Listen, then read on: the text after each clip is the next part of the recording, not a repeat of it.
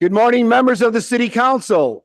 The meeting will begin shortly. Please remember to log into your devices. Thank you.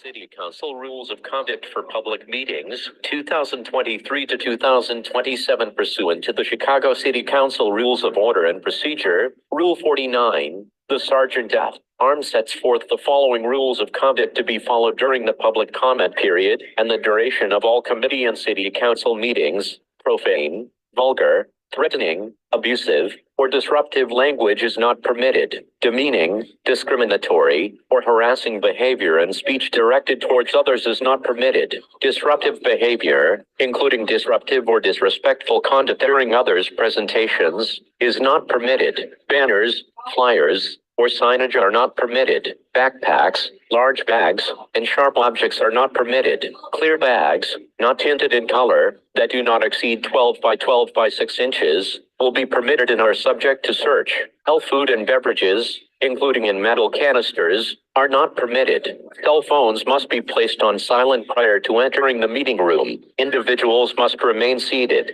Public comment speakers are permitted to stand only when providing public comment. Small handheld devices may be used only while seated, and the user must refrain from interfering with the view or hearing of other individuals. Individuals or groups failing to adhere to these rules will be asked to cease such disruptive conduct, and failure to comply will result in their being subject to removal from the meeting by the Sergeant at Arms.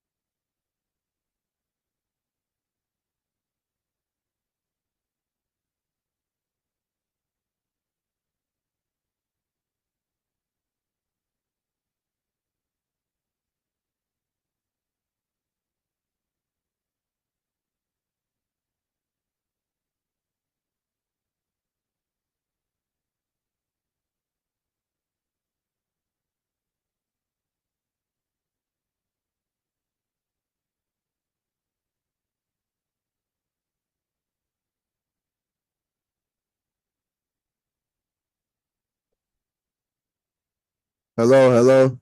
Good morning, City Council. Good morning, City Council. The meeting will start momentarily. Can you please take your seats and silence your phones? Can you please take your seats and silence your phones? The meeting will begin momentarily.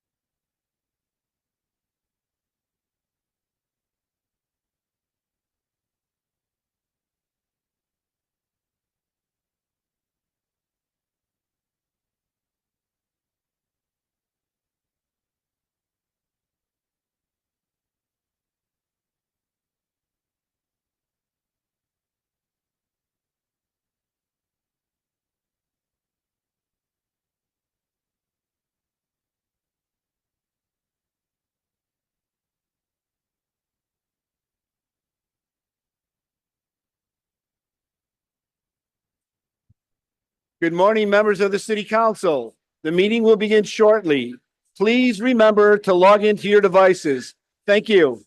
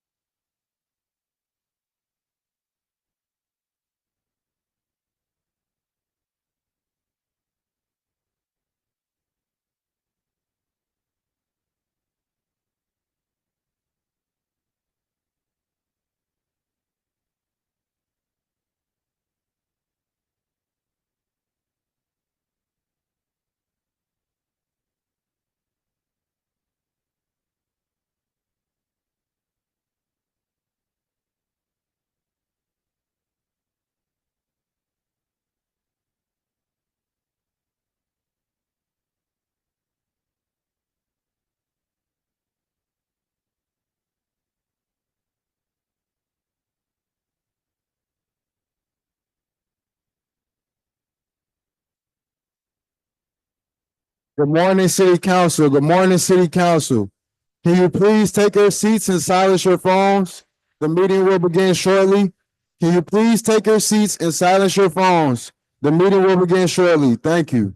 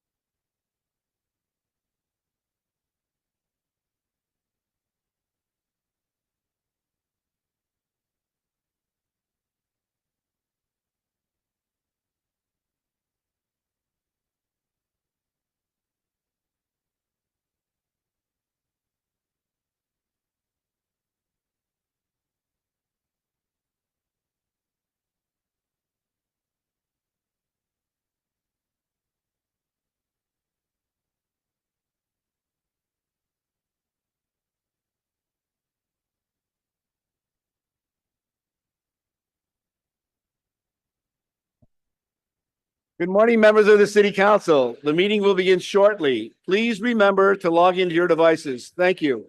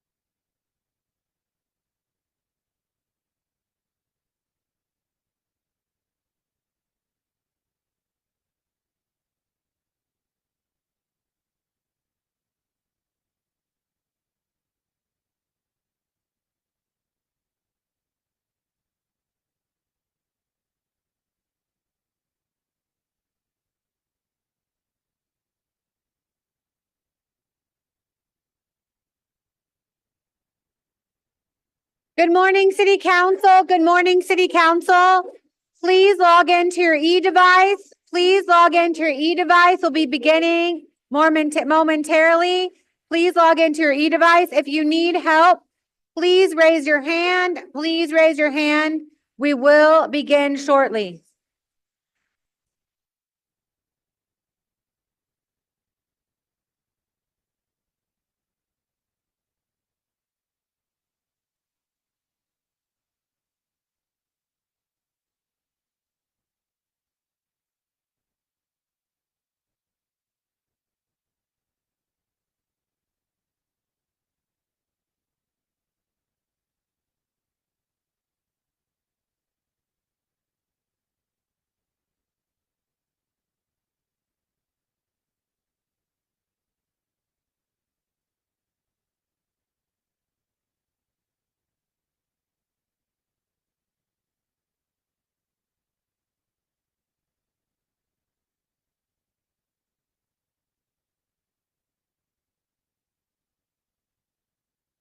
The council will come to order. Madam Clerk, Hello, please hello, take a hello. quorum roll call.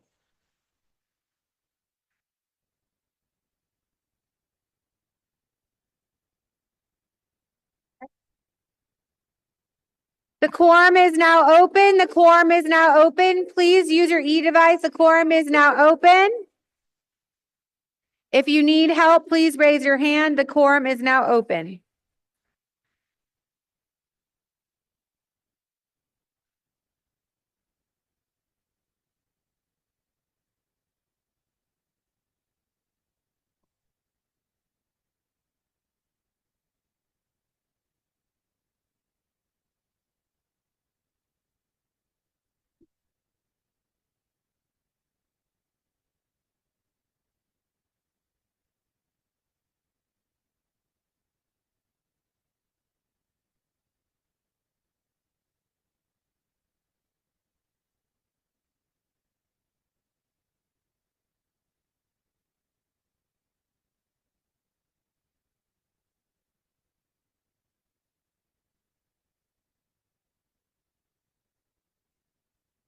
I will now call on those for a voice vote. Alderman LaSpada, not present in chambers. Alderman Hopkins, not present in chambers. Alderwoman Dow, present. Alderman Beal, not present in chambers. Alderman Lopez. Lopez is present. Alderwoman Coleman. Coleman is present. Alderman David Moore. Moore is present. Alderman O'Shea. Not present. Alderman Beal? Alderman Beal is present. Alderwoman Scott. Not present in chambers. Alderman Cicho Lopez. Cicho Lopez is present.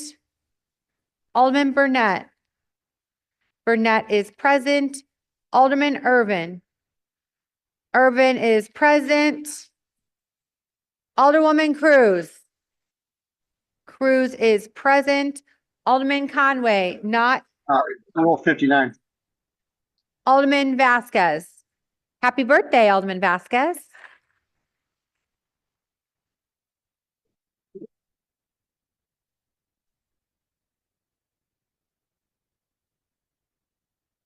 Alderwoman Mana Hoppenworth.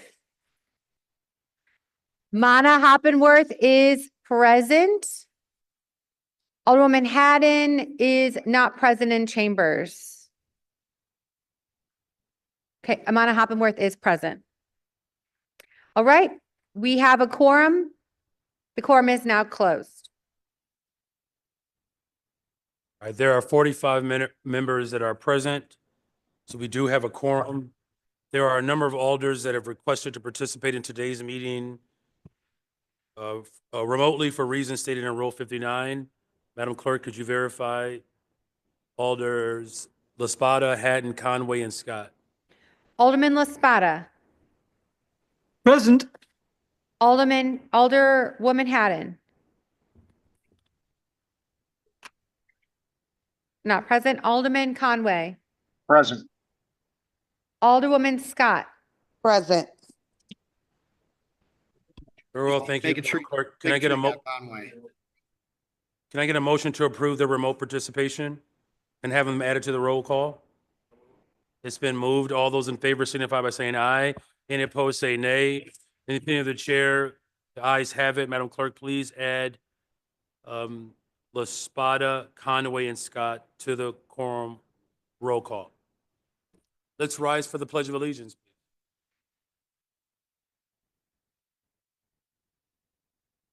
I pledge allegiance to the flag of the United States of America and to the republic for which it stands, one nation, under God, indivisible, with liberty and justice for all.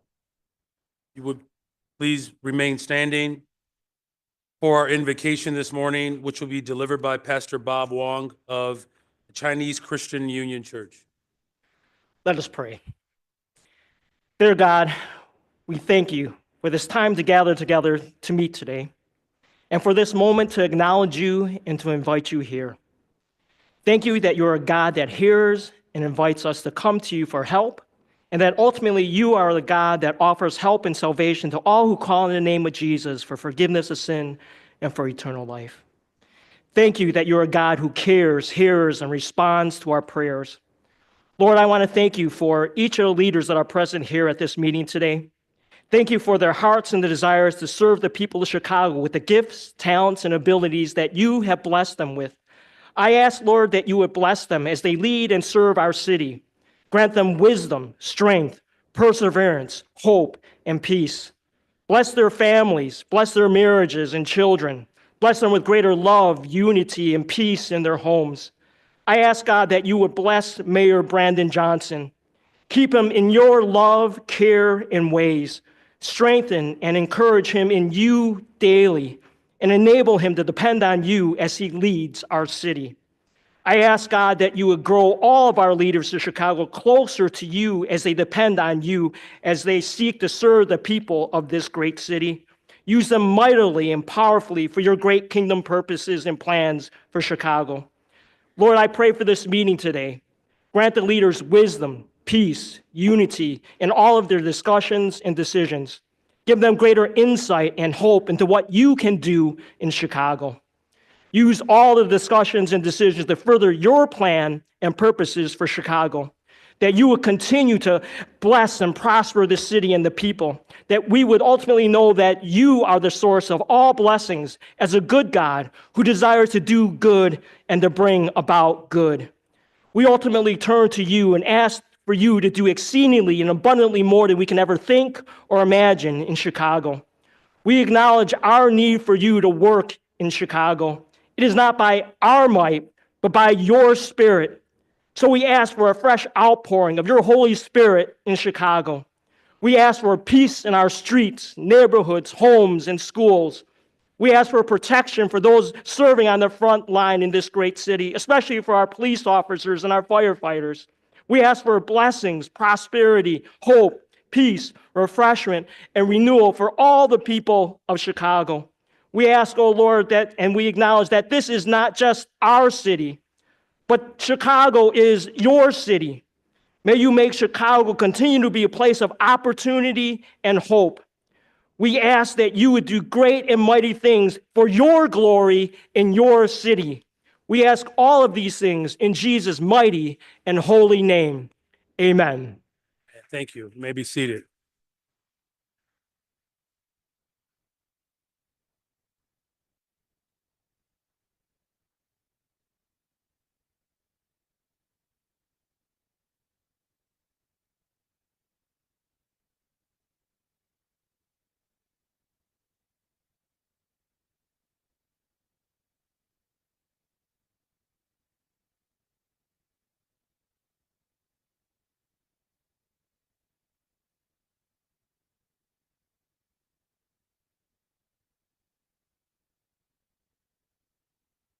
Public comments. The council will now begin the public comment period, which is limited to a maximum of 30 minutes. Each speaker is limited.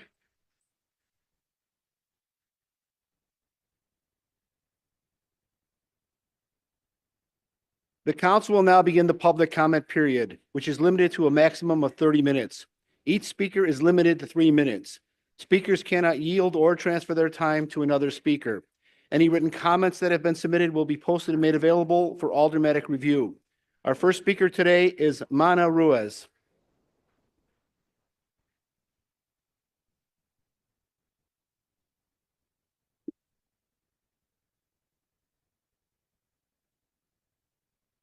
Buenos días, mi nombre es María Cristina Ruiz. Vivo en el distrito 37 desde hace más de 10 años. Durante ese tiempo, mi casero no ha hecho ninguna reparación de mantenimiento de mi edificio. Hace 6 meses me informó que subiría el alquiler. Le pedí que reparara las paredes que están deterioradas debido a la humedad y las inundaciones. Su respuesta fue: tendrá que desalojar el apartamento.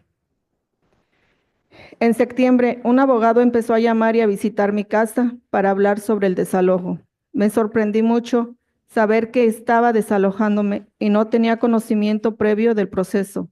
Mi casero no ha mostrado ningún procedimiento por el hecho de que mi familia y yo vivamos en condiciones insaludables, que frecuentemente nos enfermamos. Mientras tanto, su propiedad sigue deteriorándose. Afirma que necesita reparaciones importantes, pero ha contactado a una agencia inmobiliaria y a un abogado para iniciar el proceso de desalojo. Me están desalojando por razones incapaces y que no es culpa mía. Actualmente estoy en un tribunal de desalojo y el interés de esta situación es abrumadora. Mi familia, especialmente mis hijas, estamos aterrorizados por perder nuestro hogar. Tememos no poder encontrar otro apartamento que se ajuste a nuestro presupuesto, especialmente con los alquileres que están superando los $2,000. Les pido que apoyen la ordenanza de la causa justa, que protege a los inquilinos del desalojo por razones que no son culpa de nosotros, como la mía.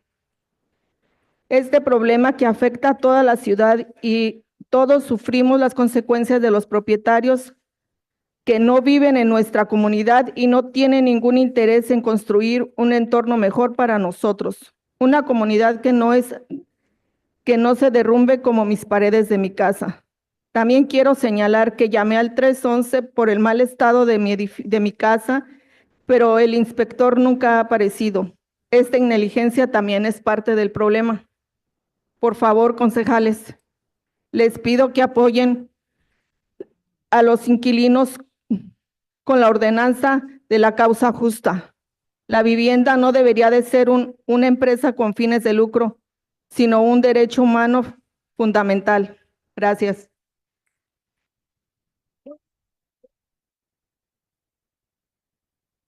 I have the English translation, if I can read it for you. So my name is,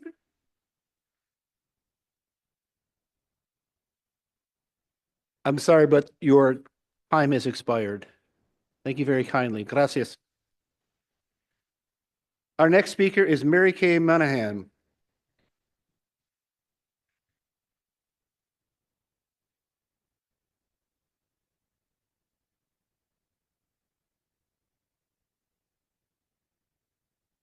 Good morning, Mr. Mayor, members of the City Council. I'm Mary Kay Monahan, and I'm here today on behalf of the women construction owners and executives.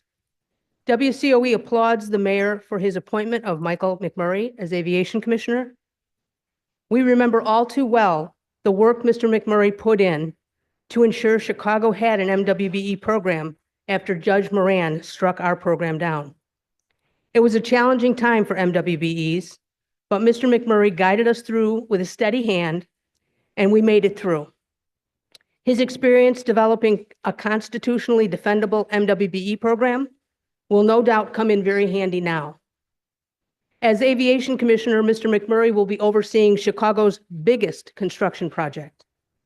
His experience in the construction industry on the private side gives WCOE confidence that this project will continue to run smoothly.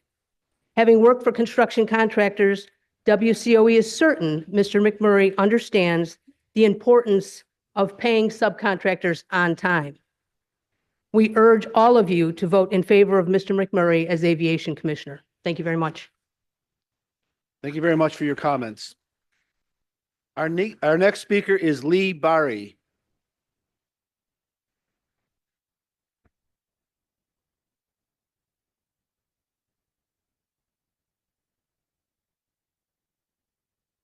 Good morning, everybody. My name is Lee Berry. Just a quick thing about me. I've actually been a motivational consultant to the Department of Human Services. I've been a media executive, and I'm also a part-time driver for Lyft. And I've driven people over 1,000 times. I've had all kinds of conversations with Chicagoans. It's very rewarding. But let's be honest. This is not something that's going to make me rich or any of the drivers in Chicago. So let's get down to business. As I speak to you, the Illinois Drivers Alliance has been holding a rally outside City Hall.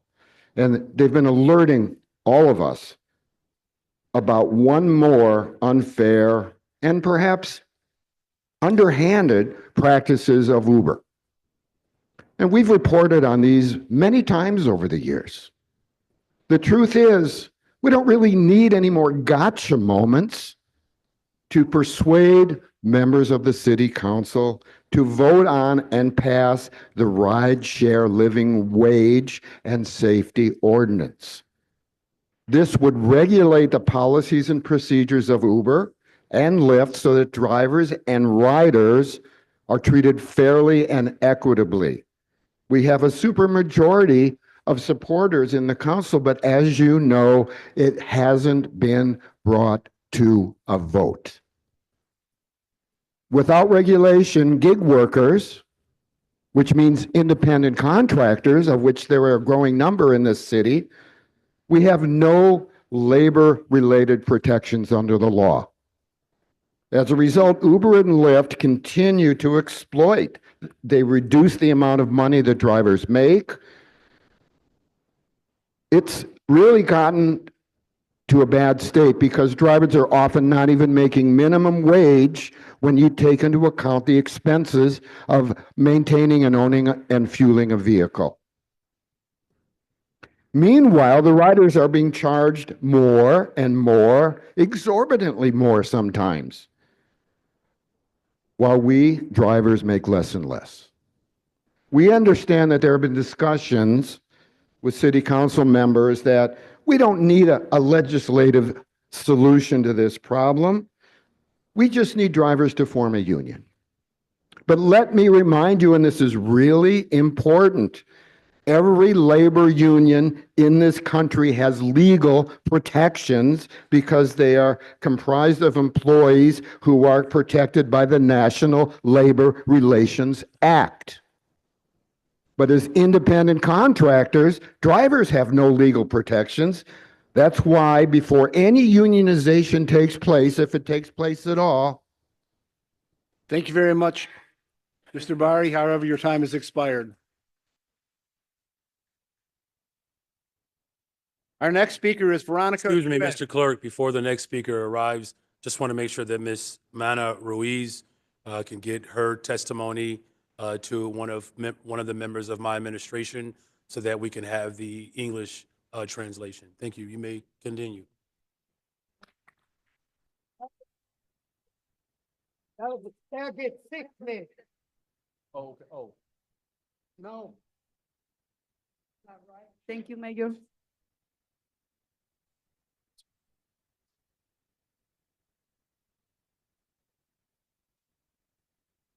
Hello, hello. Hello. Thank you, Mayor. My name is Cristina Ruiz, and I have been resident of the 37th Ward for over 10 years. During this time, my landlord has failed to make any repairs or maintain the building. 6 months ago, he informed me that he will be raising the rent. I request that he repairs the walls, which are deteriorating due to humidity and flooding. His response was that he will need to empty the apartment and ask me to leave. In September, a lawyer began calling and visiting my home to discuss eviction. I was shocked to learn that I was being evicted and I had no prior knowledge of the process. My landlord has shown no concern for the fact that my family and I are living in unhealthy conditions that frequently make us sick. Meanwhile, his property continues to fall apart. He claims that major repairs are needed, but has broke in a real estate agency and a liar to initiate the eviction process. I am being evicted for reasons that are beyond my control and that are not my fault.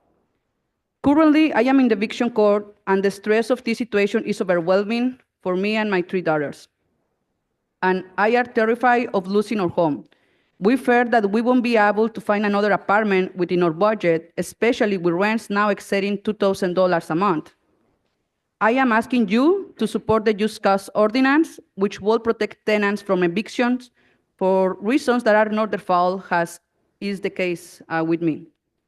This is a citywide issue, and all of us are suffering for the consequences of predatory landlords who don't live in our communities and don't have no interest in building a better environment for us all, a community that won't fall apart like the walls of my building.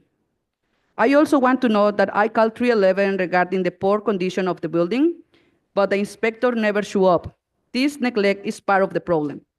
Please, council members, I ask you to stand with tenants like me by supporting the Just Cause ordinance. Housing should not be a profit. Driven enterprise is a basic human right. Thank you for your time.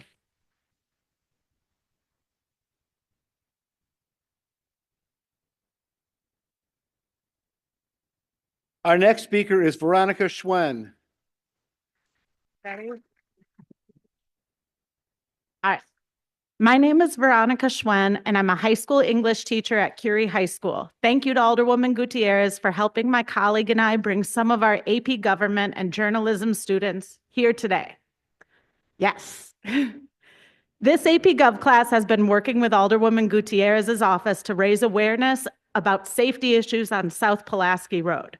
Curie is at the intersection of Pulaski and Archer, 2 very busy streets. And like many CPS students, most of our students walk and commute via CTA to school.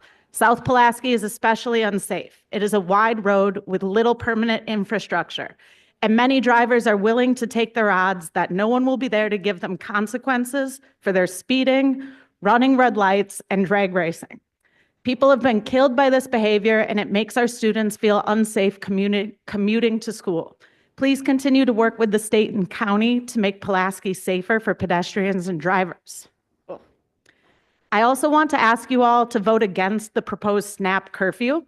Study after study has shown that curfews do not reduce crime or victimization. This city is for teens just as much as it is for adults. I grew up in a small town in Wisconsin. Not a great public speaker. I grew up in a small town in Wisconsin where there was nothing to do. And when we would come to Chicago, I remember being jealous of the high schoolers who got to live here and enjoy it year round. It makes me disappointed to see City Council thinking about taking teens' ability to enjoy their city away from them. The possible exception for ticketed events is inequitable, as not all teens have the ability to purchase them.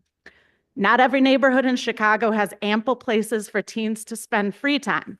And many of my students love just hanging out in Chinatown, walking among the skyscrapers and feeling the energy of downtown, and of course, taking pictures with their friends. I also have a lot of questions about how teens are supposed to keep up with or even know about SNAP curfews when they are implemented. It is wrong to put the burden to know about a SNAP curfew or face consequences on teens. I ask you all to remember that studies show that curfews do not work to reduce crime, and remember that we should be making Chicago more inclusive, not less, including for teenagers on the cusp of adulthood. Please vote against the proposed SNAP curfew. Thank you.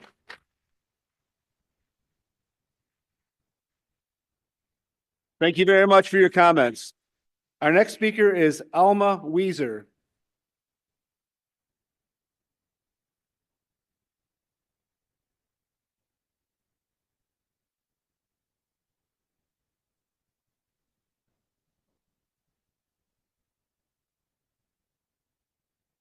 A strong, creative economy is a sign of a healthy city.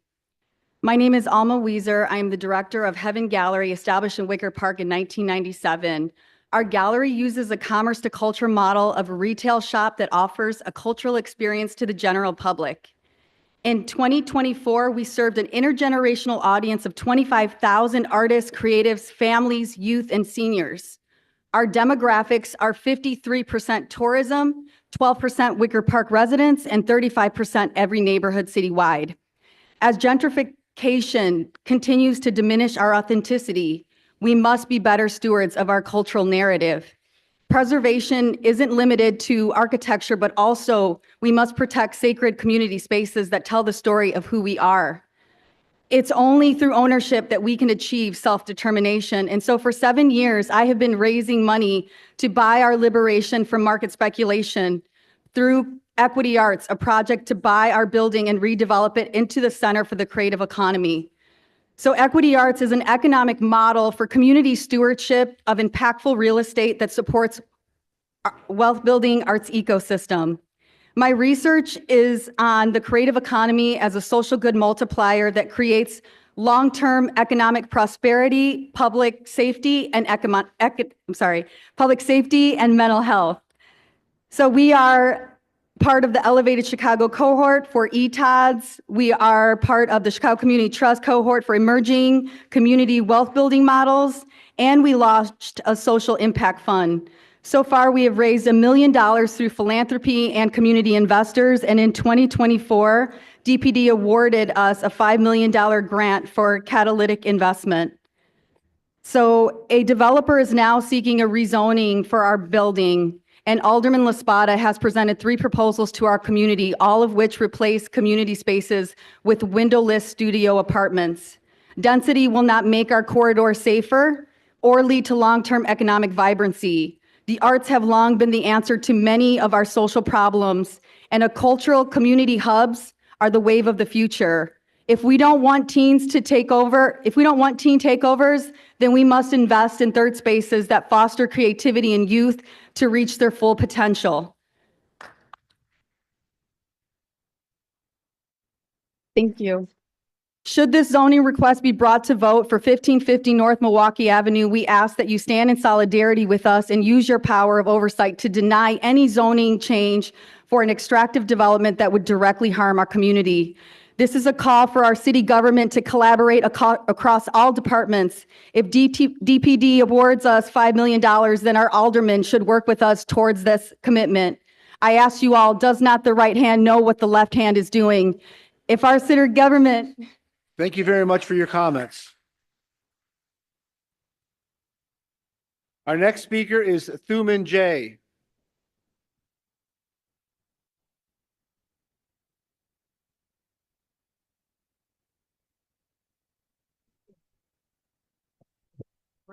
Good morning. My name is Gerald Gary. My middle name is Thurman, and I'm the owner of the Avalon Regal Theater in South Shore. Thank you for your time today. I stand before you not just as a steward of one of Chicago's most treasured cultural landmarks, but as a representative of the youth, the arts community, and the South Shore neighborhood. I'm here to ask, what needs to be done for the Avalon Regal Theater to receive the same level of support the city has extended to other cultural and theater projects? Over the past 11 years, I've personally invested millions of dollars into preserving this historic landmark.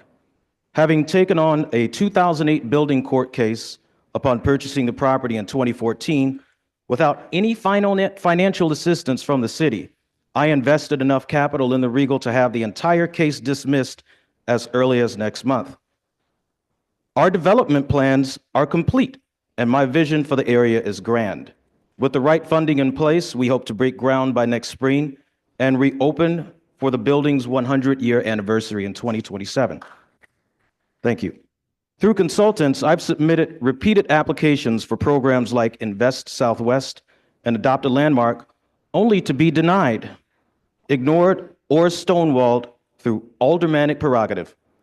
This is despite attracting high-profile investors, including Kanye West and Kim Kardashian, and assembling the same architectural and engineering team that redeveloped the recent Ramova Theater.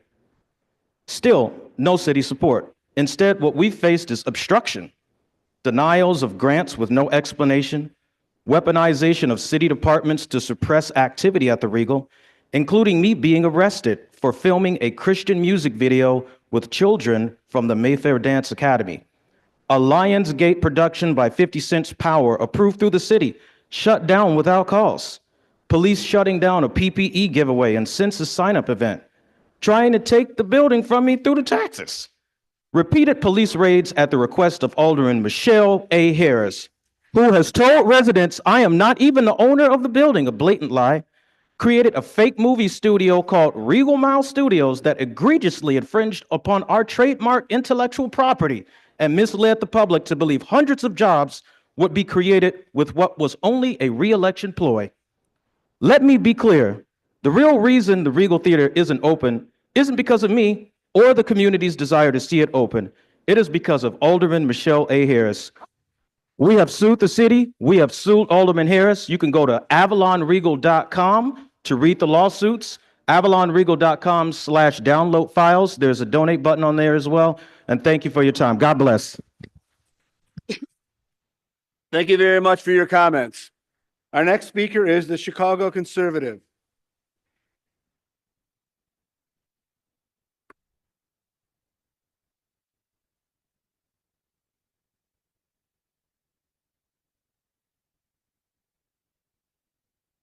Good morning, City Council. First thing I want to do is thank the DOJ for opening up an investigation on the mayor's insane, out of control DEI hiring. You said in a recent interview that Black people don't just look out for ourselves, but for everyone else as well. Well, clearly they're not getting the memo because they're destroying downtown and they're destroying the city with things like teen takeover. And when you say things like this, it just makes you look more incompetent and racist as a mayor. You need to start pushing more law and order in the city of Chicago. Help the police do their job. I am asking you all to vote for the curfew and make the curfew time permanent for teens. Hold the parents accountable as well. Teens are doing majority of the crime, and you know it, Brandon Johnson. They're even putting it on YouTube. They're openly mocking you. They're mocking you on Instagram and YouTube and all social media platforms, and you allow it every single day. Now, allegedly, inside sources tell me that you're going to use your $840 million in cash bonds to try and get reelected. Well, I'm here to tell you that that's not happening. I am demanding a forensic audit from Pam Bundy and Kash Patel for you to come here, or for you guys to come here and do a forensic audit on the mayor of Chicago. We have been calling for the Attorney General and the leader of the FBI for months now. Please do not forget about us. Harboring illegal aliens in America who commit crimes is a violation of the Constitution. I hope Trump and his team are listening and take action as soon as possible. Thank you. Thank you very much for your comments. Our next speaker is Esther Martinez. Hello. Hi, good morning, everyone. My name is Esther Martinez. I am a housing organizer with Northwest Center in the northwest side of the city. Thank you so much for your time. I am going to read Minerva's testimony with her permission. She's here today to speak on behalf of many tenants that have been evicted for reasons that is not their fault. And I am going to share her personal housing experience. My name is Minerva Garcia. I live in Hermosa, but I grew up in Belmont Crane. In just the past 3 years, I have had 3 different addresses. Today, I want to speak to you not just as a resident of Chicago, but as someone who knows firsthand what housing insecurity really looks like for low-income immigrant families like mine. My family has faced housing instability for as long as I can remember. I was 8 years old when we were first evicted. We didn't know our rights. As immigrants, we learned to stay quiet, not cause problems, and just accept wherever our landlord said. That changed in 2020, when we finally stood up for ourselves and report serious code violations in our building. But instead of addressing the problems, our landlord retaliated. He raised our rent only for us and then took us to court when we started asking questions. That eviction process took over a year. My mother suffered constant migraines and had sleepless nights before every hearing. We couldn't afford a fancy attorney like our landlord could, and in the end, we lost. We were pushed out of the neighborhood we ever called home, Belmont Crane. not just because of retaliation, but because we were priced out. We ended up in a small, run-down house in West Humboldt Park, next to an open-air drug market. Yet, we could not afford the rent. My family was severely cost-burdened, spending over 50% of our income on rent. A few months later, we noticed the floors were rotting, the bathtub was sinking, the basement regularly flooded, and a foul smell crept in through the vents. When I looked up the property, I found more than 50 code violations in just 2 years. And when we asked the landlord for repairs, she told us, if you don't like it, move out. But we couldn't. We have nowhere else to go. We thought about calling the city again, but we remember what happened last time, eviction, court, displacement. We didn't report it, not because we didn't want to, but because we couldn't afford the consequence. This is what it means to live in fear, to know your rights but still feel powerless, to choose silence over safety because there are no real protection for tenants like us. I am urging you today. Thank you very much for your comments.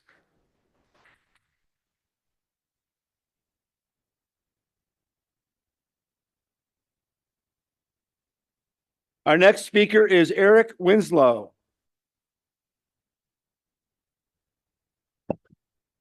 Hey, how y'all doing? This is Mr. Winslow right here. Mr. Winslow right here. Just want to give a big ups to Mr. George, Danny C, Zoe, you know, the Red, all that stuff, you know, just gotta get a shout out to them, a big up to them. Donald, how y'all doing? Okay, this is about the racism that's going on in Chicago. Discrimination. This is trippy good stuff. This is real trippy good stuff, ain't it? Yeah. Okay. Racism. This is racism. Come on now. We see it. You can't sweep this under a rug. You can't, where's the time, man? Usually I have a time up there, but forget about it. Okay. Racism. It's about racism. I'm experiencing it. What about that? What's going on with the Chicago police following me? For what? Because I'm trying to pursue the happiness? That's racism. I have recordings. I have video of it. You sweating me? I pay tax. I work. I donate money. I look out. I do the best that I can, and I helps out the people that's going through racism, because we all going through this, and this is nasty and disgusting. This, y'all know this. In the land and the spirits, for what y'all see, y'all tell them about what I experienced. They know the nature is watching. We are a part of nature or something. It's racism because if you hating on us, you hating on the animals. If you hating on the animals, you hating on us, the animals of the land. But I don't want to go over y'all head with that. This is racism with this discrimination. I can't get a job. What I'm supposed to do? But you want me to pay for my ticket though. You want me to get my car out. How am I supposed to get a job? Go back to racism. And yes. And what about the undocumented immigrants? The undocumented immigrants coming over here. You know what I'm saying? That's not right. It's not adding up right. You cannot overwrite. You can't hate on that. You can't hate on this racism. It's not right. You know what I'm saying? I just came up here and it was a spirit of the moment, and we gonna get this right because y'all know these animals is watching all us. I'm watching. It's the spirits of our great ones. You know, the words of Malcolm X. Who told y'all to hate us? Who told y'all? Who did? Y'all stop this. It's enough for everybody. We could work this out. Be very, very careful on disrespecting us. And that's it. Thank you very much for your comments. Our next speaker is David Levine.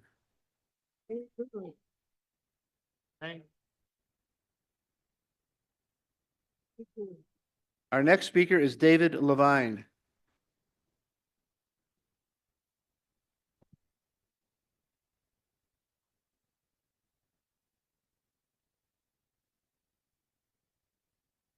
Thank you all. I am David Levine, resident of Rogers Park. I've been an Uber driver for about almost 10 years. I applaud Alderman Silverman's efforts to investigate Uber and their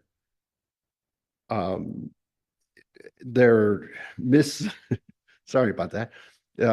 They're taking taxes that inappropriately and the need to refund that to the people that have been paying it. The other issue is that the rideshare living wage and safety ordinance. It's been languishing here in the council for, I believe, a couple of years, and it's time to move it forward. I am but one voice, but there are something like about 80,000 rideshare drivers in the city. Some are full-time, like myself, some are part-time, but we deserve to make a living wage. In the time that I've been driving, we have never seen an increase in our earnings. We've only seen decreases. It seems like Uber has determined that we should not be making more than $15 an hour. We do not know how they figure that, or how they figure the money that we are earning. It varies from ride to ride, from passenger to passenger. What riders are paying varies from ride to ride. That's not right. We want you guys, and we encourage you guys, move forward on the ordinance and let drivers earn a living wage that we can actually afford to provide the service to the citizens of Chicago. We move Chicago. Thank you. Thank you very much for your comments. Your Honor, there are no further speakers who have timely signed up for the public Thank you, comment Mr. period. Clerk. Thank you for all of our public speakers. Before we get to our resolutions, there are a number of acknowledgements that are before us, but I do want to acknowledge former Alder of the 30th Ward, Mr. Ariel Raboyes. If you could please stand. Thank you for being here today.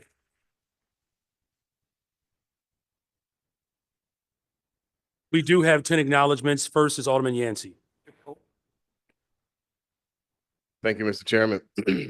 It's an honor today to recognize May 2025 as Haitian American Month with this body and members of the Chicago's Haitian American community. The 1791 through 1804 Haitian Revolution made Haiti the first sovereign state in the Caribbean, the second republic in the Americas, the first country in the Americas to officially abolish slavery, and the only country established via slave revolt. It's important to also acknowledge the ongoing political and humanitarian crisis in Haiti, including displacement, insecurity, and reduced foreign aid, while honoring the Haitian diaspora's strength and continued advocacy for Haitian-led solutions rooted in dignity and self-determination.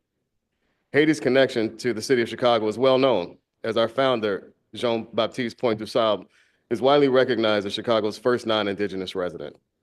And as Fifth Ward Alderman, I have the distinction of representing a portion of South DuSable Lakeshore Drive.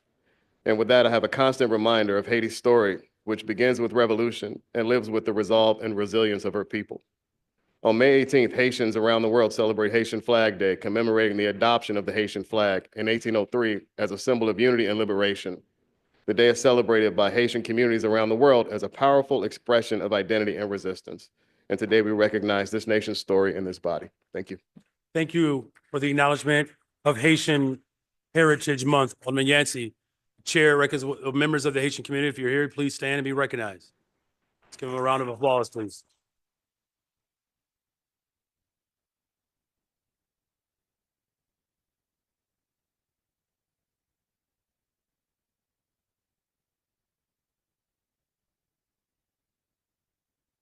The chair recognizes Alderwoman Dow, who will acknowledge City Club Gymnastics Academy.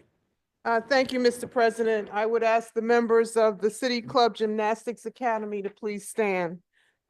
This academy was founded in 2015 by world champion gymnast Natalia Yurchenko, who creates a space for all to excel in the world of gymnastics and operates out of 2028 South Michigan Avenue and Excess Tennis Facility at 5336 South State Street in the 3rd Ward. With us today as our guest is Natalia Yurchenko, who is the head coach and owner of City Club, Carol Manor, co-owner of the club, Igor Skalyarov, co-owner, and with us are gymnasts Camille Thompson, Kiera Javier, Cameron Javier, Rebecca Cogaludo, Isla Lazari, and Phoenix Rogers. And Mr. President and members of the City Council, this group of gymnasts won the Team Illinois State Champion in level 10, which is the highest competitive level in Illinois. This was a historical win for the club and Chicago gymnastics over many years. We also have members who are individual state champions in the vault, the beam, and the floor exercise. And we have regional qualifiers, Kiera Javier, Camille Thompson, Rebecca Colagudo, and Cameron Javier. 6 of the gymnasts qualified for the national championship, and Isla Lazari qualified for US Classic, which is the final step to qualify for the US national team.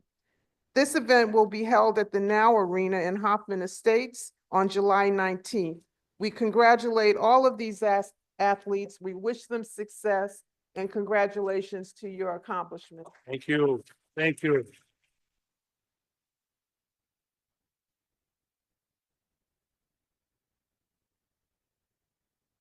Thank you, Mr. President. Thank you, Alderwoman Dow. And now, for the 10th anniversary of Straight from the Goal, the chair recognizes Alderman Moore. Thank you so much, Mayor. Real briefly, before we get to that, check with your team. I just want to give a 5-second moment of silence. You did a great proclamation or resolution for the Reverend Dr. L.K. Curry, 98 years old, passing away, pastor of Emmanuel Baptist Church and Christian Academy, where our own Stephanie Coleman, Alderman Stephanie Coleman attended. So if we could just take a 3-second Moment of silence, silence for her. Thank you so much, Mr. Mayor. Before I start talking about Raven, I just want to acknowledge, you can raise your hands, they don't have to stand. Our young men from Urban Prep are back here today. They're following this curfew ordinance. They're doing a civics class and they're following this thing closely and got some ideas. So they're back here again. I just want them to acknowledge them and raise their hand. Thank you. Thank you for being here again.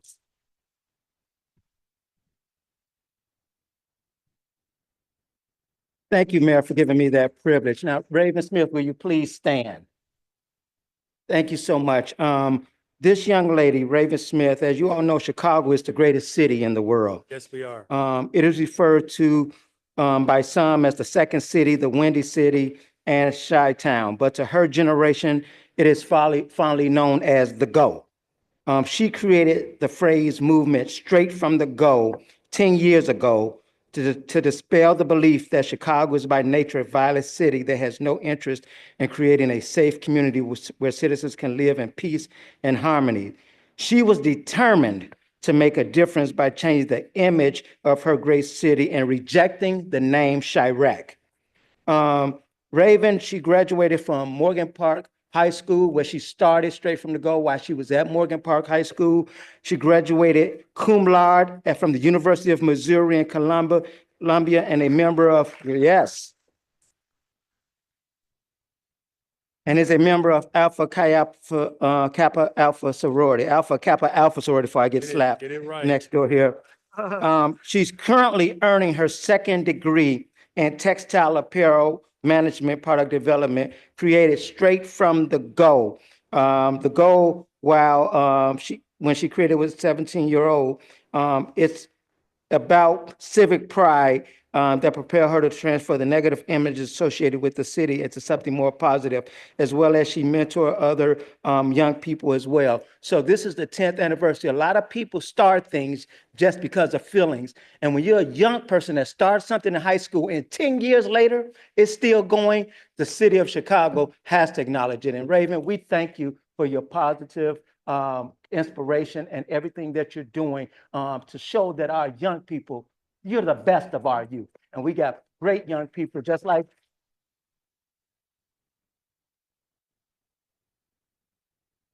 the men at Urban Prep. I always want to make sure that we're showing the best of our youth. I want to recognize her family that came out, her mother, Raina, her father, Josh, and her friends and everybody that came out to support her. Thank you so much, Mr. Mayor.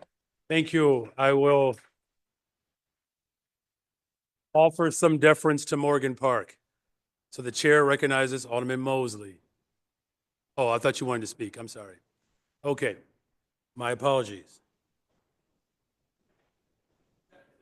Separate issue. Okay, so you have something. Okay, all right. Okay, then for the, thank you again, Alderman Moore.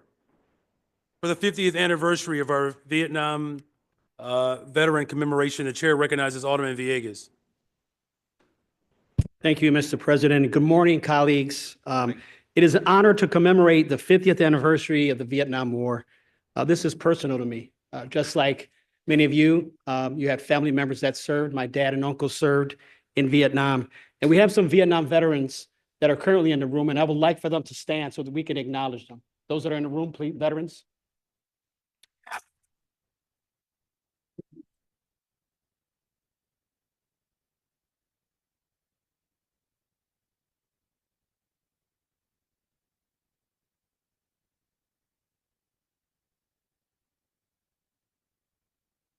The Vietnam War, solemn occasion, but also long overdue moment of recognition and respect for a generation of veterans who gave so much and received far too little in return. To the men and women who served in Vietnam, you answered your country's call during a difficult and divided time. You did your duty with courage and conviction, even when the nation you returned to struggled to understand the war or to honor those who fought it. Too many of you came home not to parades or praise, but to silence, indifference, or even open hostility. This is a stain on our national conscience, and is why today and every day moving forward, we say what should have been said decades ago. Welcome home, thank you, we honor you, and we respect you. In April, I had the privilege of hosting an event to recognize our Vietnam veterans with commemorative pins. That event was not just symbolic, it was a small gesture of gratitude to begin correcting a great wrong. We gathered not only to honor your service, but to say thank that your city sees you and values you. As a combat veteran myself, I hold deep respect for those who paved the way before me, who endured the unimaginable, and who came back and continue to serve their communities despite the hardships they faced. You are a testament to resilience, strength, and patriotism. And in fact, just this morning, we honored Purple Heart recipients with an unveiling of a sign that shows Chicago is a Purple Heart city. This sign stands proudly in front of City Hall for every resident to see. I want to thank the Mayor's Office and Director of Veteran Affairs, Kevin Barces, for helping put this event together. It was also an honor to be among Purple Heart veterans who also served in Vietnam veteran, like former Alderman Jim Balser. And if he's in the room, I'd like him to stand as well. I think he left, he's retired, so. The 50th anniversary of the Vietnam War is a reminder that time does not diminish sacrifice. And while we cannot change the past, we can ensure that future generations never forget your service or your story. To all of our Vietnam veterans, thank you for your courage. Thank you for your sacrifice. And thank you for showing us what it means to serve with honor, even when that honor wasn't given in return. Today, your city stands with you gracefully and proudly. Welcome home. God bless you, and God bless America.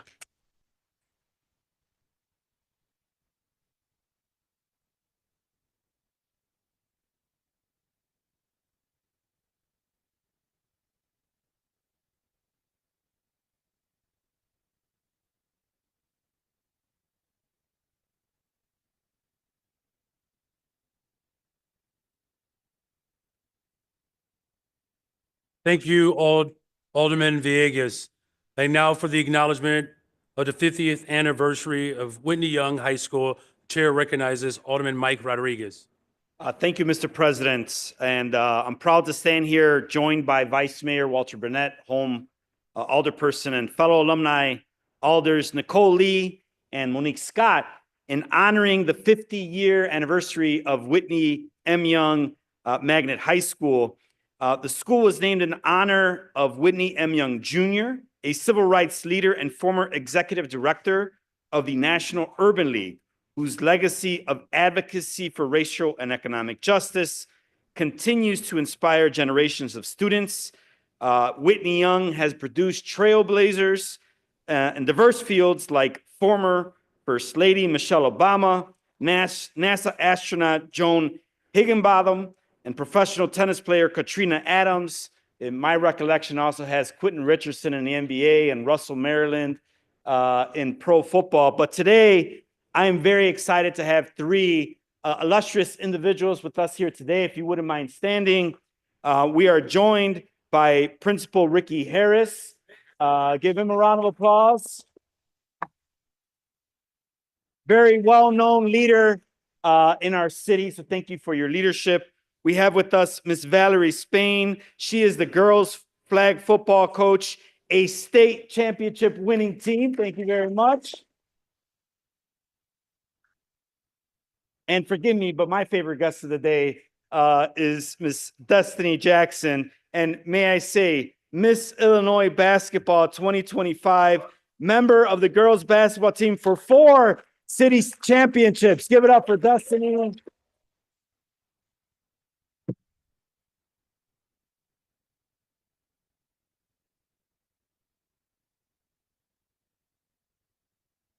Thank you for being here. Today we honor Whitney Young as well as the most influential, best institution of learning across the United States of America, not just the city of Chicago. Thank you very much, Mr. President. Thank you. Thank you, Alderman Rodriguez.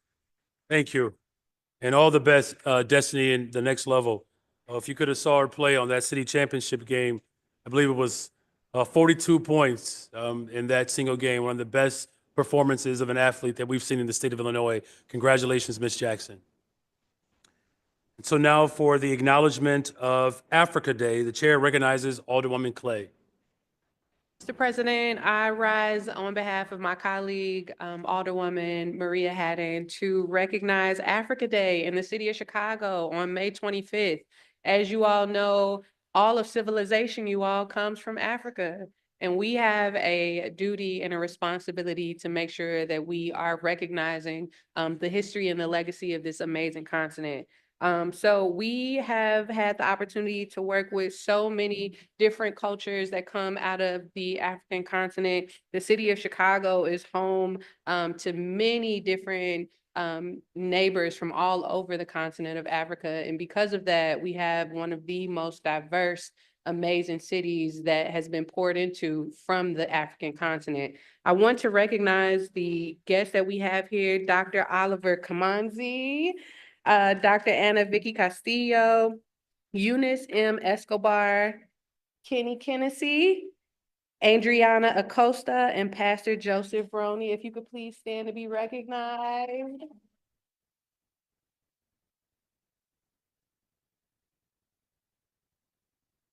Recognizing Africa Day in the city of Chicago provides an important opportunity to celebrate the heritage and achievements of the African continent and its diaspora, and to reaffirm our commitment to fostering mutually beneficial relationships and partnerships. Acknowledging Africa Day aligns with the city of Chicago's dedication to promoting diversity, equity, and inclusion, and to recognizing the invaluable contribution of all its residents.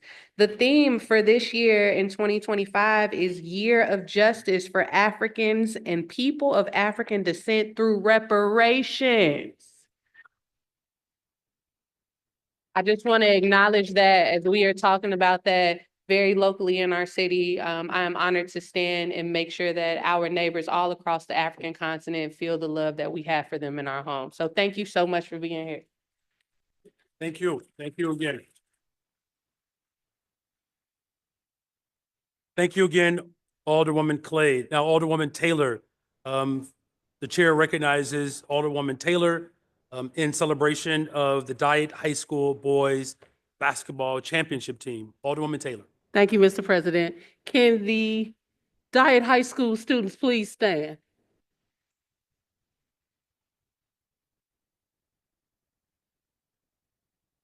This is the 2025 Illinois School Association State Champion, the Diet Eagles. I am so proud of you all, and I am so blessed that you all here. You all need to remember that in 2015, these were the students that you all counted out.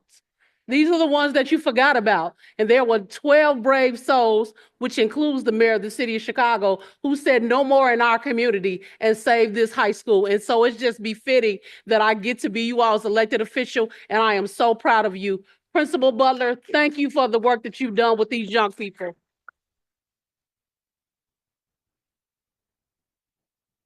I want to also acknowledge Coach Jamal Gill, Christopher Williams, Darrell Bullock, Ronald Thomas, Nathan Townsend, Kamai Harris, Devontae Limpskin, and Jamal Gill II. To the young people, our players, Amari Brown, Matthew Wilson, Kristen Love, Amari Taylor, Ricky Coleman, Jamar Brown, Amaris Brown, Cornell Dunbar, Jaden McKinnon, Makai Harris, Devon Shelton, Jonte Duncan, Jacoby Johnson, Zahir Tabari, and Dillian Fountain. To the managers, Jesus Mitchell, Kayla, Raylene, Nevaeh, and Shamira. I am so proud of you all. God bless you all. Know that it is not over for Diet. We still got y'all backs. Keep on fighting the good fight. I am so proud. And special shout out to Coco. I see you, Mr. Bennett. I see y'all.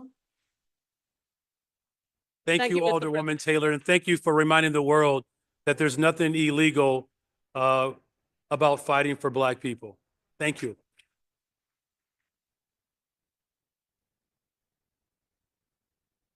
So the chair happily recognizes Alder Jesse Fuentes, who wishes to acknowledge the 47th Annual Puerto Rican Peoples Day Parade. The chair recognizes Alder Fuentes. Thank you, Mr. President.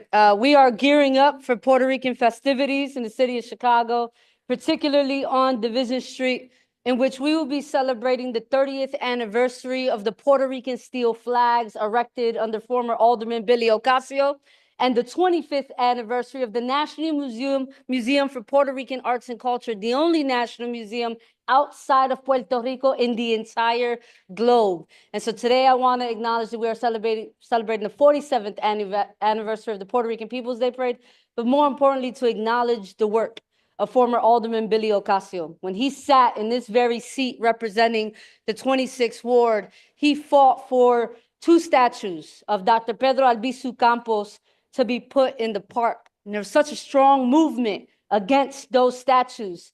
And because he couldn't get those statues, he delivered the largest Puerto Rican steel flags in the world for Puerto Ricans in Chicago on Division Street under his leadership. And today he serves as the president and CEO of the National Museum for Puerto Rican Arts and Culture. And our 47th day annual parade, we will be celebrating former Alderman Billy Ocasio. I invite all of my colleagues here to step off on Division Street with us on Division and Campbell. But more importantly, it is because of people like Billy, Luis Gutierrez, and many people before him, that we have 5 Puerto Rican alder people right here in this chamber today, elected by constituents of the city of Chicago. I'm happy to represent the 26th Ward, the largest Puerto Rican community in the city. And if you know anything about Puerto Ricans, we celebrate for a long time. We celebrate multiple times a year, and we are just getting started. So I invite everyone to join us on June 14th. Thank you, Mr. President. We'll be there. We'll be there. Okay, thank you. We're almost there. Just a couple of more acknowledgements. With that, for the acknowledgement of the advocates, the student advocates, particularly at Curie High School, the chair recognizes Alderwoman Gutierrez. Thank you, Mr. President. I rise today to recognize some of the AP government class, as well as just journalism students here today from the 14 wards, Curie High School. Right? Don't be shy. These students are here to represent their entire school and their shared goal to improve the pedestrian and traffic safety along Pulaski Road.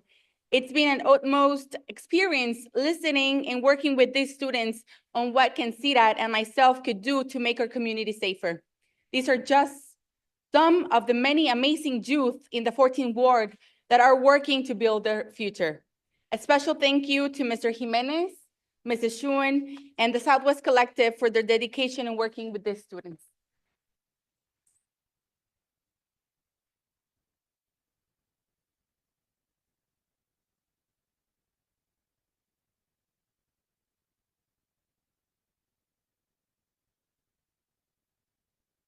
They sat down too fast for you. Please stand again.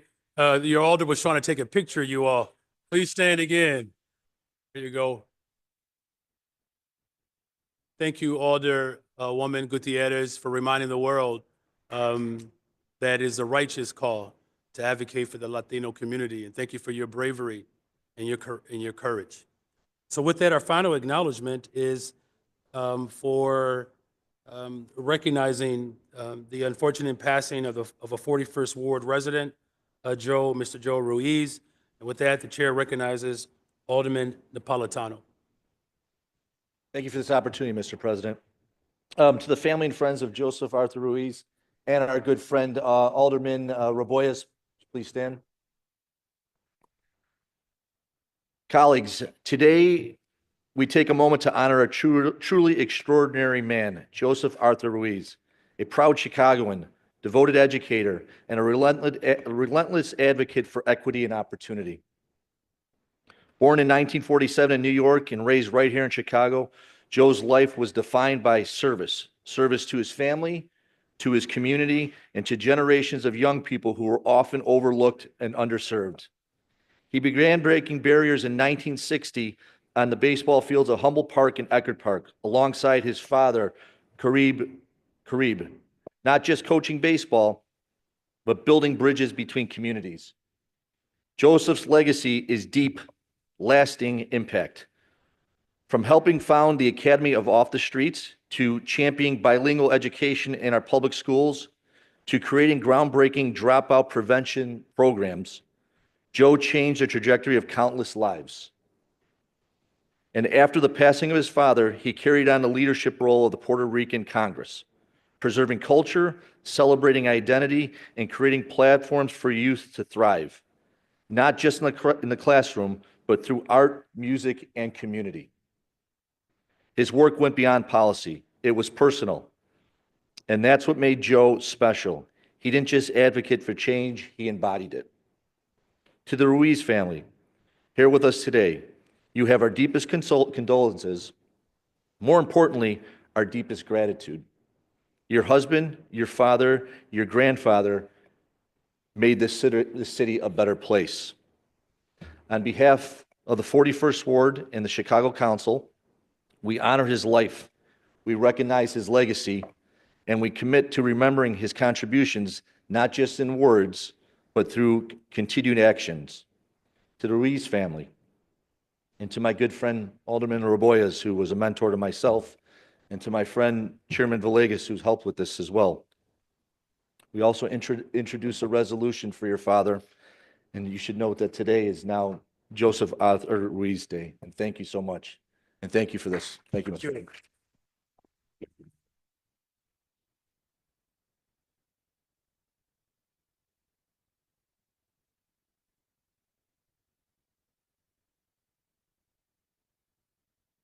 Yes, the chair recognizes Alderman Villegas. Thank you, Mr. President. I also want to stand here today to recognize and celebrate the life, legacy, and enduring impact of a true community giant, Joe Ruiz. The resolution has my full support, and I know I speak for many of my colleagues when I say Joe Ruiz represents the very best of our city. Alongside his father, the great Carlos Caribe Ruiz, Joe co-founded the Puerto Rican Congress of Mutual Aid, powerful force in organizing, advocating, and uplifting the Puerto Rican community during some of the city's most turbulent times. Joe began his lifelong service in the 60s, breaking down racial barriers on the baseball field and coaching Little League at Eckerd Park and Humboldt Park. He was not only a coach, but a champion, both literally and figuratively. He played and coached in Stan Musial baseball tournament, where the Puerto Rican Congress baseball team took home the national championship in the mid-70s. His brother-in-law, Ron Pauley, who's here with us today, was right there on the field with them. I also want to recognize and share well wishes to his sister, Sandy Ruiz. We appreciate her partnership and collaboration in the 36th Ward and all that she's done for our community. A proud graduate of Wells High School and a product of CPS, Joe pursued higher education and devoted his life to helping others achieve theirs. In the 70s, he helped create the Academy Off the Streets to give young people a second chance at education and careers. He also was instrumental in bringing bilingual teachers from Puerto Rico to Roberto Clemente High School, at a time when our public schools desperately needed representation and cultural connection. Joe was one of the first Puerto Rican administrators in CPS. He fought for bilingual education, civil rights, and expanded opportunity. With degrees in history, counseling, and a host of educational credentials, Joe never stopped pushing to make sure Latino students and the support they needed to thrive. In the 80s and into the 90s, he led Chicago's first academic alternative schools program, re-engaging students at risk of dropping out and giving them a path forward. But Joe's legacy goes far beyond the classroom. He was a family man devoted to his beloved wife, Carol, their 4 children and 9 grandchildren. To them, I extend my deepest condolences. I know the pride you must feel and the weight of the loss you carry. Joe also gave his heart to his faith and community, leading music workshops each April to celebrate the cultural and contributions of Puerto Ricans in Chicago. Today, we remember Joe Ruiz as more than an educator. He was a civil rights leader, a mentor, a builder of opportunity, and a bridge for generations of Puerto Ricans and Hispanic Americans making Chicago their home. He opened doors that had been closed. He brought light where others saw limitation, and he did this all with humility, heart, and purpose. Joe Ruiz, thank you. Your city honors you, and your legacy lives on every life you touched. May God bless your memory, and may Chicago always remember your name. Thank you, Mr. President. Thank you, Alderman. Thank you again. Thank you.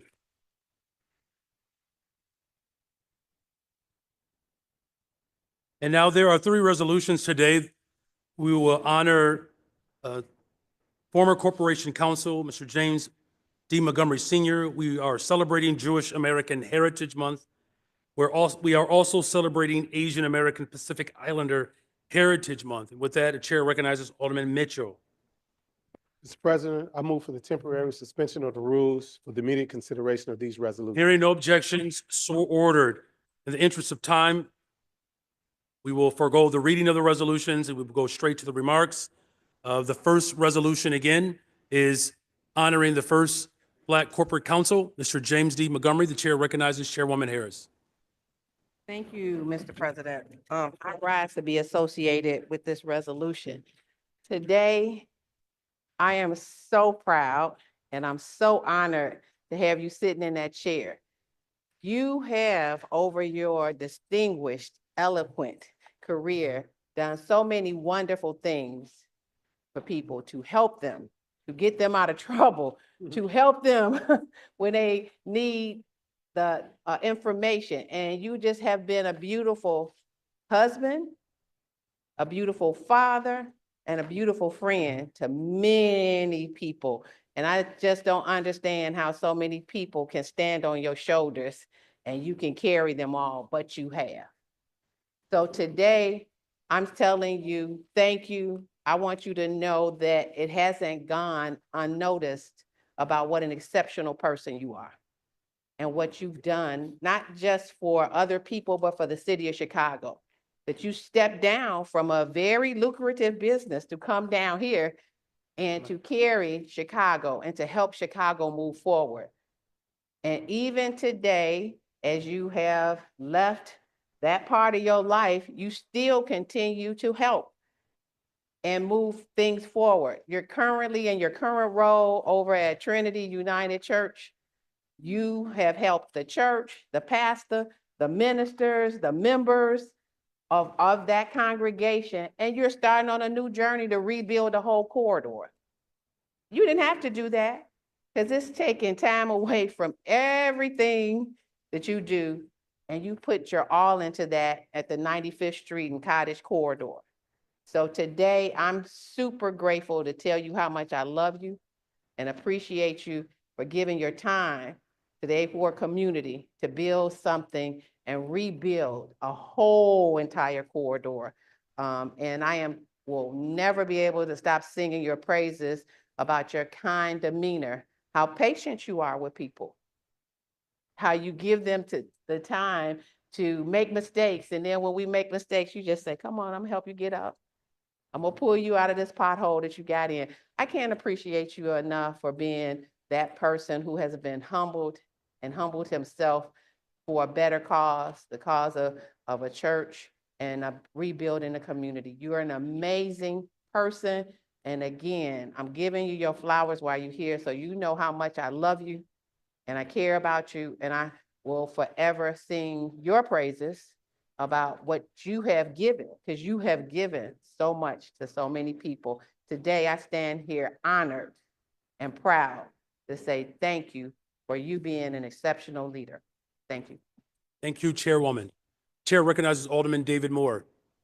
Thank you so much, Mr. President. I undoubtedly stand in support of this resolution, but more importantly, Mr. Montgomery, I met you a little later in life, personally, but I knew you early in life because I was around people like Reverend Clay Evans who spoke of a Jim Montgomery. I was around Lou Myers, one of my mentors, who spoke of you and just talked about you. And when I had the opportunity to meet you, but what touched my heart even more is that out of the blue, I called you and just to talk to you, you invited me into your home.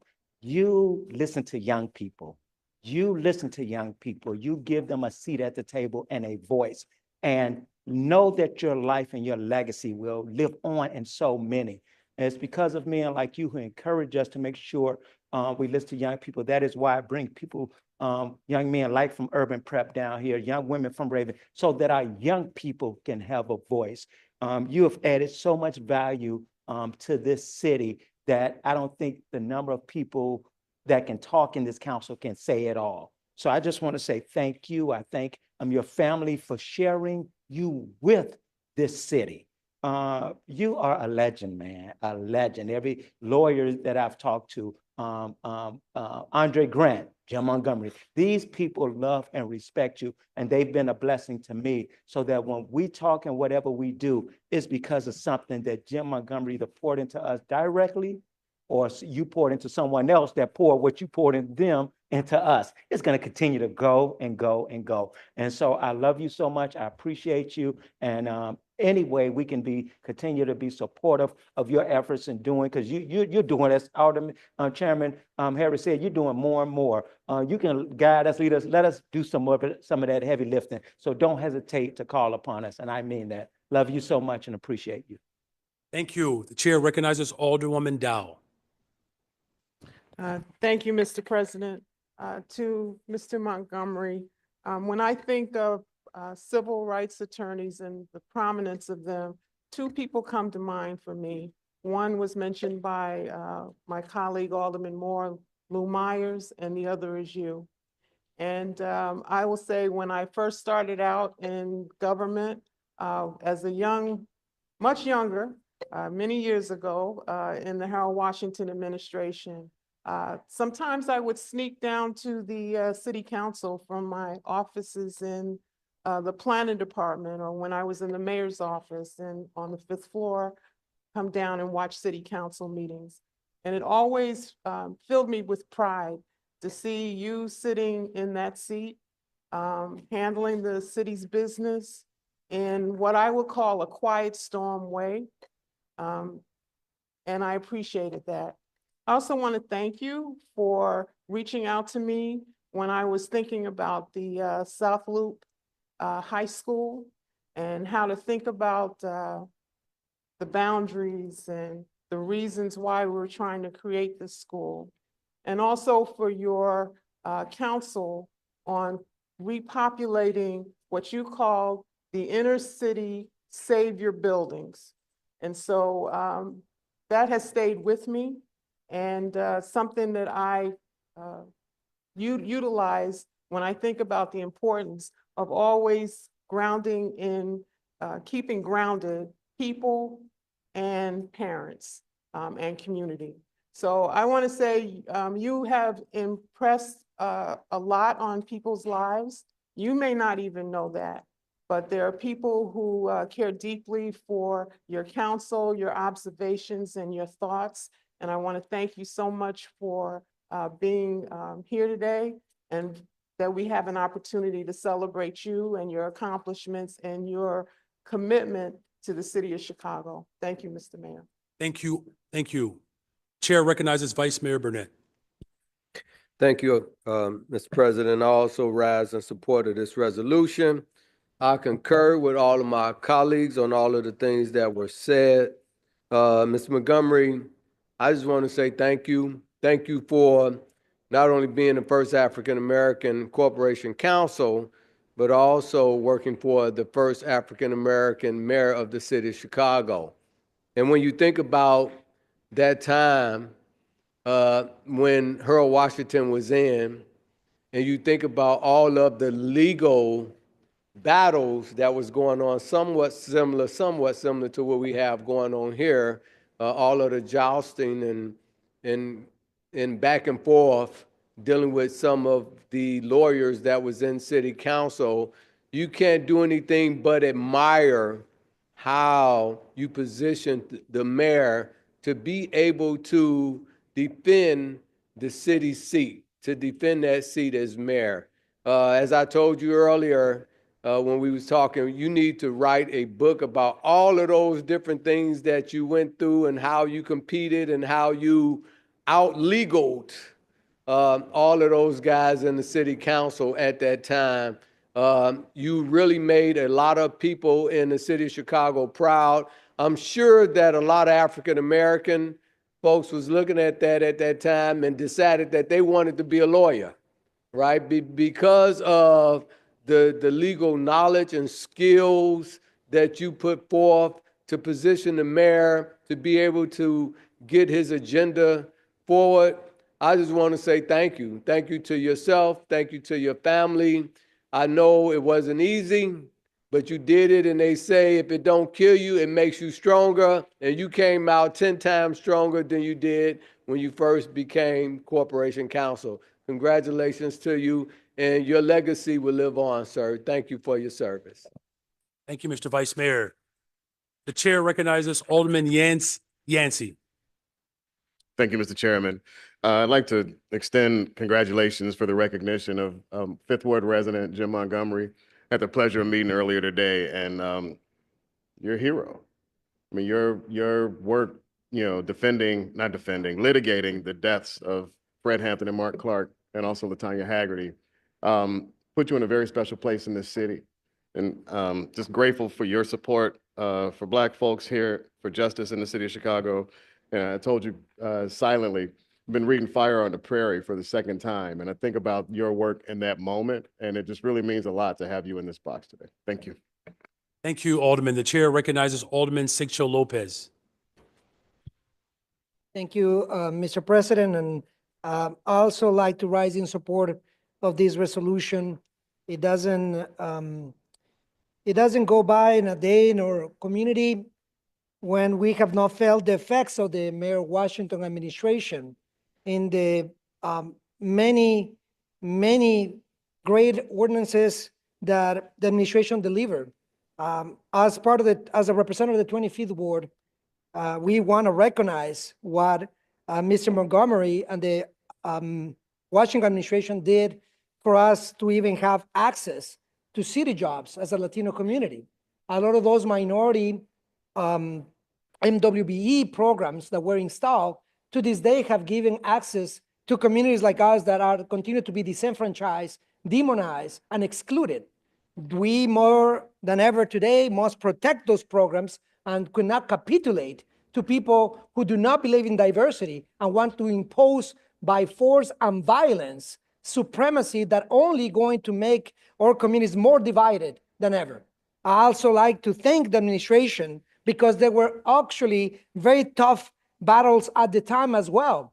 To deliver to the city of Chicago or sanctuary city status was something that we will be forever grateful for the mayor of the people, Mayor Washington. And I'm in a coalition like in the 25th Ward, a coalition that continues to believe that unity among working people, especially Black and brown communities, is not only possible, but necessary in a time like this. So as a representative community that built a coalition with Mayor Washington representing the 25th Ward, I rise in support, and we must remember with actions the legacy of our great Mayor Harold Washington. I'm glad that we give recognition to that team that gave him the fortitude, the expertise, and legal advice to make it possible. Thank you very much, Mr. Montgomery.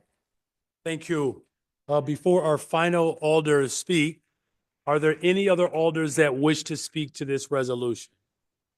Seeing no other hands, the last speaker will be Alderman Lamont Robinson.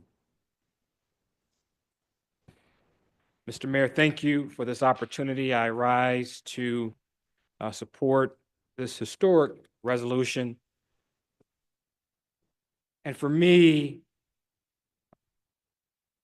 being a child of the South Side of Chicago and thinking about our Black leaders, Black legacy, we think about Attorney Montgomery.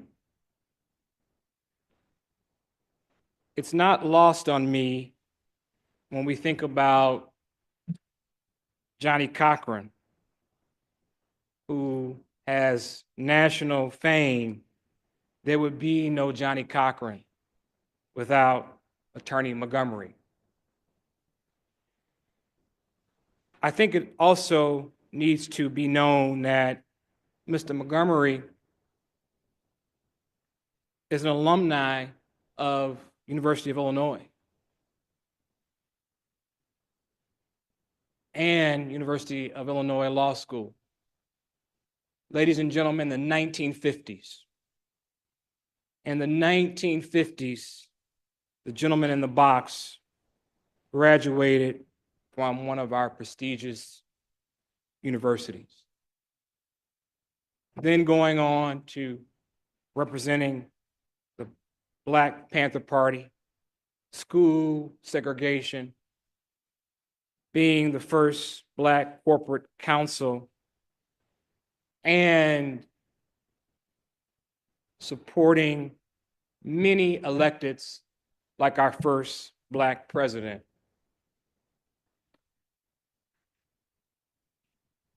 I was able to pin my dear fraternity brother this morning, and Mr. Mayor, I took off my city pin and put on my Kappa Alpha Psi fraternity pin.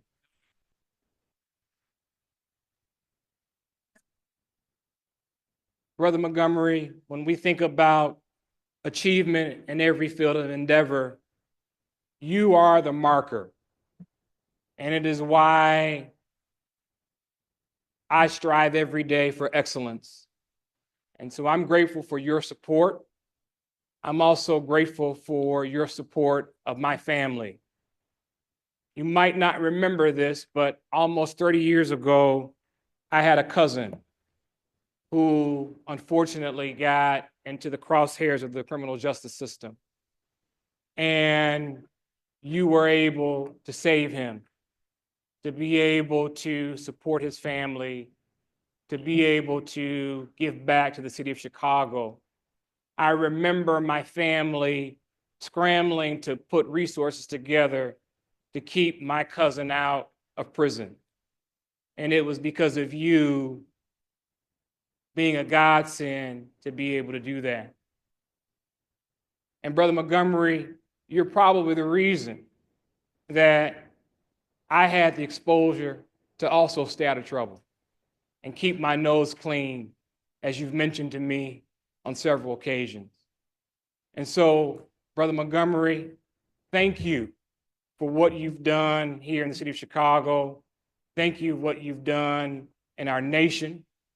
Many of my colleagues also expressed their love for you. I love you as well, and I am greatly appreciative of you, good brother. All the best. Thank you. Thank you, Alderman Robinson. Just to shout out and lift up some of the folks that are joining Mr. Montgomery today: Laleen Go, Helen Loretto Montgomery, Kyle Coward, Jillian Montgomery, Michelle Montgomery, and Mrs. Pauline Montgomery. I do want to just say a few words here. As the city council recognizes the life and legacy of Mr. James Montgomery, truly left an incredible mark on our city, the legal profession in particular, through his work at law firms as the Assistant U.S. Attorney for the Northern District of Illinois and the founding partner of James D. Montgomery and Associates. Throughout his career, Mr. James Montgomery achieved landmark verdicts and settlements for his clients, justice for countless families and individuals. He has been recognized for the great work he has done in the legal profession, but so much more. He's left a mark on the city council, serving as corporate counsel for Mayor Harold Washington, providing legal counsel and leadership during very pivotal moments in our nation's history. Yeah, he ensured that the next generation of legal professionals and public servants and community leaders would be ready to face all of the challenges through his teaching and mentorship. And so today we thank and recognize Mr. James Montgomery Sr. for all of his years of service and commitment to justice, his contributions to our city and to all of our residents. Today we officially dedicated the sixth floor foyer in his honor that will always be in his honor, the James Montgomery Senior Foyer. But you'll be remembered, Mr. Montgomery, for all of the inspiration that you have provided, and whether it's defending the Black Panther Party or even defending immigrants. I think it's just worthwhile noting that it was Mr. James Montgomery that brought forth the policy of sanctuary, which is living proof that you can fight for Black liberation and protect immigrants.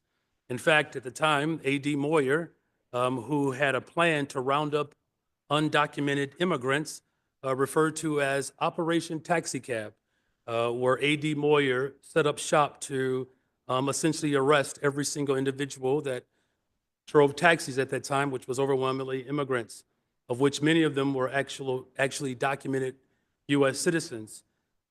But even in the midst of that operation, when it didn't quite go the way A.D. Moyer wished for it to go, he blamed Mayor Harold Washington. And so it's very clear that the shoulders that we stand on, that there are forces that still wish to round people up and to undermine our integrity and the beauty of our diversity of our city. But thank God we have an example, a living example, in Mr. James D. Montgomery Sr. And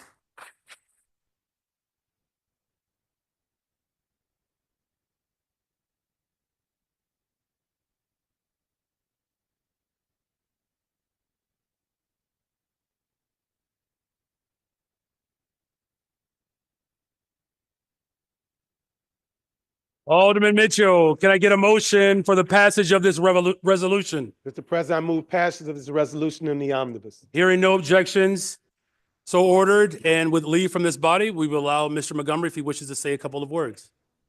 Please be seated. You know, a lawyer should never be given an opportunity to say a few words, but I'll try and limit it to a few.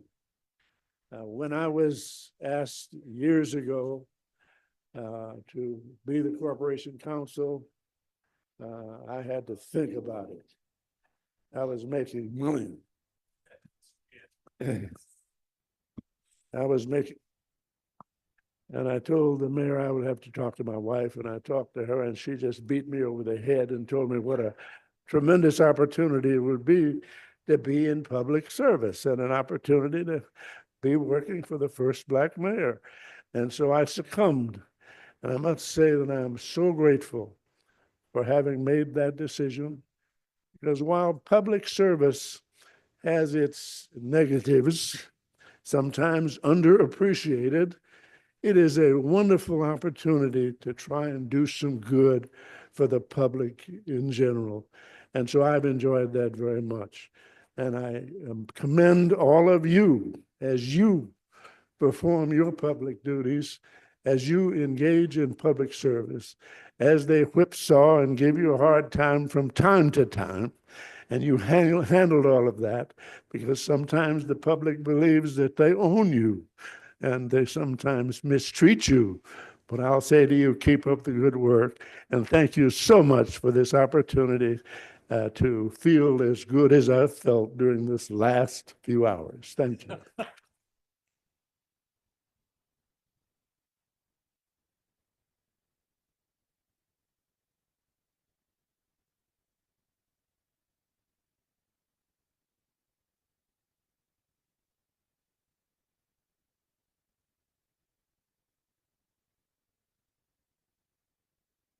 All right, we'll just take a few moments for our next group enters into the box.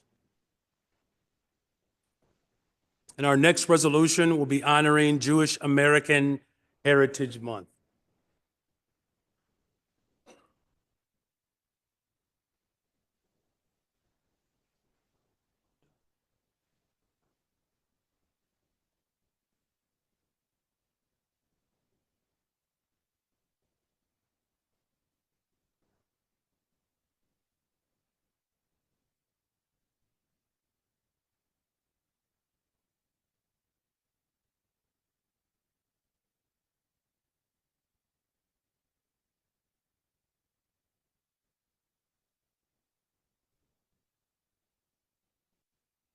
The chair recognizes Alderwoman Silverstein. Thank you. I stand in support of this resolution. As the alderman of the 50th Ward, which has the largest Jewish community in the city of Chicago, and as the only Jewish member of the City Council, I'd like to take a moment to honor Jewish American Heritage Month and reflect on the profound legacy of Jewish Americans in our city and our country. The first Jewish settlers arrived on American soil in 1654, fleeing persecution in Portuguese-controlled Brazil. They landed in what was then New Amsterdam, which is now New York City, seeking refuge and freedom. That small group of 23 people laid the foundation for what would become one of the most vibrant Jewish communities. Today, the United States is home to nearly 40% of the world's Jewish population, second only to Israel. And right here in the city of Chicago alone, there are roughly 300,000 Jewish residents, which make us the 5th largest Jewish community in the world. From the arts to science, from law to philanthropy, Jewish Americans have been at the heart of shaping this country's identity. We are doctors and lawyers, educators and nurses, business owners and public servants. We are your neighbors, friends, and family.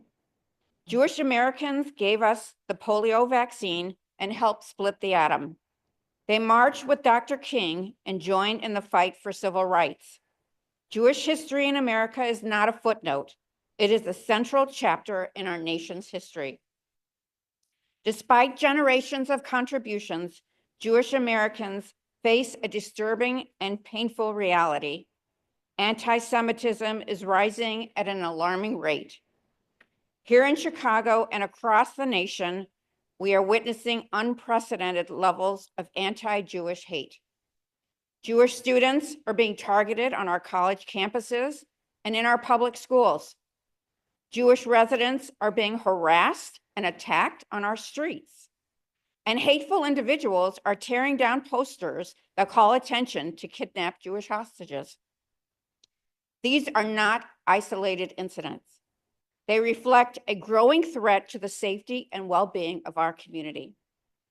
Jewish Chicagoans, again, the 5th largest Jewish community in the world, do not feel protected. We don't know if our elected officials will keep us safe from those who wish to harm us. So today, I call on my fellow city council members, community leaders, and every Chicagoan to join us on this critical fight against anti-Semitism, whether it comes from the far right, the far left, or anywhere in between. This is not a political issue. It is a moral imperative.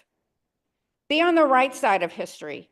Defend the Jewish people, the Jewish faith, and the Jewish state from hatred and discrimination.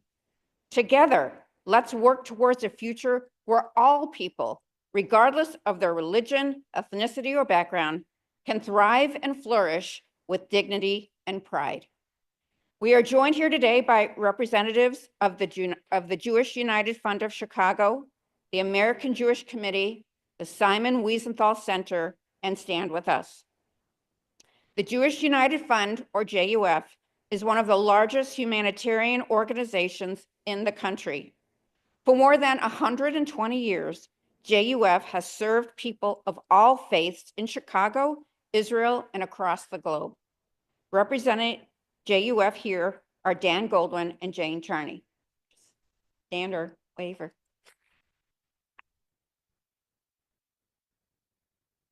The American Jewish Committee, or AJC, is a global advocacy organization dedicated to enhancing the well-being of the Jewish people and Israel and to advancing human rights and democratic values. AJC is represented here by Mark Basowitz, Mark Wiener, Susie Evans, and Eileen Adler.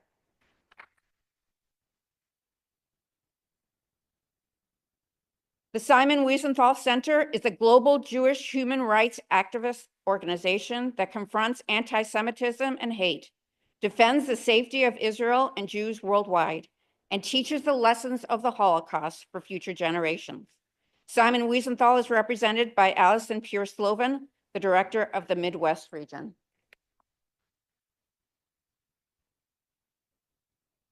And Stand With Us is an international Israel education organization that inspires people of all ages and backgrounds, challenges misinformation, and fights anti-Semitism.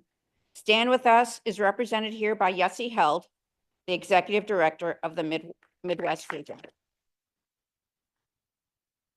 Thank you all for being here today. Thank you to my colleagues, and may we celebrate a meaningful and joyful Jewish American Heritage Month. Thank you. Thank you. The chair recognizes Alderman Wagisback. Thank you, Mr. President. 45 years ago, President Jimmy Carter issued the first proclamation, or White House proclamation, designating a Jewish Heritage Week and lauded the contributions of Jewish Americans and all those contributions to U.S. culture and history. So like people of all our communities, the Jewish American experience has contributed to building up our institutions and building on our strengths as a country. I just want to say that I am committed to commemorating all that the Jewish community has done here in Chicago and throughout our country, especially as we see a rise in anti-Semitism throughout the country that we must continue to combat. Thank you each for your personal contributions to everything Jewish American in Chicago and throughout our country, and I wish you the best throughout the month. Thank you. Thank you. The chair recognizes Alderwoman Nicole Lee. Thank you, Mr. President, and I too rise in support of this resolution. I always love that Jewish American Heritage Month is the same month as Asian Pacific American Heritage Month. We share so many similarities in culture. You know, our love for wontons and dumplings and kreplach, which you have, as well as mahjong. But beyond that, a real deep appreciation and respect for culture and family and what that means, bringing that to a new country. As we said, this is Jewish American Heritage Month and Asian American Heritage Month. And our histories are American history, and we shouldn't forget that. So I thank you for all that you do every day to teach tolerance, to fight injustice, to fight hate, which we share. Sadly, we have that in common as well. That is something that I wish we didn't have in common. I wish we didn't have to fight that every day, but we do. And we've been there for each other. So I thank you for the partnership on behalf of our community as well. And thank you again for all the work that you do. Thank you.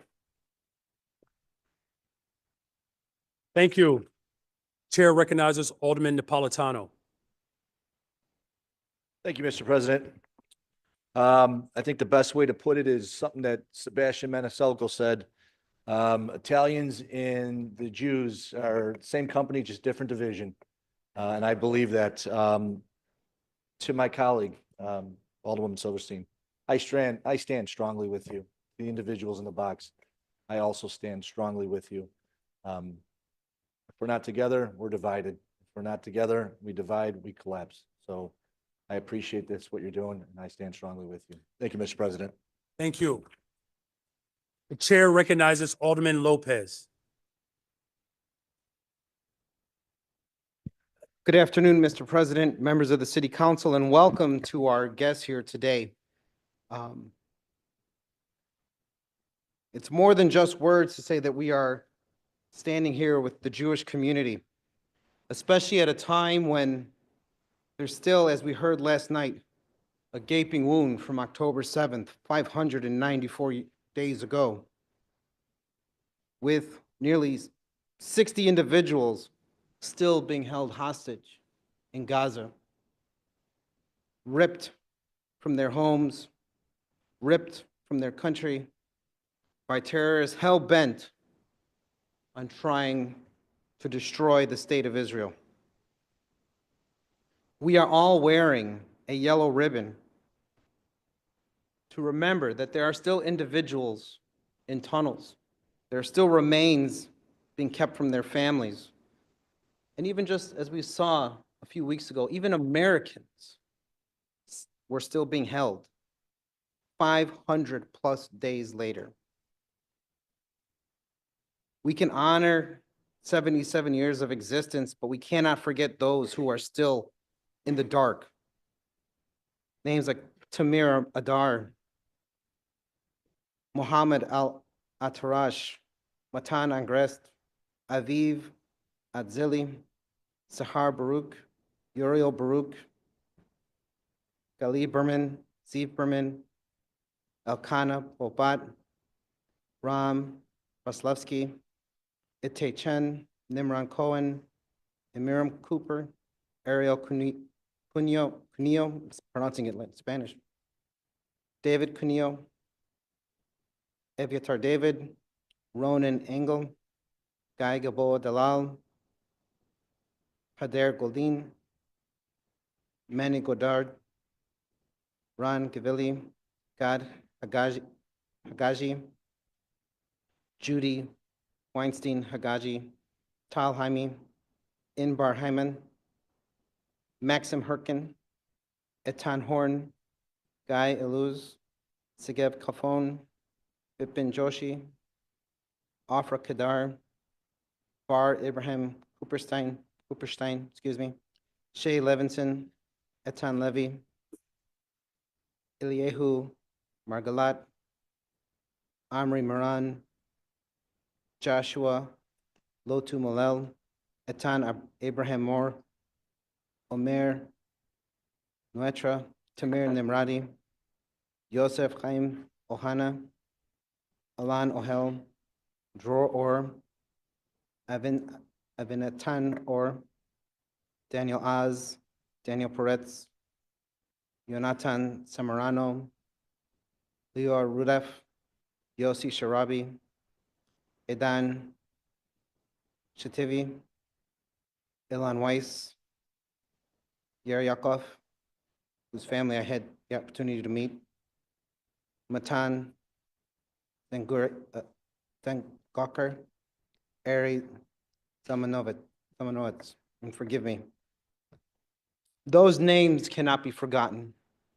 Those individuals' lives are also what we're here to recognize and remember and to fight and to stand with the people who, despite 3,000 years of attempts to rid them from this world, God has never forgotten them, and neither will we.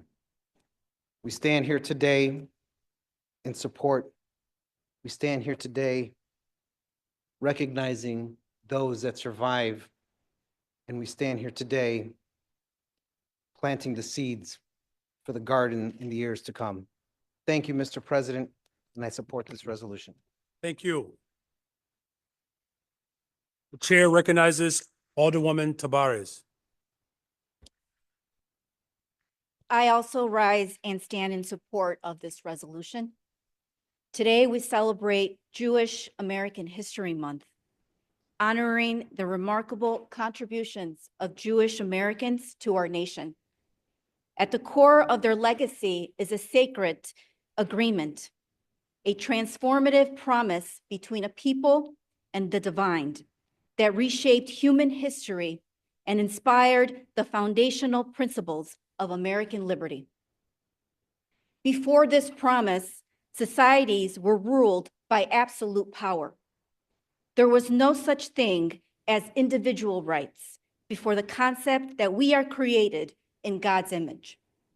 This agreement introduced a new promise, a society rooted in justice, compassion, and the equal dignity of every person. It's called for fairness and accountability, ideas that stood in stark contrast to the hierarchies of the same, setting a new standard for humanity. Centuries later, these ideals echo in America's founding documents, which enshrined freedoms of speech, belief, and justice for all. Jewish Americans have embodied this spirit, from early patriots who helped secure our independence to modern champions of equality, enriching our nation's culture, science, and moral fabric despite facing adversity. Let us honor their legacy by upholding the principles of liberty and justice they helped shape and introduce. May we build a city that reflects the promise of fairness and compassion for all. And may we all recognize that without Jewish history, there is no American history. Thank you all for being here today. Thank you. The chair recognizes Alderwoman Stephanie Coleman. Thank you, Mr. President. I stand in support of this month for our brothers and sisters. I don't think anyone knows the 16th Ward better than you, Dan, Rabbi Berry, and Chuck Swirsky. And I just want to say thank you, of course, and Chairman Silverstein, who we have in committee almost every other month. But I would just like to say thank you. Thank you for coming to the 16th Ward, coming to Inglewood and learning about my community and the love that we both share, and your wife, with our senior population and how we can make our seniors' lives, a quality of life better, and of course our children. So I want to personally, publicly and personally say thank you. On March 3rd, 2020, one of our talking points and relatable moments as a freshman alderman, I went to Israel and I was baptized in the Jordan River, and oh, did my life change. Unbeknownst to me, 20 days later will be a global pandemic called COVID-19. But on that trip, I visited different beautiful sites, and I remember there were some specific stones, and the favorite one was, "Blessed are the peacemakers, for they will be called children of God." So I want to remind my colleagues, blessed are we peacemakers, because no matter what color, religion, faith, whatever we are all children of God. So I want to say thank you, Mr. President, and shalom. Thank you. The chair recognizes Alderman Lawson. Thank you, Mr. President. Happy to be associated with this resolution. I may have the second largest Jewish ward, maybe close, we'll have to run numbers, but very, very proud to represent the Jewish institutions and businesses in the Lakeview East community. As Alderwoman Silverstein said, we have to do better. We have to do better to stamp out anti-Semitism and to protect all Chicago residents that are still feeling a lot of pain. There's a lot of uncertainty as to how we keep everyone safe. And so, as we learned when we visit the Illinois Holocaust Museum, we want to be upstanders, not bystanders. And I would say, let's recommit ourselves to being upstanders. I talked to the 8th grade civics classes about it. We could talk to each other about it and really recommit to that today. So again, I want to just thank Alderwoman Silverstein, everyone in the box. Your organizations are doing amazing work all across the city. And thank you for all of that. Thank you, Mr. President. Thank you. Chair recognizes Alder Vasquez. Thank you, Mr. President. I also rise in support of this resolution recognizing Jewish American Heritage and History Month. I want to thank Alderwoman Silverstein. I know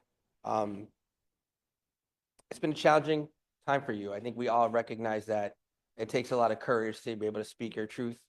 When you think about a people that has been oppressed, that has been marginalized, and then you see the rise of anti-Semitism continue on, it's a scary time.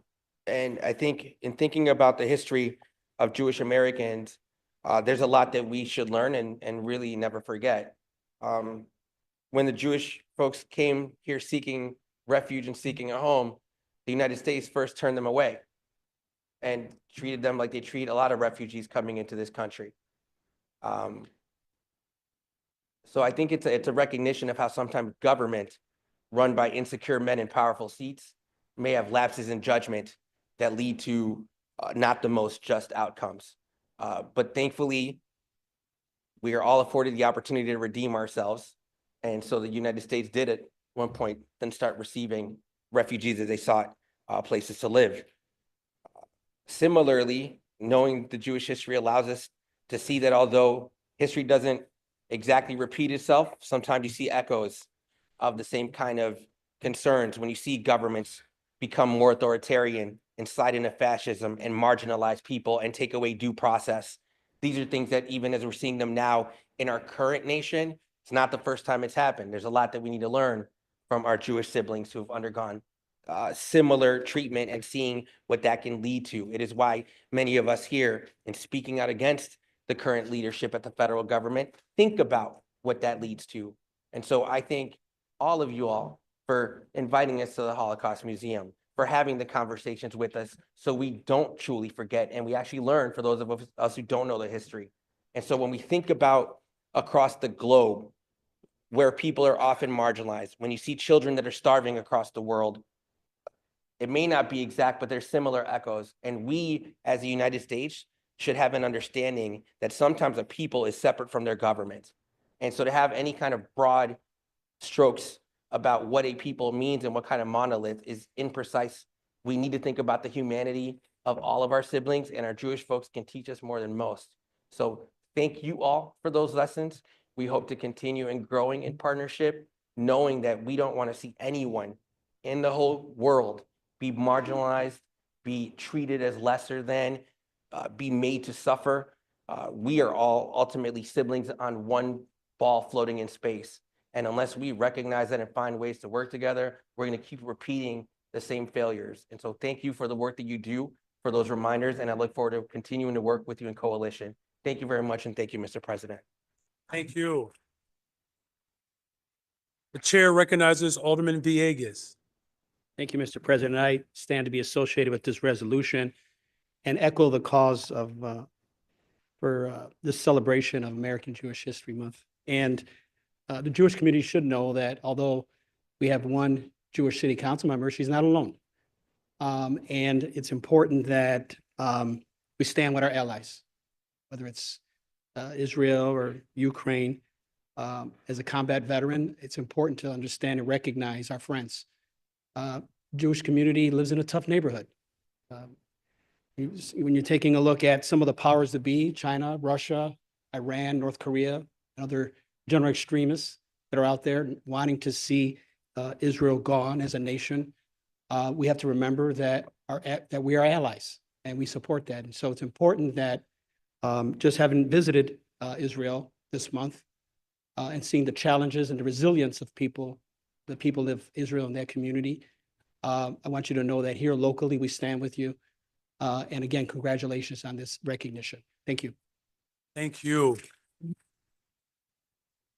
Chair recognizes Alderman Spazzato. Thank you, Mr. President. Thank you for bringing this forward. I too stand with you, and I like to refer to myself as proudest things here. I like Deb, I always refer to you as your closest ally. So, but there's many of us. It's not just me. So just thanks for bringing this forward. And many of the faces there, I know you all know me. I'm here for you. Not understanding what's going on in this world certainly is a tough thing. I certainly wish some of these chancellor and university presidents would get their heads out of their butts what's going on over there, but disgusting. But we stand with you, I stand with you, and God bless you, and hopefully better things ahead. Thank you, Mr. President. Thank you. Chair recognizes Alderman Robinson. Thank you, Mr. Mayor. I don't want to belabor the points that were so eloquently raised by my colleagues this afternoon, but there's someone that is not in the box that I want to recognize, and that is Ann Oppenheimer.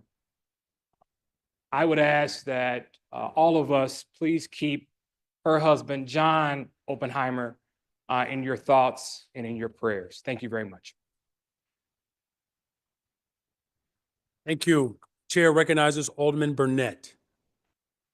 Thank you very much, Mr. President. I also like to rise in support of this resolution.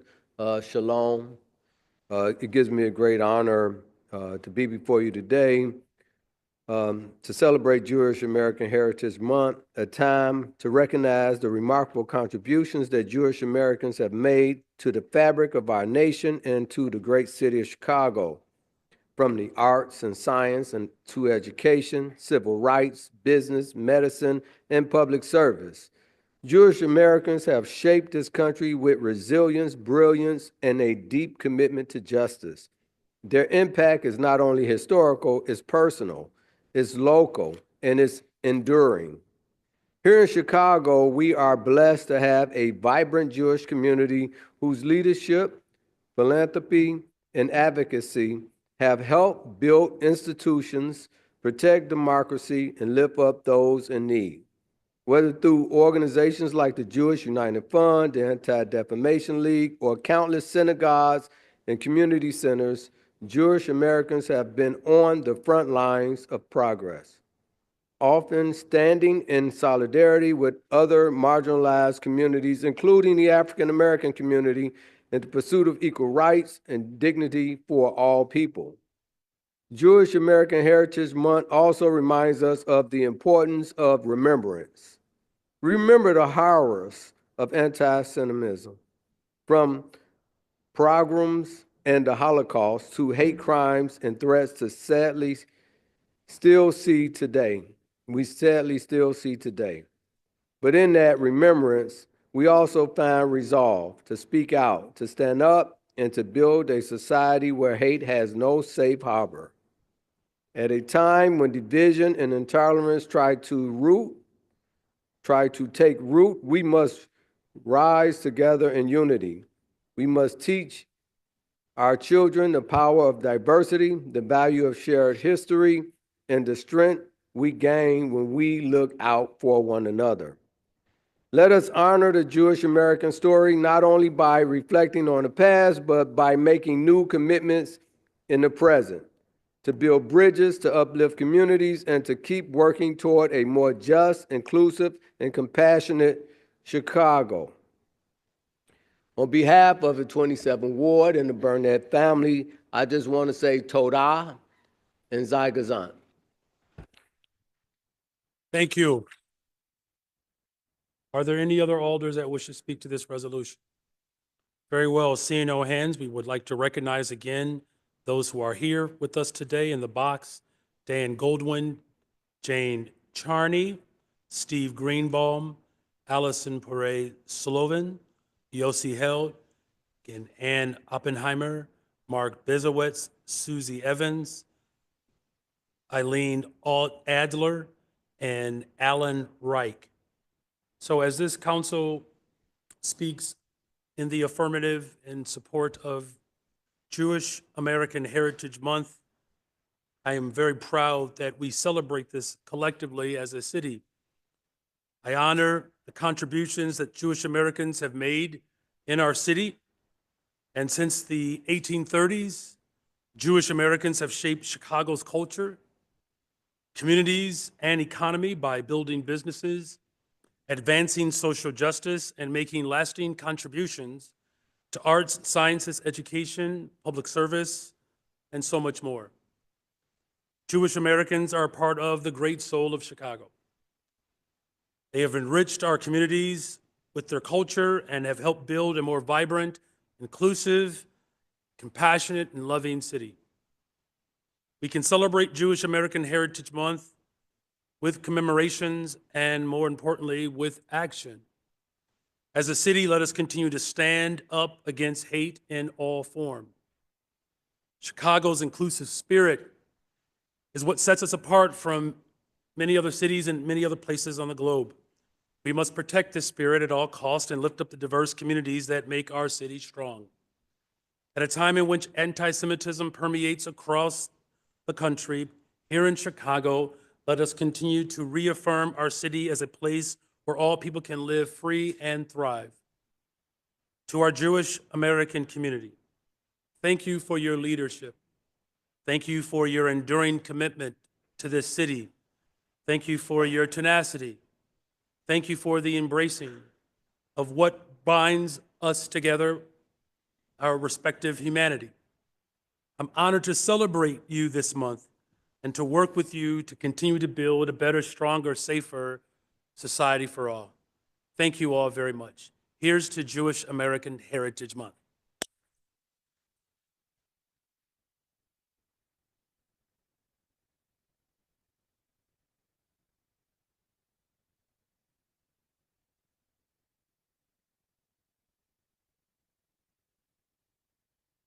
Alderman Mitchell, can I get a motion for the passage of this resolution? Mr. President, I move passage of this resolution in Hearing no objections, so ordered.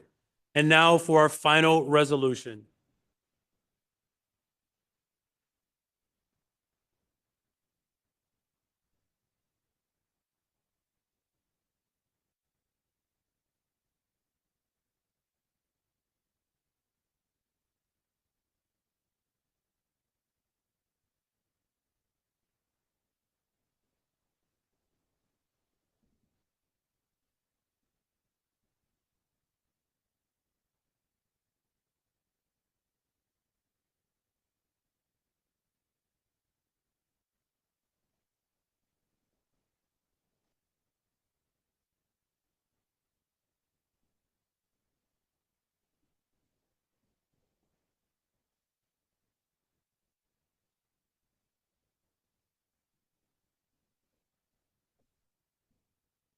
For AAPI Heritage Month resolution, the chair would like to recognize our first speaker, Alder Lenny Mana Hoppenworth.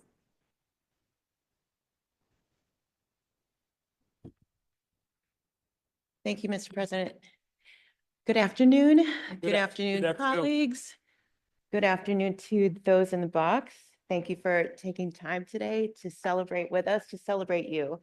And I rise to stand in full support of this resolution for Asian American, Native Hawaiian, Pacific Islander Month to celebrate you this year. You know, we also have had our share of anti-Asian hate in the last several years, and representation does matter.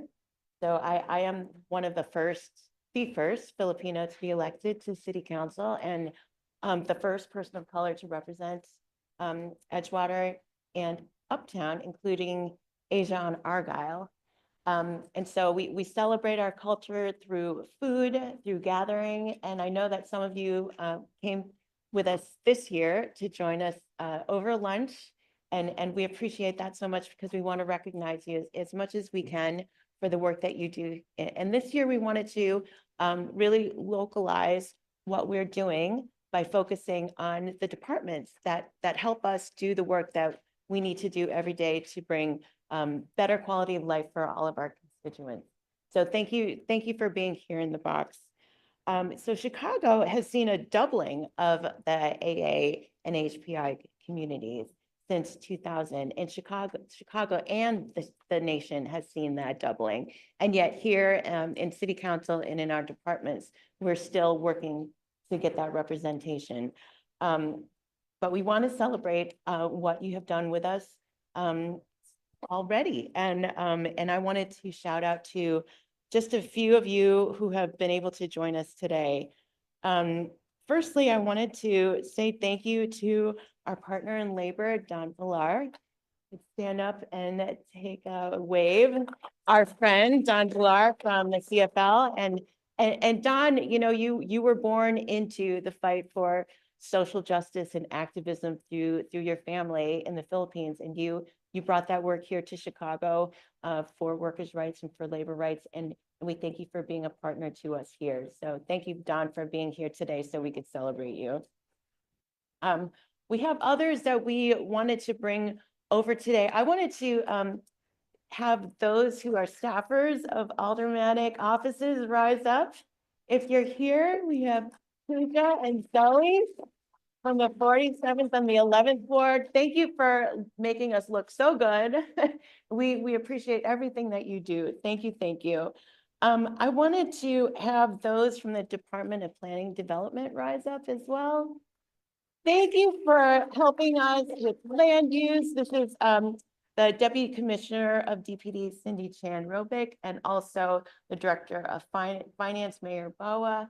So thank you for helping us to create the infrastructure to make it more equitable for people to live and work and stay here in Chicago. Thank you so much. We have others from CDOT here. Thank you for being here, Molly Samadi, and also Jay Puleo.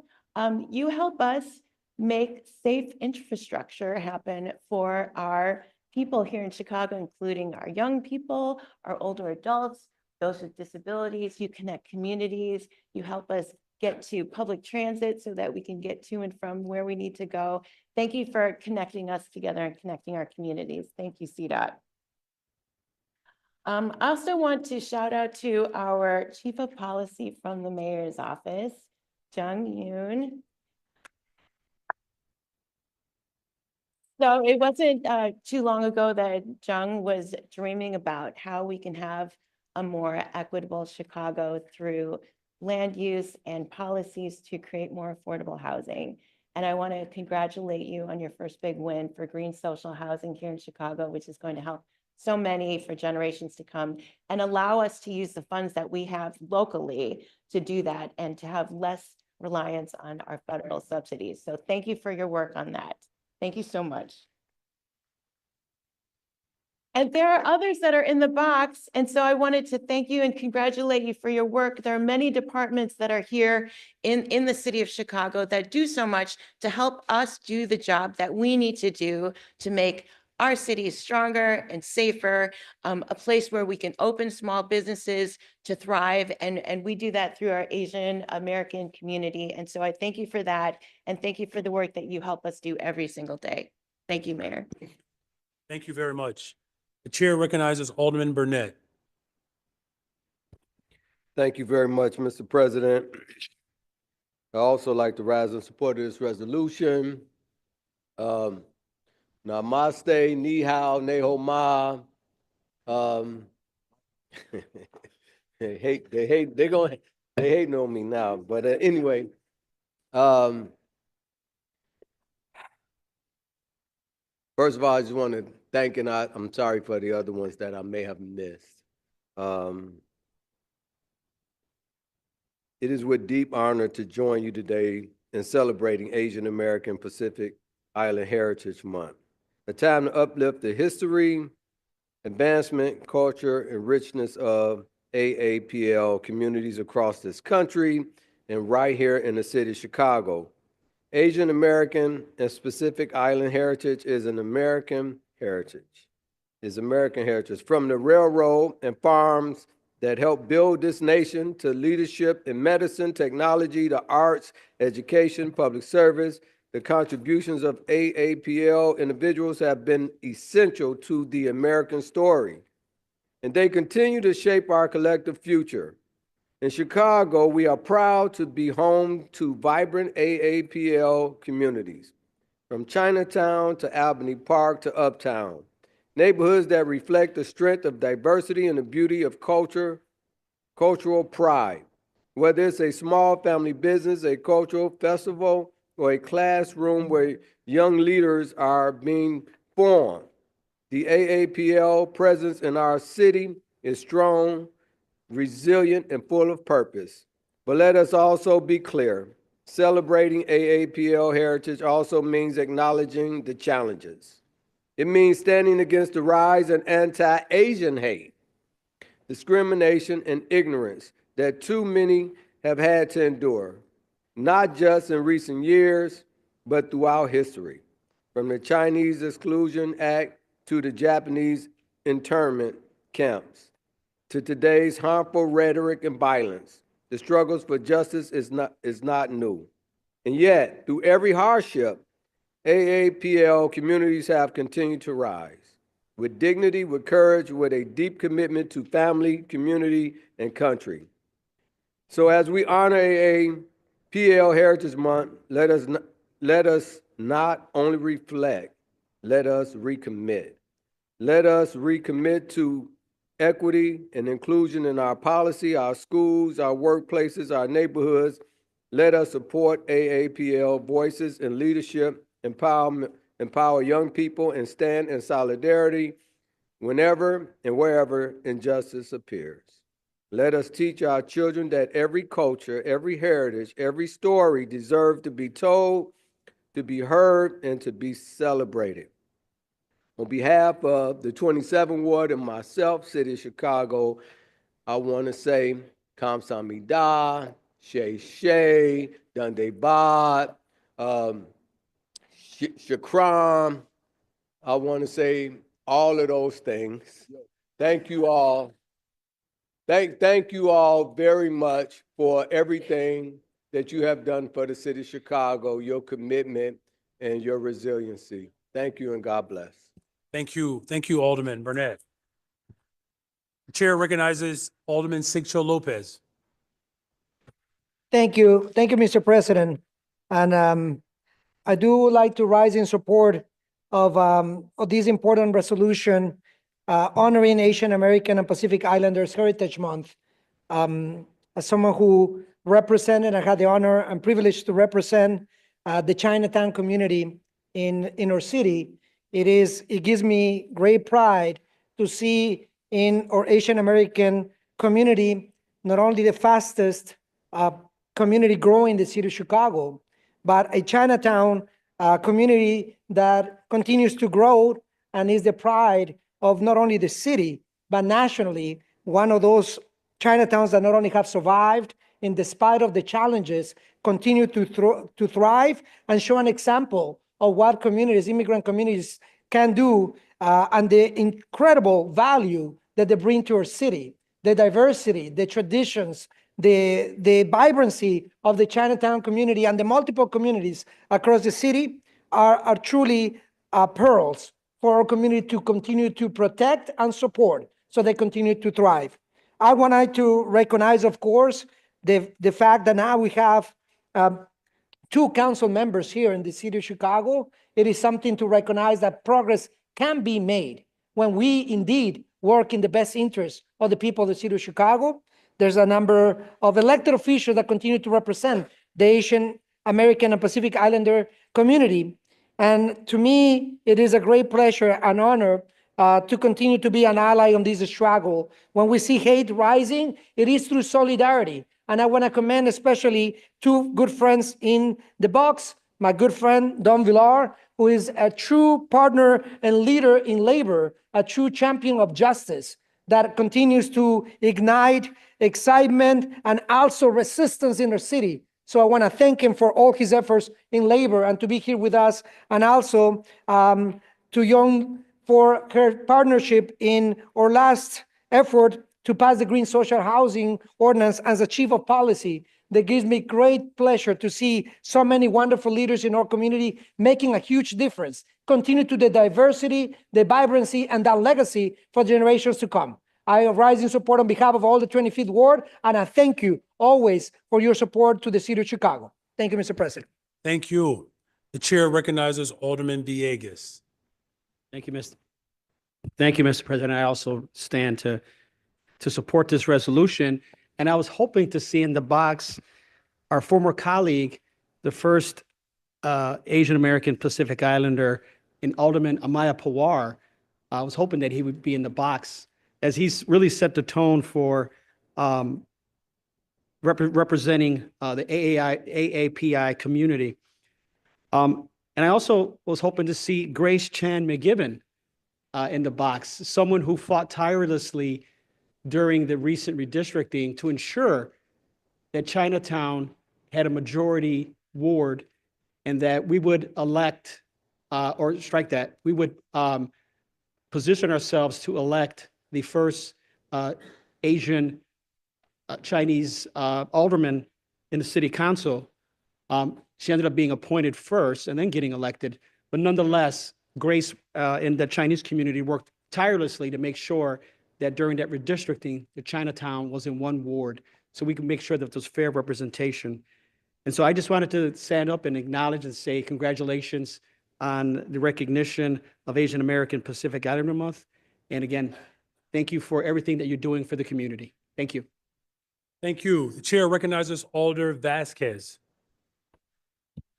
Thank you very much, Mr. President. I rise proudly to be associated with this resolution, recognizing Asian American Pacific Islander Month. I really want to thank the leadership of our two colleagues that are members of the community, Lenny Mana Hoppenworth and Nicole Lee. Thank you all so much for your leadership, for the beginning of a caucus, and some of us are working our way through population in our wards to be a part of the family. We know we've got work to do, and we appreciate that we have some representation at the city. Currently, we're at 4.9% of city staff being Asian. We also recognize the population in city 7.2. So although we've made some progress, we've got work to do, and we ask that you all hold us accountable and challenge us to do so. The 40th Ward is proudly 20% Asian American Pacific Islander. And we are the home, or soon to be home, of some great organizations such as the Indo-American Center, Trellis, Chinese Mutual Aid, the Japanese American Service Committee, and many others that really do amazing work on the ground and show a wealth of knowledge, of heritage, culture, and of heart, serving anyone who needs the help, understanding what the challenges are for all of us when we first get here in the US and what it means to get those support systems. And I'm humbled by being a partner, just by the virtue of being here in the 40th. We're also represented in part in the 40th by such amazing leaders as Commissioner Josina Morita, State Senator Ramvili Balam, State Representative Kevin Olical, State Representative Han Nguyen. It's great to have those kind of colleagues around us to make sure we're doing everything to continue representing our community. And we look forward to continuing to partner to build upon wins such as the TEACH Act and making sure that we have at the city level the representation in hiring, the representation in city department agency leadership, and really to work to make sure we have the kind of improved language access that we've been fighting for years to try to get out here, and that has not been done. I want to thank folks who I've worked with personally. Young, thank you for all your work. You know how challenging it is to pass legislation here, and we're appreciative of the leadership.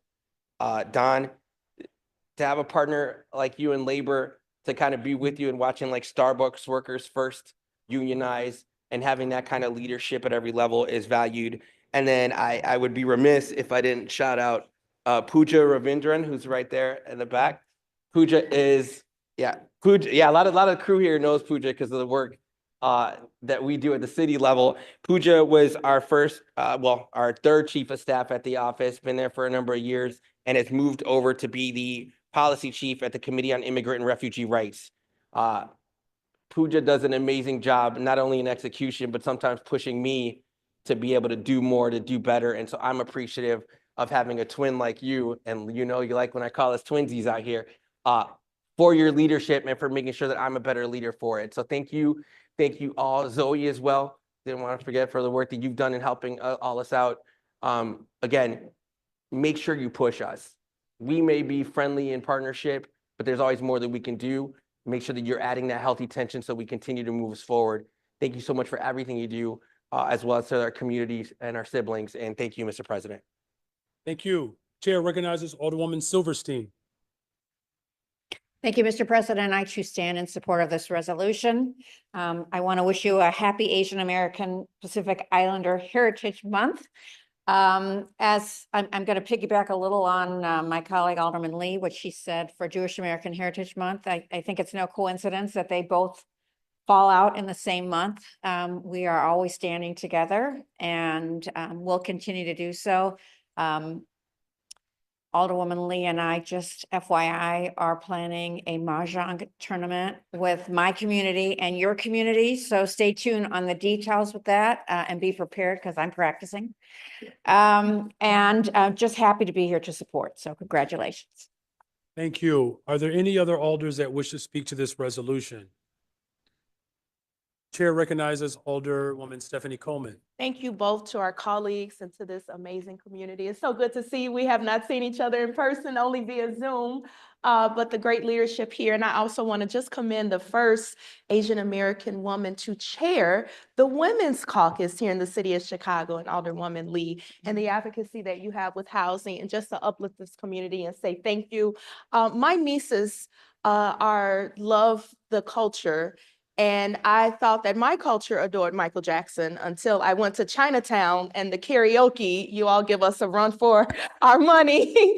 But just want to say thank you, and I uplift and celebrate you. Thank you. There are no other alders. Alderwoman Nicole Lee is asked to close. Again, are there any other alders that wish to speak? With that, our final speaker, the chair recognizes Alderwoman Nicole Lee. Thank you, Mr. President. And apologies to my colleagues. This is not going to be short. But it's the one time where I can exercise a little bit of privilege. Good afternoon, everyone. It is an incredible honor to stand in support of this resolution celebrating AAPI Heritage Month, not only as a representative of this great city, but as the first Chinese American to ever serve on the City Council of Chicago. I stand here on the shoulders of so many who came before me, who endured, who persevered, and who insisted on their place in this country, even when others didn't always welcome them. This AAPI Heritage Month, we gather to honor those who have committed themselves to public service. Not just elected officials, but all of our AAPI civil servants who quietly, diligently, and powerfully helped to run this country. Now, you see a smattering of them here. They didn't show up for the picture, Mr. Mayor, because they were hard at work at their desks. We had to give them a little bit of a curtain call so that they wouldn't be away from their work for too long. That just shows their commitment. But from neighborhood caseworkers to public defenders, from city engineers and laborers to teachers and administrators, AAPIs have been integral to the machinery of government for generations. And yet, their service has often gone unrecognized. Today, we shine a light on them. And we do so with the full understanding that our journey has not been easy. We remember the Japanese American soldiers of the 442nd Regimental Combat Team who fought for democracy abroad while their families were imprisoned in internment camps at home. Among them, the late Senator Daniel Inouye, who returned from war with one arm and rose to become a moral compass in the halls of Congress. And he showed us that public service is not just about policy, but it's about sacrifice and courage. We remember Yuri Kochiyama, who transformed her own internment into a lifelong fight for justice, for Black liberation, for peace, for human rights. Her activism taught us that solidarity among minorities and between communities is not optional, it is essential. We remember Grace Lee Boggs, the great radical philosopher and daughter of Chinese immigrants, who built movements in Detroit and challenged all of us to reimagine what justice, dignity, and transformation really mean. And here in Chicago, we honor the thousands of AAPI civil servants, some whose names in history may never record, who built neighborhoods, maintained public trust, and worked each day to make this city better for all of us. And I would like to mention just a couple. People like Paul Igasaki, who worked under Mayor Harold Washington, and he moved on to the federal government and the U.S. Equal Employment Opportunity Commission, where his work moved the commission to protect the rights of all Americans, helping to establish standards for sexual and racial harassment in the United States. To more locally here, Jane Lau at the Chicago Board of Elections, for decades ensuring access to citizens to the ballot box. And my own father and role model, Gene Lee, who served the city for more than 30 years in various roles. And this year also marks two significant milestones in AAPI history that I would be remiss not to acknowledge. And Alderman Villegas started this earlier with our Vietnam veterans. It's been 50 years since the fall of Saigon, and that was a moment that reshaped this country's immigrant history. In the decades since, Vietnamese, Cambodian, Laotian, and Hmong families, many fleeing war, rebuilt their lives here in America, including here in Chicago. They became workers, students, public servants, and today their children and grandchildren are leading the way. Just look at Han Nguyen up on the north side. And this year we mark what would have been Vincent Chin's 70th birthday. If you don't know the name Vincent Chin, Google it. Vincent Chin's murder in 1982 was a turning point. A young Chinese American man beaten to death in Detroit by auto workers who blamed Japan for their job losses. That was the night before he was getting married. His death ignited a civil rights movement, and his mother, Lily Chin, turned her grief into advocacy. The AAPI community learned to speak with one voice and to demand justice. Their stories and our own remind us that representation is not symbolic, it's essential. So to all of the AAPI government workers, whether you work behind a desk or in front of a camera, whether you're new to the job or retiring after 30 years, thank you. You've built trust where there was fear, and you created possibility where there was none. You are the legacy we honor this month and every month. But we know honoring this legacy is not enough, and we must build on it.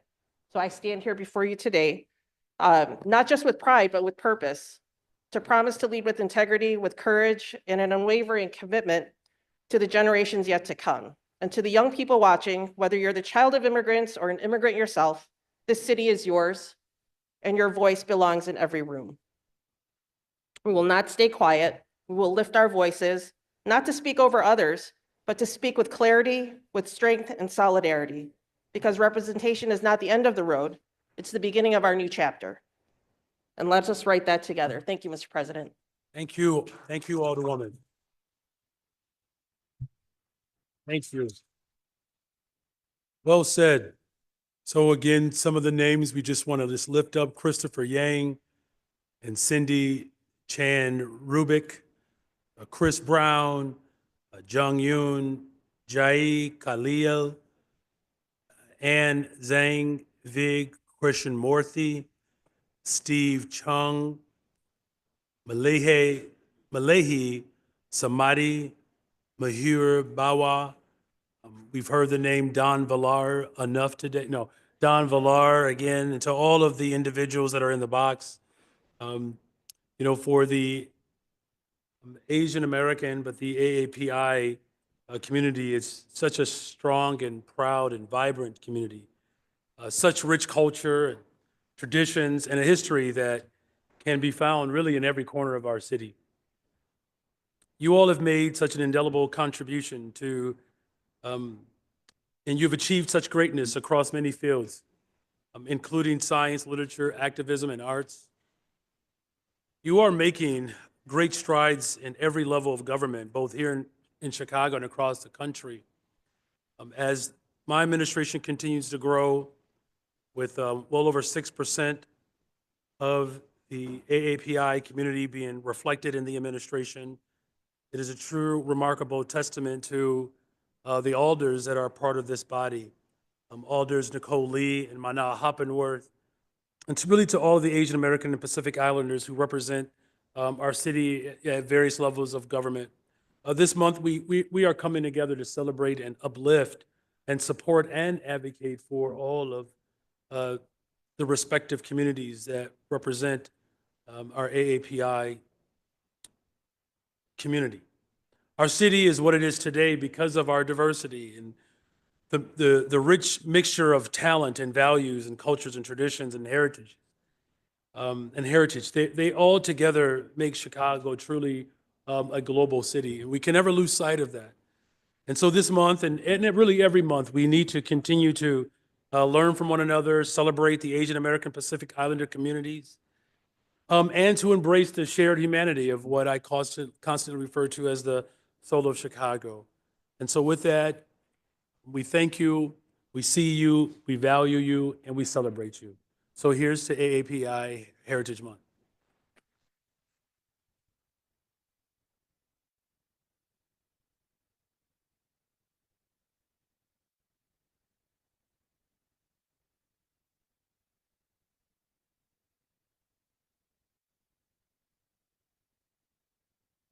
Alderman Mitchell, can I get a motion for the passage of this resolution? Mr. President, I move passes in the, of this resolution in the omnibus. Hearing no objections, so ordered.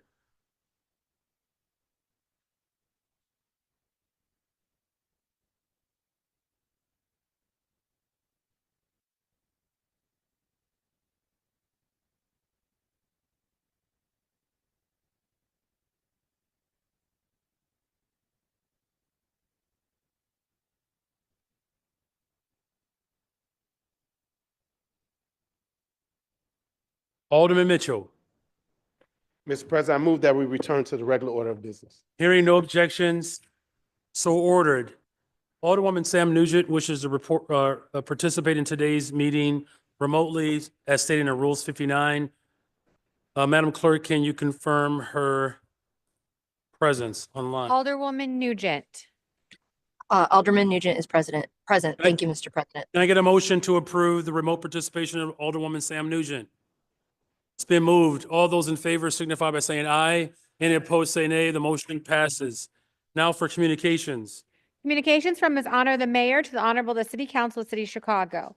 Ladies and gentlemen, at the request of the Chief Financial Officer and the Commissioner of Aviation, I transmit herewith an ordinance authorizing the issuance of Chicago O'Hare International Airport Senior Lien Revenue Bond and Chicago Midway International Airport Senior Lien Revenue Bond. Your favorite consideration of the ordinance will be appreciated. Very truly yours, Brandon Johnson, Mayor, for the Committee on Finance. Ladies and gentlemen, at the request of the Commissioner of Housing, I transmit herewith an ordinance authorizing the forgiveness of existing debt and the release of the regulatory agreement for Leyland Apartments. Your favorable consideration of this ordinance will be appreciated. Very truly yours, Brandon Johnson, Mayor, for the Committee on Finance. Ladies and gentlemen, the request of Commissioner of Housing, I transmit herewith an ordinance authorizing the issuance of financial assistance for the LeClaire Accords Apartments project. Your favorable consideration of this ordinance will be appreciated. Very truly yours, Brandon Johnson, Mayor, for the Committee on Finance. Ladies and gentlemen, at the request of Commissioner of Planning and Development, I transmit herewith ordinance authorizing the execution of 65th Amendment to the Services Agreement for Somercor 504 Inc. Your favorite consideration of this ordinance will be appreciated. Very truly yours, Brandon Johnson, Mayor, referred to the Committee on Finance. Ladies and gentlemen, at the request of the Commissioner of Housing, I transmit herewith an ordinance authorizing the sale and transfer of San Miguel Apartments located at 907 West Argyle Street. Your favorite consideration of this ordinance will be appreciated. Very truly yours, Brandon Johnson, Mayor, referred to the Committee on Finance. Ladies and gentlemen, at the request of the Commissioner of Planning and Development, I transmit herewith an ordinance authorizing the expansion and funding of the Corridor Manager Marketing Program in the Bronzeville Priority Corridor of adding 47th Street from Cottage Grove to Prairie Avenue. Favorable consideration of this ordinance will be appreciated. Very truly yours, Brandon Johnson, Mayor, for the Committee on Finance. Ladies and gentlemen, at the request of the Commissioner of Planning and Development, I transmit herewith an ordinance authorizing the execution of redevelopment agreement with Twisted Egg Roll LLC for the provision of neighborhood opportunity funds. Your favorable consideration of this ordinance will be appreciated. Very truly yours, Brandon Johnson, Mayor, for the Committee on Budget and Government Operations. Ladies and gentlemen, I request the Budget Director, I transmit herewith a Fund 925 budget amendment. Your favorable consideration of this ordinance will be appreciated. Very truly yours, Brandon Johnson, Mayor, for the Committee on Budget and Government Operations. Ladies and gentlemen, at the request of the Commissioner of Planning and Development, I transmit herewith an ordinance authorizing an amendment of 2025 budget and execution of a service provider agreement with Uptown United for Special Service Area Number 34. Your favorable consideration of this ordinance will be appreciated. Very truly yours, Brandon Johnson, Mayor, for the Committee on Economic, Capital, and Technology Development. Ladies and gentlemen, at the request of the Commissioner of Planning and Development, I transmit herewith ordinances authorizing favorable tax incentive classifications to specified properties located within the city. Your favorable consideration of this ordinances will be appreciated. Very truly yours, Brandon Johnson, Mayor, for the Committee on Economic, Capital, and Technology Development. Ladies and gentlemen, at the request of the Commissioner of Fleet and Facility Management, I transmit herewith an ordinance authorizing the execution of an amended intergovernmental agreement with the Board of Trustees of the University of Illinois for use of property located at 1713 South Ashland Avenue. Your favorable consideration of this ordinance will be appreciated. Very truly yours, Brandon Johnson, Mayor, for the Committee on Housing and Real Estate. Ladies and gentlemen, at the request of the Commissioner of Housing, I transmit herewith an ordinance authorizing a land sale of the execution of redevelopment agreement with Clairton Associates Incorporated with the City Lots for Working Families Program. Your favorite consideration of this ordinance will be appreciated. Very truly yours, Brandon Johnson, Mayor, for the Committee on Housing and Real Estate. Ladies and gentlemen, at the request for the Commissioner of Housing, I transmit herewith an ordinance authorizing the sale of city-owned properties located at 505 to 508 North Monticello Avenue to Citizens Building a Better Community LLC. Your favorable consideration of this ordinance will be appreciated. Very truly yours, Brandon Johnson, Mayor, for the Committee on Housing and Real Estate. Ladies and gentlemen, at the request of Commissioner of Planning and Development, I transmit herewith ordinances authorizing the sale of city-owned properties. Your favorable consideration of these ordinances will be appreciated. Very truly yours, Brandon Johnson, Mayor, for the Committee on Housing and Real Estate. Ladies and gentlemen, at the request of Commissioner of Housing, I transmit herewith an ordinance authorizing the sale of a city-owned vacant panel located at 7149 South Dobson Avenue to Habitat for Humanity Chicago. Your favorable consideration of this ordinance will be appreciated. Very truly yours, Brandon Johnson, Mayor, for the Committee on Housing and Real Estate.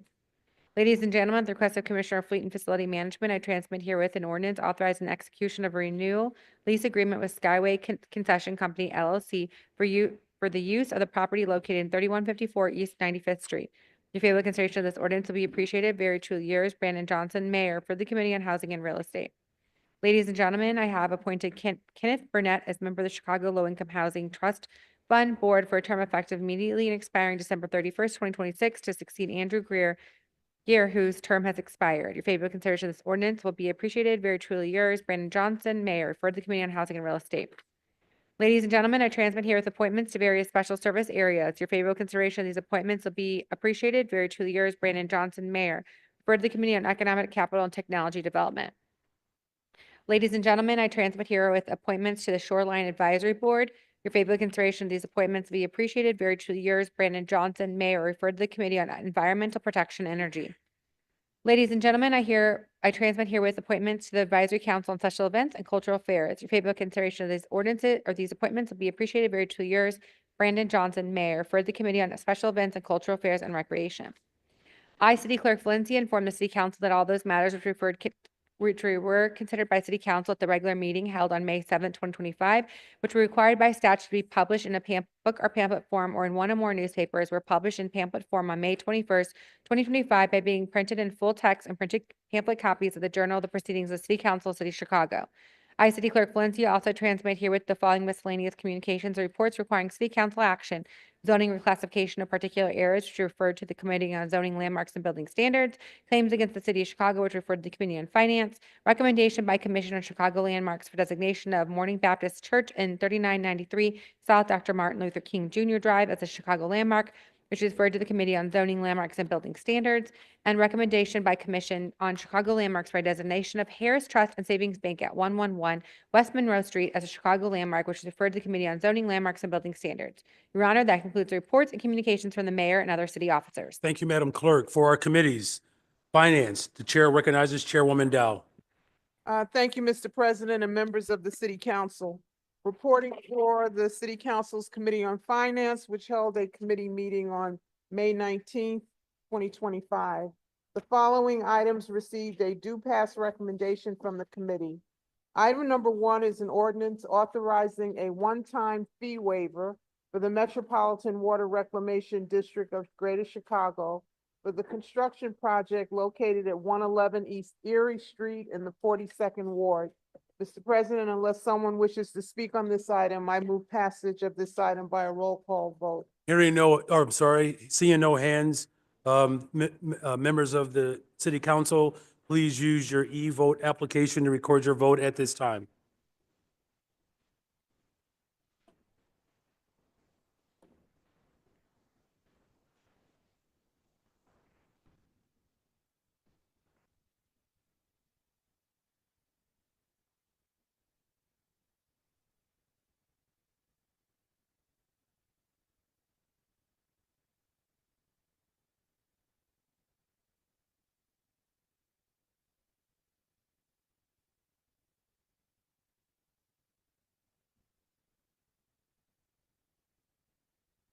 All right, it is open. Please refresh your screens. The vote is now open. Refresh your screens or raise your hand if you need support. Thank you.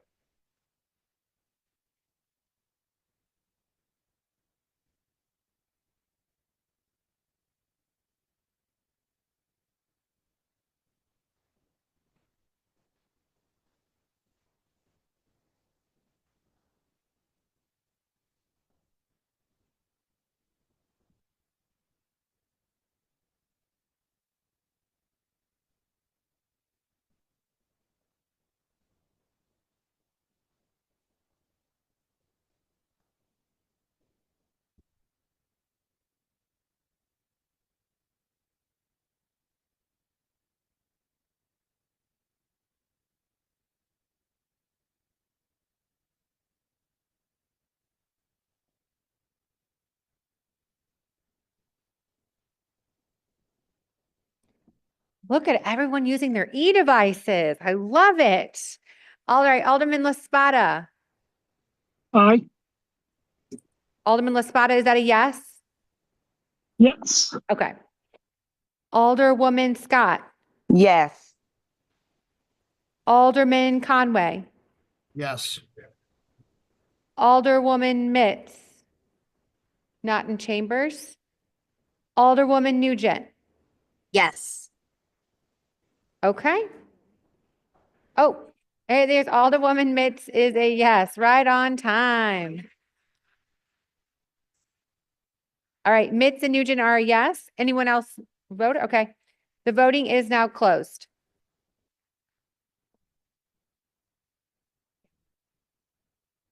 Very well. There are 49 yeas, 0 nays. This matter has passed. Alderman Mitchell on the motion to reconsider. I move to reconsider the vote. All those in favor of the reconsideration of this vote signify by saying aye.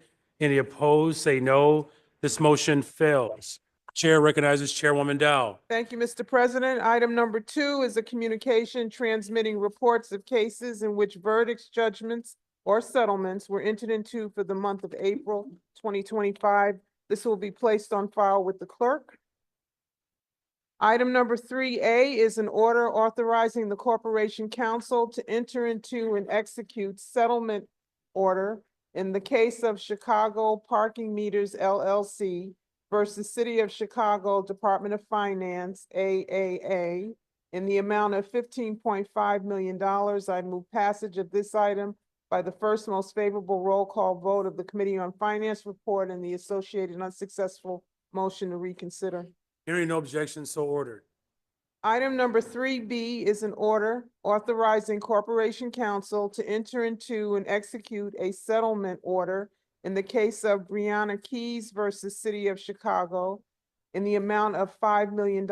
I move passage of this item by the same vote as applied to item 3A, with the exception of Alderman Conway, Alderman Quinn, Alderman Lopez, Alderman O'Shea, Cardona, Spizzato, Riley, Silverstein, and Nugent, who all wish to be recorded as voting no on this item.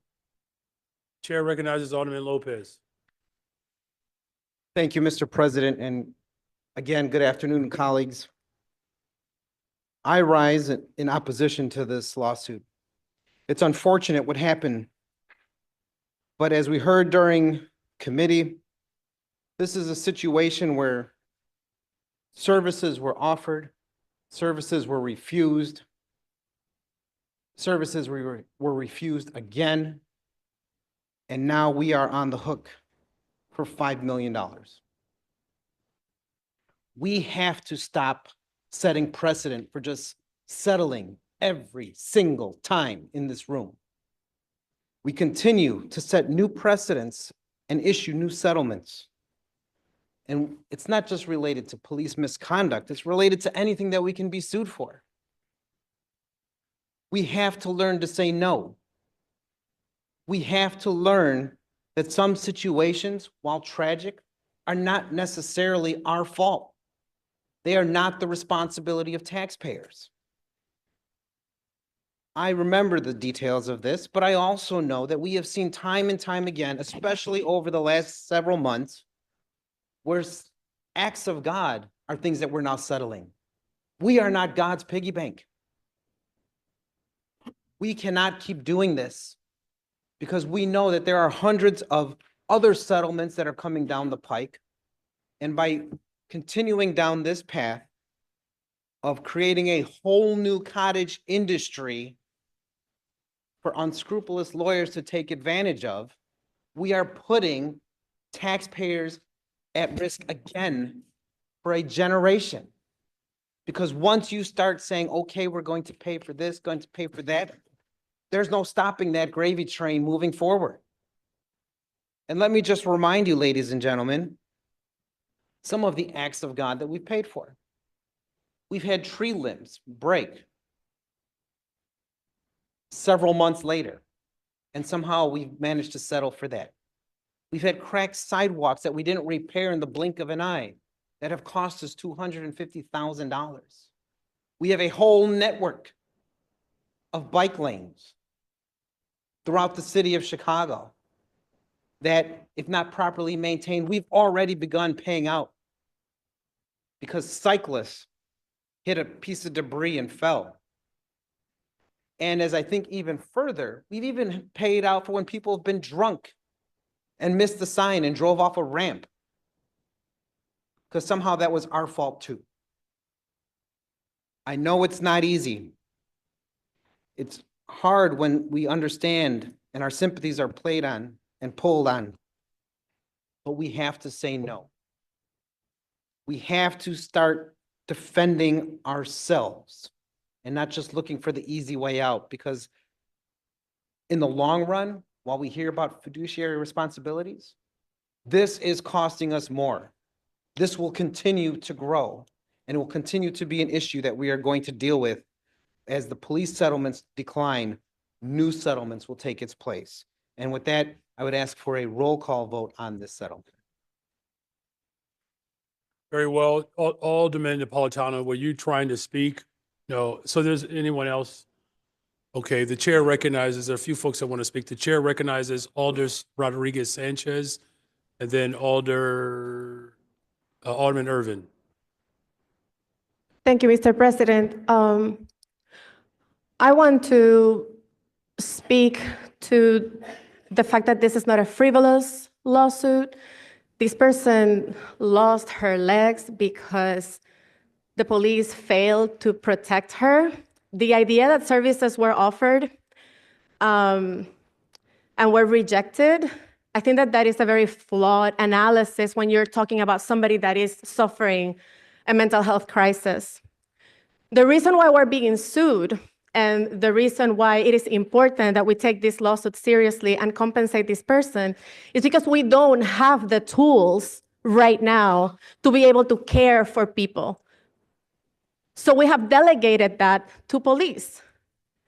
And because we have delegated that to police, and police is not being able to serve that function, we are being sued.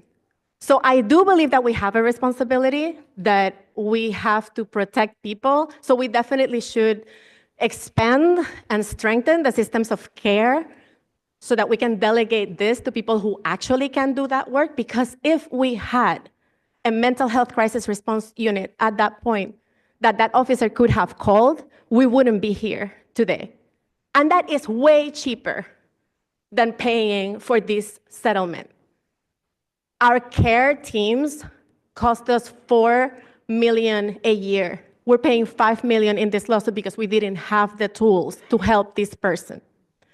In my community, this has happened. We have had people in negative temperatures outside, and I can guarantee you that my community is not going to let somebody get frostbite. So we should be able to expect from police officers to do everything that they can to protect somebody that is out in the cold. So I really want to encourage everybody to vote yes on this settlement. Thank you, Mr. President. Thank you. The chair recognizes Alderman Irvin. Thank you, Mr. President. I agree with actually both parties on this case here. I want to say this, and we've asked our corporation counsel to do more in the frame of risk management, mitigation, and bringing us cases that we know potentially are losers to us earlier so that we can save the taxpayers' dollars. I agree, there are cases that we should fight, but when we do fight, we need to go to court with a better set of facts than this. Meaning that if we see a woman in sub-freezing weather in a robe with no shoes on, and we don't do something beyond say she refused services, this is not the set of facts that we want to go into court with. I mean, just think about that. Do you really want to send her into court with those sets of facts? This is what we've asked her to do, to bring the cost of litigation down, and then we go through these conversations, spend $2 million on legal fees, and get a crazy verdict. Again, we've asked her to do a job, and she's doing the job that we've asked her to do. Now, if we want to reject that, fine, put some money on the table. Put some money on the table. Nobody wants to put the money on the table. Put your money on the table when it comes down to say no to these settlements, because we got one today that cost us another almost $1 million that we said no to. Put your money on the table to make these decisions. And again, sending her into court with a bad set of facts is not right. It goes against what our responsibility is. Yes, I agree with the alder. Say we do need to have better training for our officers, make sure we keep the care teams in place. The $4 million to cover the whole program we just blew, plus another 25% in this one settlement. So again, let's be rational and honest about these situations. Again, I want to send her to court to fight some of these cases. But again, what a better set of facts than what we have been presented with today. I hope that we can kind of see beyond the rhetoric. I understand you want to play politics, but again, these are real dollars, because the dollars that we think we're going to spend today, we continue to wait, they're going to be more. This isn't the only case that looks like this. You got the other one coming up right behind this one, plus some other ones in the queue. So again, we got to be a little more judicious in our thinking and not continue to play politics around these settlements, trying to please a certain narrative, because at the end of the day, the taxpayers are losing. Right now, we're gonna cough up another, was it 685, ma'am, that we're gonna cough up because we didn't make the right decision last year. Thank you, Mr. President. Thank you. The chair recognizes Alderman Sposato. Thank you, Mr. President. I didn't plan on speaking on this. I just planned on being a simple no, and thanks for acknowledging me, Madam Chair, because I forgot to tell you I was a no. But I'm willing to put my money where my mouth is, okay? This has to stop, people. It has to stop. It's a two-way street. It can't be a one-way street. Only we could lose, but you could win. That ain't right, okay? This is a sad situation. Where was her family? Her family didn't take her in. She didn't live with her own family, okay? She refused. She didn't want to go with the police. I don't know what more we could have done. It was a weird thing. I mean, you see somebody out on the street in her robe and no shoes, okay? You refuse a ride. She says she's afraid to go with the police because she don't want to get killed by the police. And we're damned if we do, damned if we didn't. I could guarantee anybody here, we'd be here with an opposite thing. If they forced her in that car, we'd be being sued because they forced her in the car. So I'm not going to blame anybody. I'm not going to blame the call taker. I'm not going to blame the police. I'm not going to blame anybody. It's an unfortunate thing. I just don't think we should be paying $5 million for this. I'm a strong no. Thank you, Mr. President. Thank you. The chair recognizes Alder Vasquez. Thank you very much, Mr. President. It's really interesting how people have no understanding about mental health issues, and yet we're the ones having to vote on things. Somehow there's some expectation that someone going through a mental health issue can self-diagnose and say, hey, by the way, I have a mental health issue, or that because they're refusing service, that they're doing so of sound mind and body. Any single person in here, we may agree, we may not agree, we may fight about a million things. I'm pretty confident that any person in here driving in any street in the city of Chicago at 5-degree weather, if they see a woman in a bathrobe without any shoes out in the cold, will do everything possible to make sure they're taken care of. And if that person said, you know what, I'm afraid of getting into your car, you know what a grown-up would do? Hey, guess what? We're just gonna wait here. We'll see if an ambulance can come by, or maybe a fire department, or someone who you might feel safer with, to make sure you're okay. That's just decency. And so I know it gets very tense in here, and I'll be honest, I don't blame the officers. I think they may not have even known how to deal with the issue. There were new officers trying to identify how to solve a problem. To Alderman Sposato's point, which I agree, they may have felt a concern that if we actually put somebody in the vehicle, we might see a lawsuit because of that. So I don't think this is about being punitive of someone making a tough decision in a situation as such. But again, any single one of us seeing a woman in a bathrobe, no shoes on in the cold, isn't just going to keep driving. They're going to figure out, no matter how long they have to wait, who else is going to provide services. So when someone who feels like they have not gotten that service from the city then feels like they're going to take it into a lawsuit, and based on the evidence of facts, we may lose the case, the lawyers decide to settle. This isn't about putting your money where your mouth is. It's about putting the city's money where your mouth is. It is every single taxpayer that doesn't want to see their property taxes raised, that then has to look at a budget where we only budget $82 million for settlements, and we blow past through that before the second quarter of the year. So it's not about your dollars. It's not about what's in your pocket. It's about the fact that every single time we come here, we have $1 billion deficit because of pension debt, because of misconduct settlements. And then when we have to pay for this stuff, no one wants to vote on the revenue to do so. So stop talking out of both sides of your neck just because you want to cater to whatever crowd you're speaking to. If you're not willing to pay the bill, then accept the cheaper bill and take the settlement. That's what we're talking about here. And again, not an indictment on the officers. It's a tough call, but have some decency out here. No better. And if someone's got a mental health issue, maybe you're not going to trust the answers they give you, and you're going to think about their safety first. That's what we're trying to do. So when we're talking about crisis response, care teams, and everything else, put some money up there so we don't have to pay as much now for settlements. Thank you very much, Mr. President. Thank you. The chair recognizes Alder Fuentes. Thank you, Mr. President. I think this is a case that shows us that when we are having discussions around these settlements, we should look at them to also implore us to think about the solutions that we need to create, right? A woman in a robe with no shoes on in real cold weather shows that she's incapable of thinking of her own safety in that moment, right? Maybe we should have called the ambulance. We have tools in our possession to be able to ensure that she is hospitalized and safe, both getting treatment for the physical impact of being in the cold, but also the mental health crisis that's very evident in that moment. I'm interested in maybe putting a think tank together around every time we have one of these settlements, what could have been in place to prevent that incident from taking place. It's because it's not just incidents with CPD. We're watching settlements happen on multiple different subject matters, right? Whether those are streets and sanitation issues, infrastructure issues, or in this case, the city not having the tools in our possession to be able to help someone that's facing a serious crisis.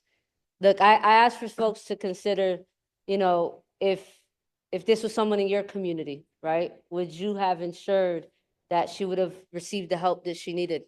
You know, in December, when we were housing people in my tent encampment, I had someone overdosing who was refusing help, but evidently overdosing. It was our responsibility to ensure that no matter what that individual was saying at that time, that the city showed up and provide that individual services. I think that that should be the case in every incident that we see with constituents across the city. And so we have to be thoughtful about this, right? It's not sort of the settlement that we want to cough up the dollars for, but it's an incident that we have to assume responsibility for. I understand the concerns around how much money that we are having to pay. I often struggle with it as well, because every time we settle something like this, I think about all the areas that that money could have gone to, right? And we're all thinking about budget this upcoming period, the deficit that we're facing. But we could pay a lot more if we don't settle this. In fact, we could pay triple the amount, and I don't know if that's the horse I want to bet on.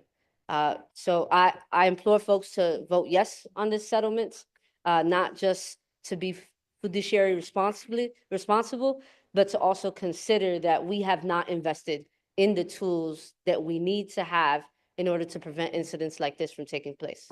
Thank you, Mr. President. Thank you. Before the chairwoman closes, are there any other alders that wish to speak to this item? Seeing no other hands, the chair recognizes Chairwoman Dow. Thank you, Mr. President. We call ourselves leaders in here.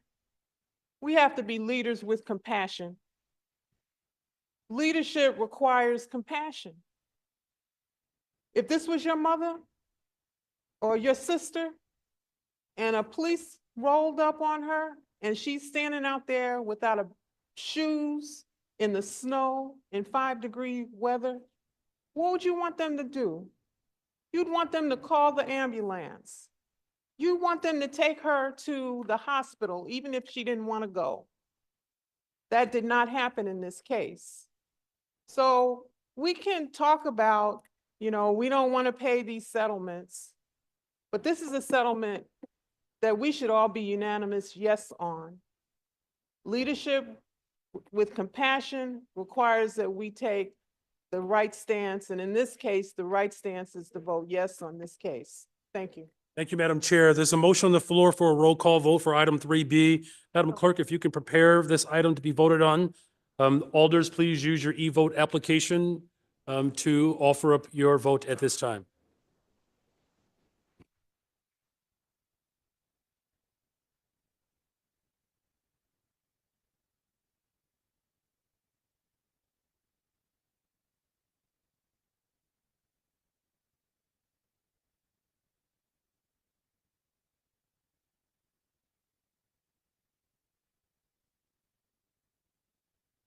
All right, the vote is now open. The vote is now open. Please refresh your e-device. The vote is now open.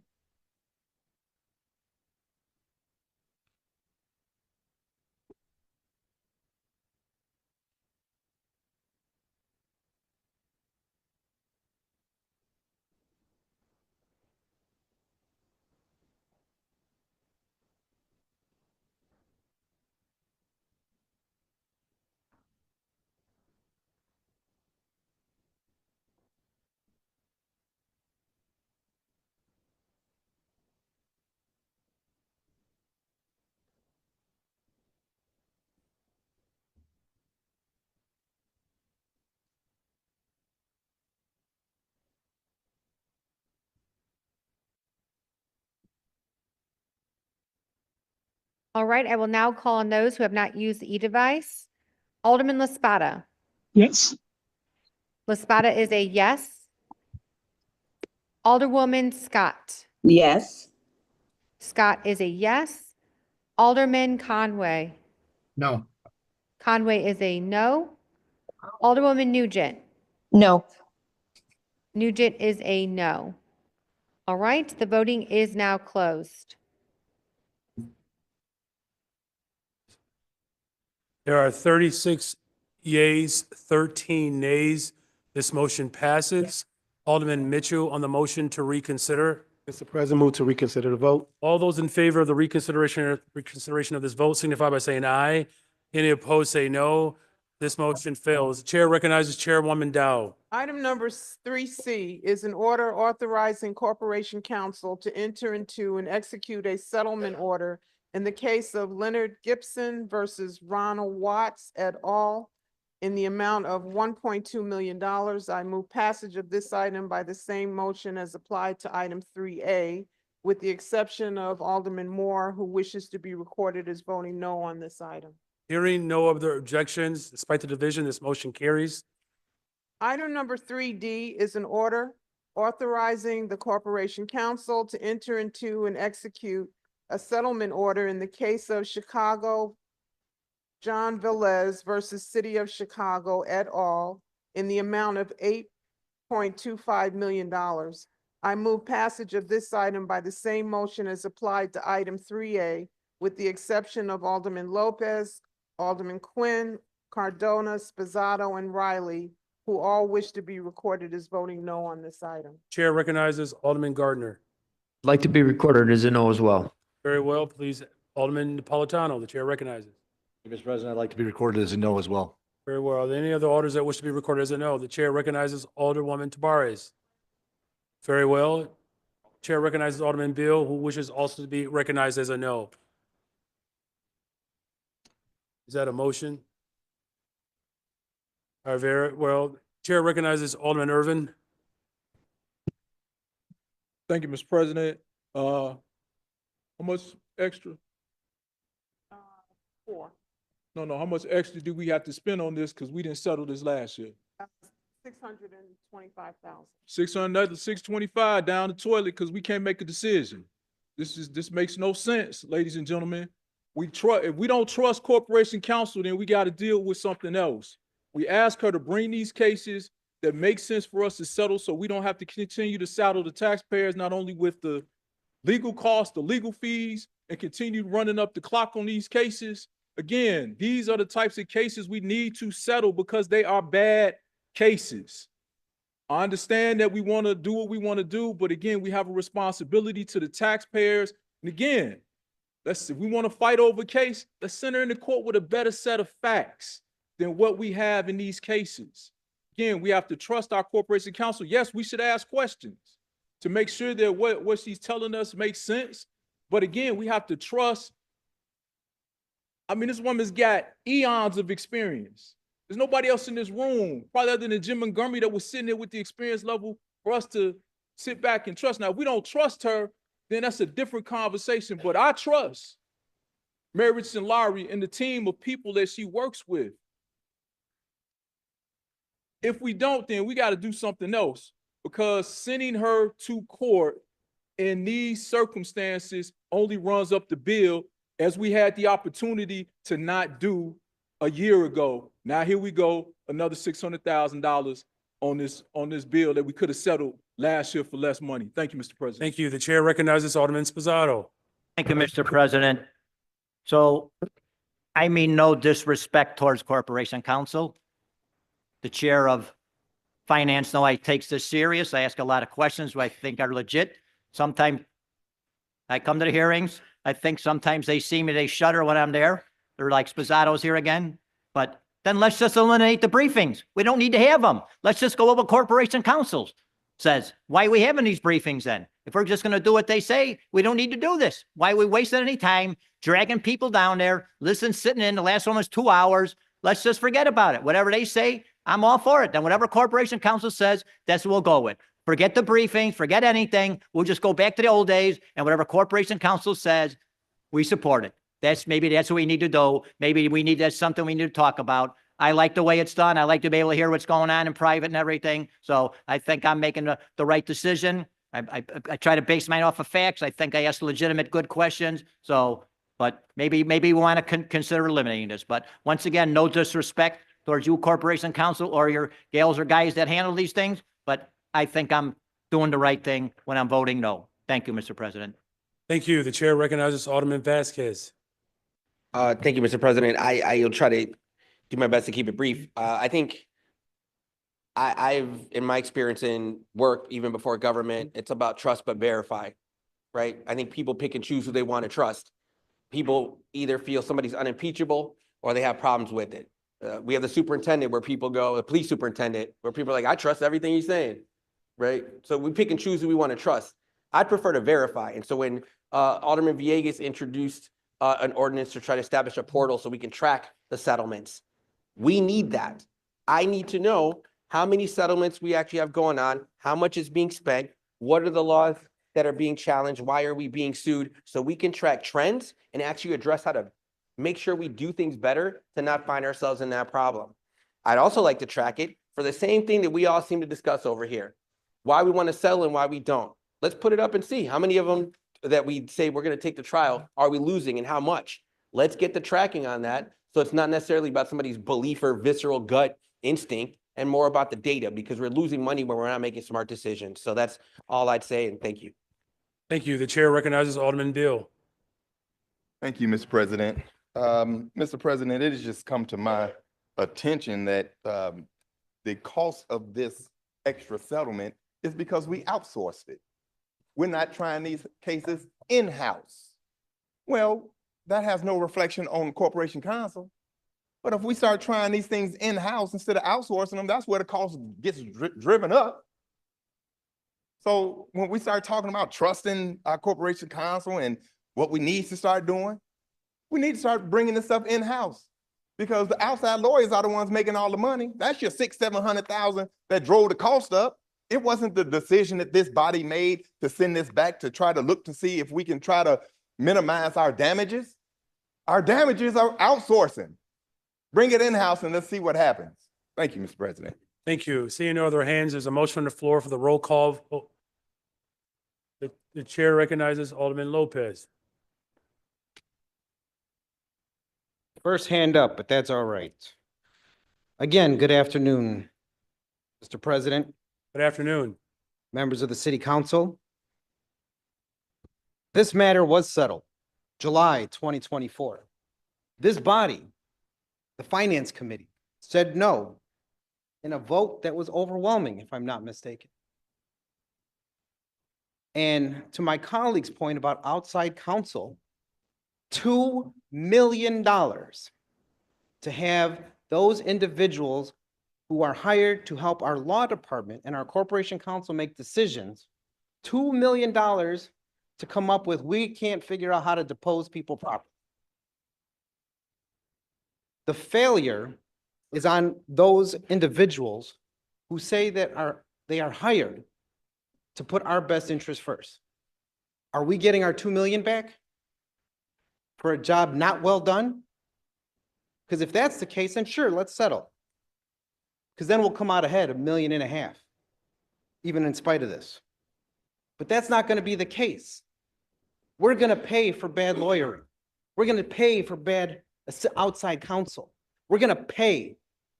And that's continuous, time and time again on all of these lawsuits. This body, the Finance Committee, made a decision. The law department chose to ignore that decision and keep this alive, keep this going.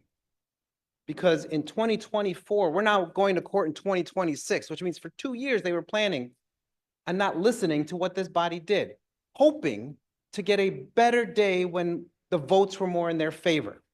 You talk about the politics of these settlements, that's the politics of these settlements, when you manipulate this body time and time again to get a desired outcome. You want to rail about something, rail about that. All 50 of us are being manipulated by the folks who come here and say, this is what we have to do. Am I happy that it's more? No. Do I think we had a case back then? Yes. Am I tired of seeing disputes between gangbangers costing us hundreds, tens of millions of dollars like we're seeing today? Damn right. Because the next one's no better. Same gang, same actors, same nonsense.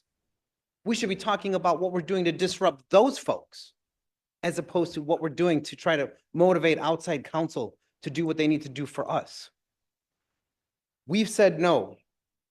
We need to say no again. Thank you, Mr. President. You're welcome. Chair recognizes Alderman Gardner. Thank you, Mr. President. I just want to opine on this briefly.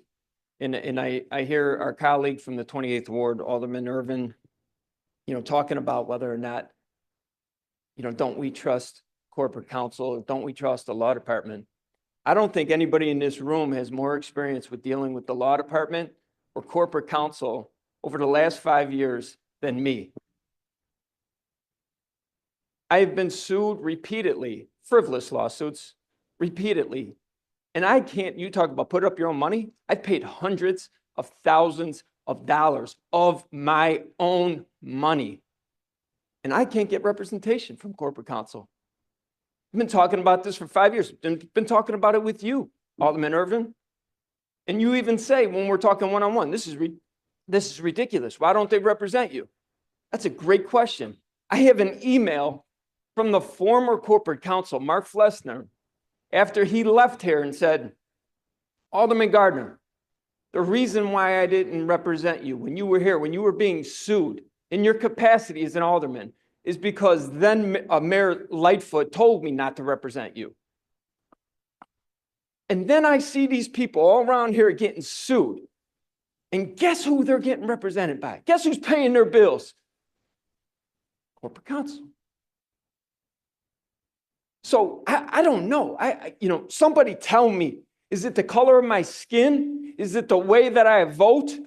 How do I get represented here? Like everybody else in here when you get sued. And that's the truth. So you're asking me, do I trust corporate counsel? Do I trust the 5th floor? Do I trust the 6th floor? Hell no. Hell no.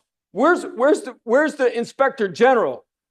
Besides bringing some frivolous, idiotic investigation into me and start doing some investigation there, why am I not getting represented like every single alderman in here currently and in the past that have been represented financially? And I can't get that same type of respect, that same type of service. I don't want anything more than it was legally obligated. That's all I've been asking for. So to answer your question, do I trust them or put up your own money? I've been putting up my money, hundreds of thousands of dollars. Do I trust them? Hell no. Thank you. Thank you. Chair recognizes Chairwoman Dow. Whether you trust the corporation counsel or not, let me just say, y'all need to show up at the briefings and ask these questions. Some people just talk here and just to be talking. Come to the briefings and ask your questions. And then when someone like Alderman Spizzato or Alderman Lopez speaks who come to the briefings, like E.F. Hutton, will listen. With that, Mayor, call the roll. Very well. So there is a motion on the floor for a roll call vote for, was this item 3C? Is that correct? Yeah. 3D? Which one is it? It's 3D. My apologies. It's a motion on the floor for roll call vote for item 3D. Madam Clerk, thank you for your support here. Members of the City Council, please use your e-vote application to record your vote. The voting you is do it now open. The voting is now open. Please use your e-device. Voting is now open. Hit refresh if you need to.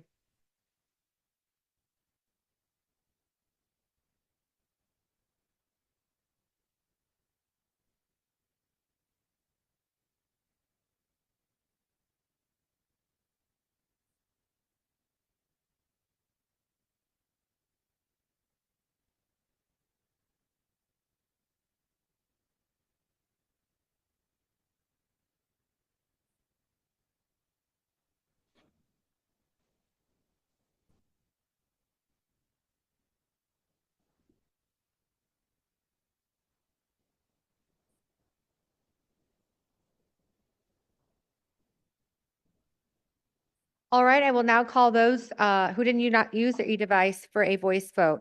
Alderman LaSpada. Yes. LaSpada is a yes. Alderman O'Shea. O'Shea is a no. Alderwoman Scott. No. Scott is a no. Alderman Conway. Yes. Conway is a yes. Alderwoman Nugent. Yes. Nugent is a yes. All right, the voting is now closed. Scott is a no.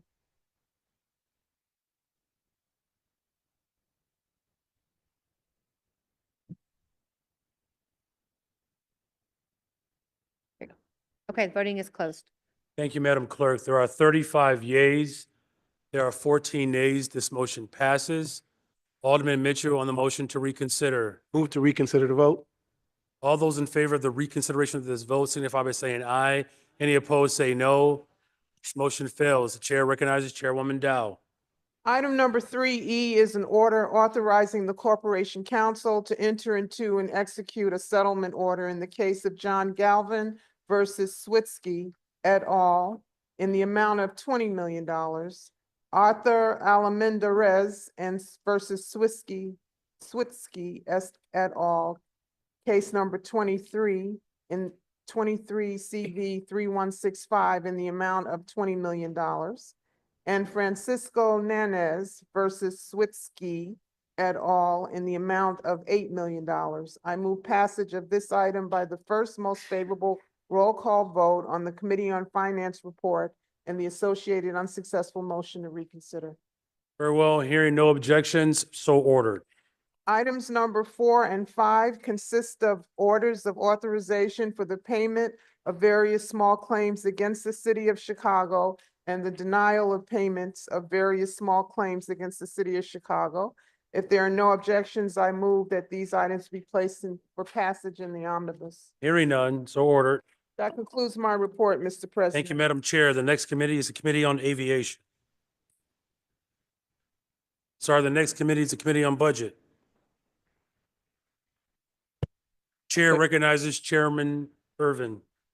Thank you, Mr. President, members of the City Council. Reporting for the Committee on the Budget and Government Operations, which held a committee meeting on May 19th.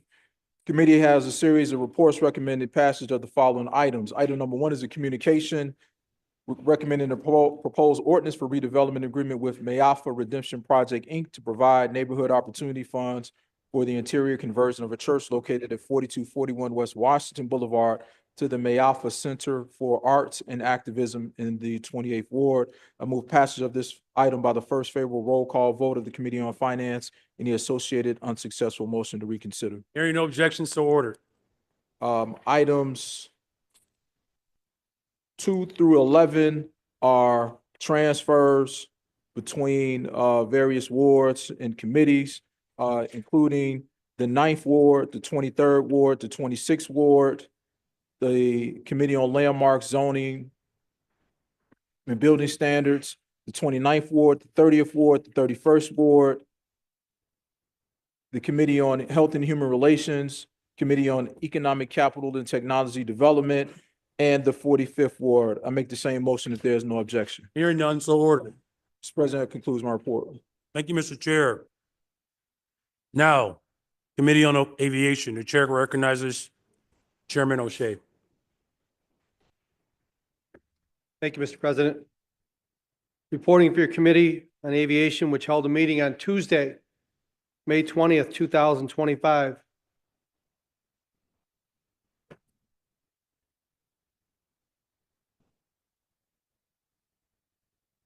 You could just give me 1 second, sir.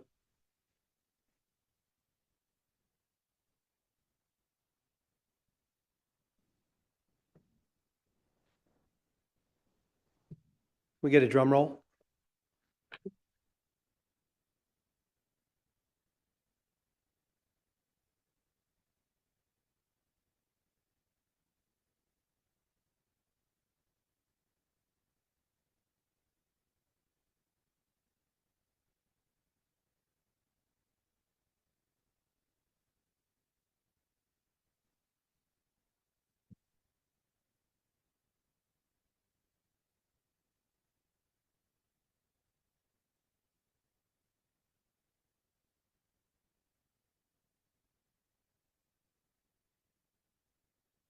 Thank you. You're welcome. Mr. President, the committee has a series of reports recommending passage of the following items. Item number 1, appointment 2025-001-7148. The appointment of Michael J. McMurray to Commissioner of the Chicago Department of Aviation. Mr. President, before I move passage, I'm certain quite a few of us would like to speak. Respectfully, I would ask if I could lead off. Absolutely. Ladies and gentlemen, Mike McMurray has a long history in both the private and public sector. He has had leadership roles going back many years in this building. He served as managing deputy commissioner of the Department of Aviation, managing deputy commissioner of General Services. He served in a leadership role as a deputy commissioner in procurement. He has more than 25 years of experience in transportation and infrastructure. He has a bachelor's degree from Northwestern University, a law degree from the University of Michigan. He has worked in leadership roles with both Globetrotters and the Chicago branch of White & Company, working on major projects that have benefited our city.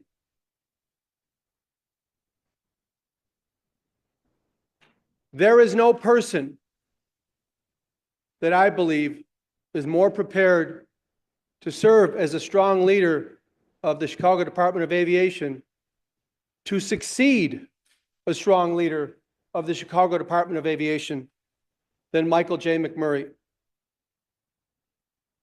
I'd like to recognize many of our Department of Aviation staff who are here today in the gallery, many, many more who are out at both O'Hare and Midway International Airports working hard on behalf of our great city. A few weeks ago, when the rumors started to circulate, sir, that you were looking at Mike McMurray, I started to make some phone calls. I called some people that many of us in this room know from prior administrations, many who were regarded as strong leaders in departments going back many years. Every single person I talked to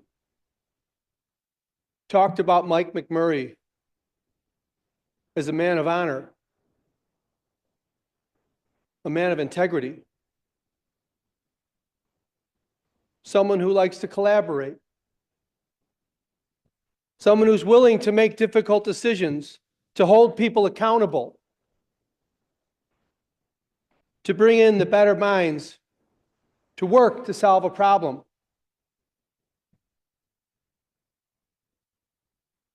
I heard that over and over again.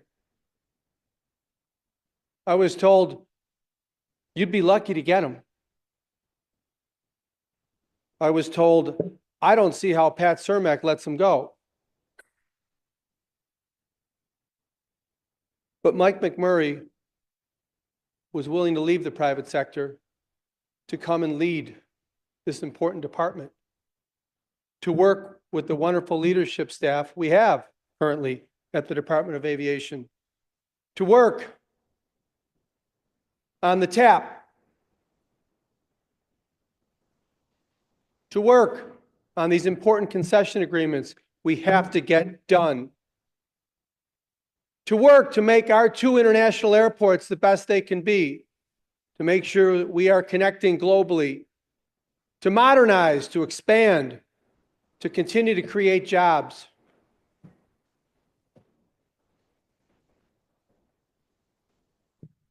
On behalf of everybody on the Committee on Aviation and the people in this council, I want you to know we're all here to support you and do whatever we can. In closing, I'd like to recognize your wonderful family. How proud you must be. And how lucky we all are. Thank you, Mike. Thank you for your willingness to take on this challenge. Thank you, Mr. President. Thank you, Chairman. The chair recognizes Alderwoman Harris. Thank you, Mr. President. I am standing proudly to say that how proud I am that that Mike agreed to come back and do this job for us. But what we get is a real esteemed, valued leader who's going to come here, roll up his sleeves, dig in, not just work with Aviation and all the partners there, but to work with us as a body. So today, I'm saying to you, I appreciate you coming back. Known you for 100 years. You've been around forever in city government and left, and then to come back, I really appreciate you making that kind of commitment. I think that Aviation is going to be a great place for you to work with the entire city to help us get the rest of the stuff done that we need to get finished over there. So I appreciate you. I appreciate your leadership, your history, all the value experience that you bring to that department. I'd be remiss if I didn't acknowledge the acting commissioner, Tracy Payne, who has done a really good job in standing in that seat.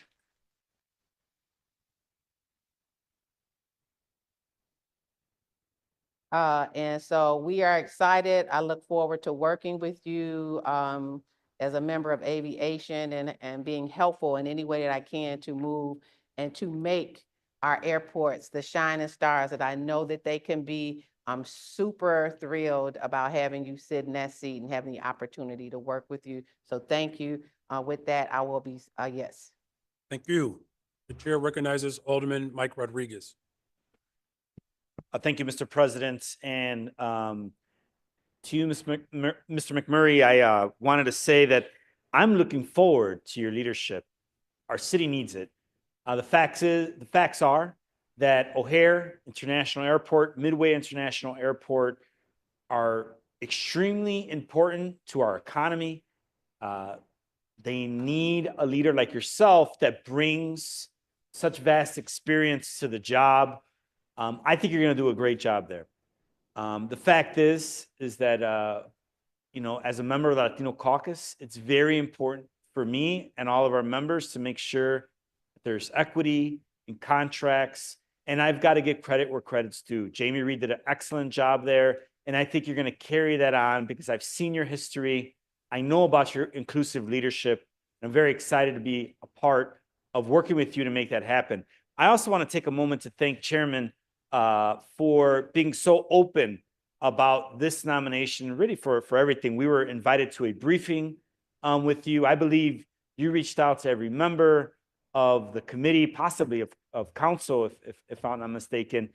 And that speaks to your diligence and it speaks to your willingness to engage.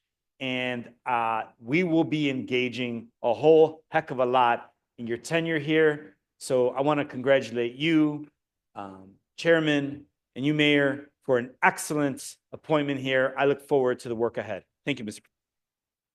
Thank you. The chair recognizes Alderman Villegas.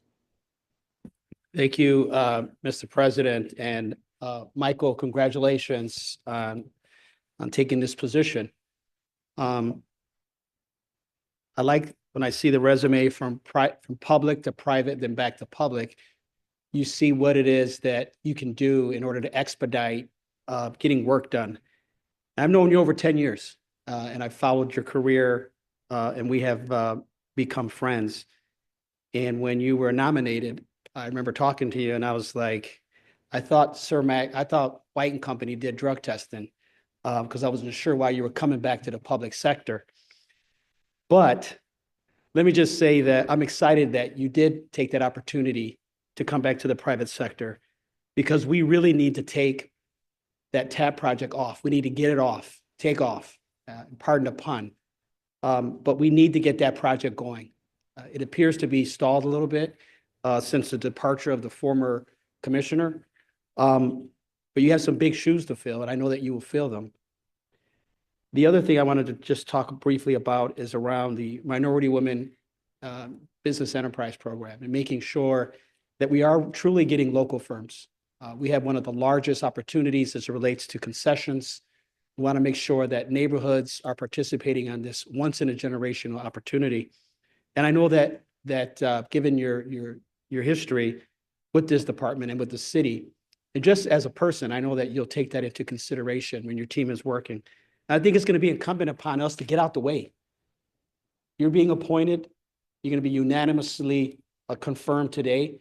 And government, whether it's the fifth floor or the city council, just get out the way and allow you to do your work so we can make sure that planes are taking off on time. The gate issues are settled. People are consuming goods at the concession stands and just creating economic activity in one of the largest economic engines in the region.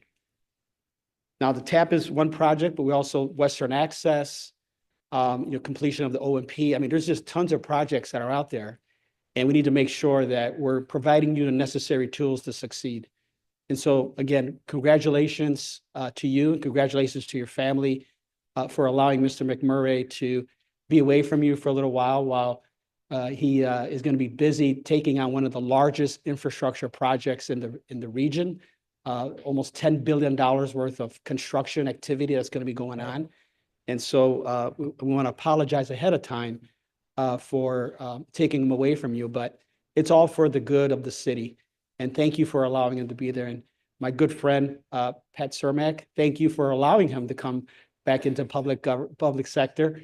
I know that he's going to be missed, but I'm sure that you guys will do well. And so, again, just very excited to see you, Mike, back in government, especially in this role. Thank you. Thank you. The chair recognizes Alderman Derek Curtis. Thank you, Mr. President. I first want to congratulate you on this appointment.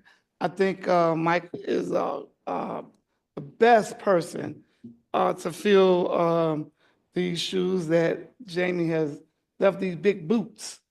It takes a village. Family, I think you've done well by him. He's well-rounded, great thinker. I want to also thank our acting commissioner, Tracy Payne, for keeping the glue together, even though Aviation has always kept it together. You guys do a great job. You walking in, on the ground running, and I appreciate you reaching out to everyone, even being sick. So we know what kind of person that you're going to be as a commissioner. So again, Mr. Mayor, you've done a great appointment here, and welcome back home, Mike.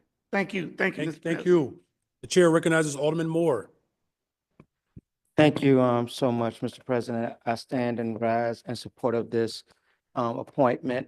I commend you on the appointment, not because of my research, more or less, but because of, as Alderman O'Shea said, when you don't know people well, you call the people that you know well to see if, what they're going to say. Sometimes people think we should know, aldermen should know everything about everything. We're not a subject matter expert on everything. Other people are, and we got to trust some people. And the people that I called to, about 3 of them, Alderman O'Shea, said exactly what you stated, and I trust their judgment. And so I'm wishing you well in this role. Aviation holds a very special place in my heart. That was the first public assignment I had coming out of the private sector as an accountant working at the Department of Aviation. I don't sit on the committee, but I try to attend as many meetings I can so one day I'm on that committee so that I can make sure we're raising the voice, because as an accountant there, I saw a lot of things that was going on that sort of still trickles there. Some things are, structural, institutional, whatever you want to call it, but definitely have to have someone to stand up and making sure that there's equity within that airport and people are doing the things. Undoubtedly, Commissioner Ruiz, one of her biggest fans, did a great job. It's not about you filling her shoes, because I don't think her shoes can be filled. I think it's about you making your own path and doing what you do best. But I will say this, as we prepare to set our meeting up to talk, I understand those, the concessions, procurement, is coming, up. There are people that I'm talking to, don't think this is a good idea for the long term. I think it's 15 years or something like that, I forget. And so they have concerns about it. So I want to make sure that we at least listen to people, whether we agree with them or not. Let's listen to some of these experts, see what they're saying. And if we have to tweak some things, we tweak them. I believe in people having an independence, supporting the people that you work for, yes, but have some independence to say something and let this council know when something isn't right. Because at the end of the day, we have to make sure that we're serving our constituents as a whole. And so this is a appointment that I support, and I wish you well, and I thank your family for being here to see this great moment. And Tracy, as everybody said, thank you, because as we keep moving, the city got to keep moving. We can't stop, and we have to have somebody that we can trust to keep those things moving, because things can blow up overnight, not just only in a week or 2 weeks, but overnight. And your work there, Tracy, being steadfast, taking on that, because trust me, if they'd offered to me, I'd have said no. That's just me, because you got to know what you can handle. And so they chose the right person for that time. And I appreciate everything you did during that time, Tracy, and the entire team at Aviation. God bless you. Thank you, Alderman. The chair recognizes Alderman Nick Spazzato. Thank you, Mr. President. First, I want to congratulate you on this nomination. I'm pretty confident, as another colleague said, this will be unanimous. But I do want to say one thing about my esteemed colleague from the 19th Ward, what he said. Although I do agree with everything he said, I don't believe we're lucky to have you, Mike. I believe we're blessed to have you. I can't believe that you just happened to fall and your name came across the mayor's desk, and then there you were, and now you're going to give up a job working way less, making more money, and you're going to come in this very demanding job. So I believe a lot of work was involved with this. A lot of people pulling at you, Mike, especially the big guy upstairs, talking to you about, we need you. I also believe that years down the road from now, in the past, we never thought Rosie Andolino could be replaced. She was replaced a bit later by Jamie Reed. Now we say Jamie Reed can never be replaced. And I'm just going to make a prediction. I won't be around here 5 or 10 years from now. I can assure you that. But 5 or 10 years from now, people will be talking about you in the same breath that we talk about Rosie and Jamie. So I wish you the best. Nobody lives closer to your office than me, Mike. So I look forward to having lunch with you one day. I'm 5 minutes away from your office. So let's do lunch one of these days. Okay, buddy? Okay, Mr. President. Thank you, sir. The chair recognizes Alderwoman Mitz. Thank you, Mr. President. I too rise in support of this resolution and the appointment rather, for Mr. Murray to become the Commissioner for Aviation. And I have to echo my colleague Alderman O'Shea in saying that your reputation preceded you before you even got the appointment. Because too many people were calling saying, he would be a great guy, and I wasn't even looking for the information. It came to me. But I'm grateful to know that you have that type of reputation behind you, because we need a strong person at Aviation. I can tell you right now, I think I feel a little bit more safer getting on one of those planes, knowing that you're out there overseeing it. No disrespect to anyone, but as always, you look for that leader, somebody to hold accountable. And now I know that today we'll be making this official. So on behalf of myself and my community, we support the nomination. And thank you, Mr. President, for your leadership and discovering Mike and bringing him to the forefront for us. Thank you. Very well, thank you. And for the 7th time today, the chair recognizes Alderman Burnett. It hasn't been 7, Mr. Mayor. You want to know, do I have a language I'm going to speak? What's up, Mike? It's an inside joke, right? But anyway, thank you, Mr. Mayor. I'd like to commend you on this appointment also. And I'd like to commend you on all of the appointments that you have had you pick the smartest, some of the smartest people in the city of Chicago. Matter of fact, for myself, you can give them applause for that. But for myself, it almost seemed like it's reunion time, right? Because, you know, a lot of these folks you're picking are people who have been in administrations over the years. I feel like I grew up with Mike, right? Over 30 years ago, he worked for the city, procurement, general service, aviation. He's a lawyer. You know, he has a wealth of experience. Always respected, always carried himself as a professional to his family and to his former employer. Thank you all for sharing him with us. For his daughter who's sitting there, you know, I had the other experience of working with your dad when you were going to Skinner School, right? And he was working with the school and very involved with trying to make sure the school that you go to was had everything that they needed. So he not only cared about you, he cared about the community that your school was in.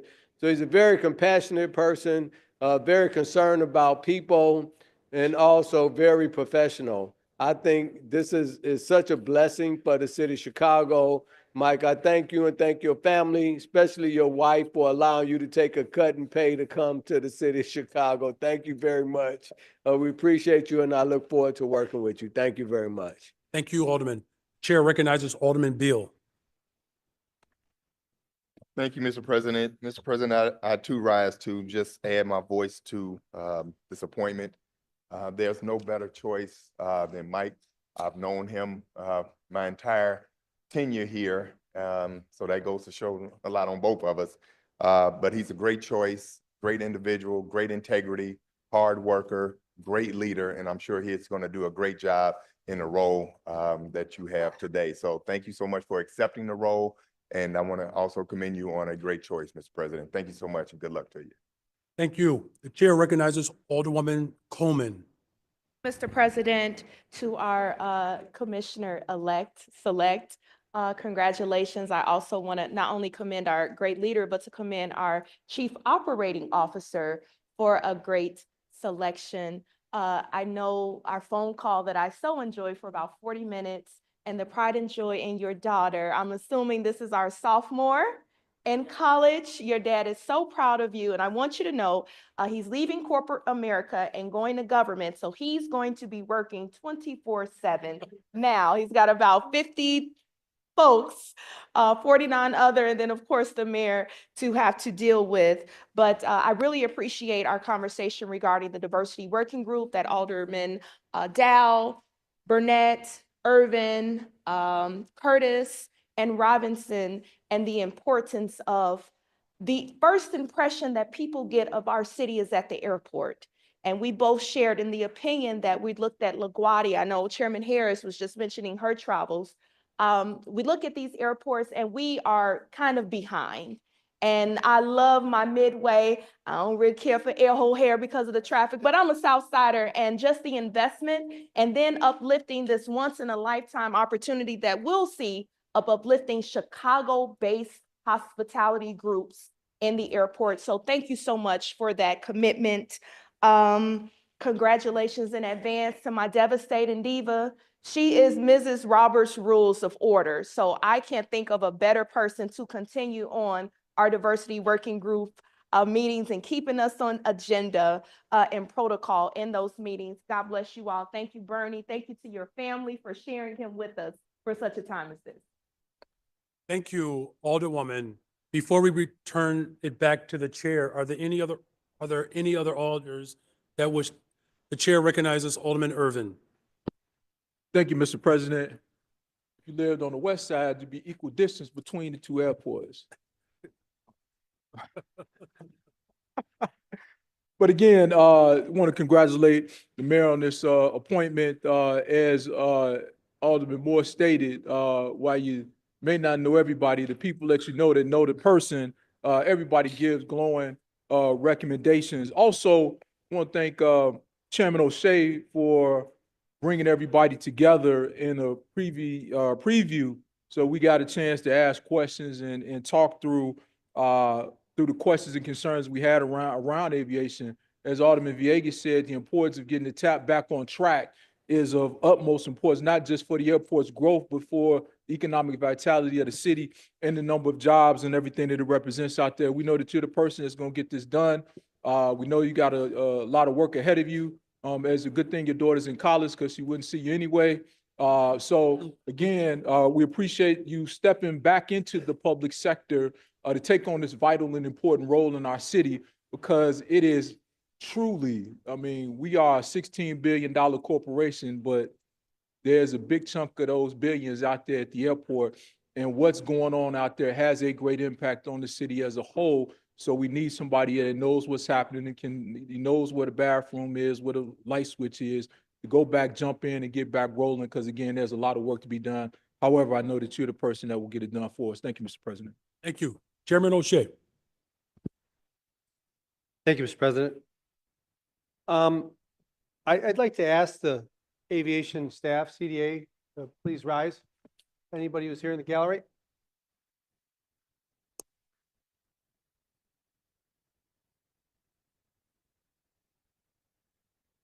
And Mr. President, if I could, I'd like to recognize Acting Commissioner Tracy Payne for her leadership.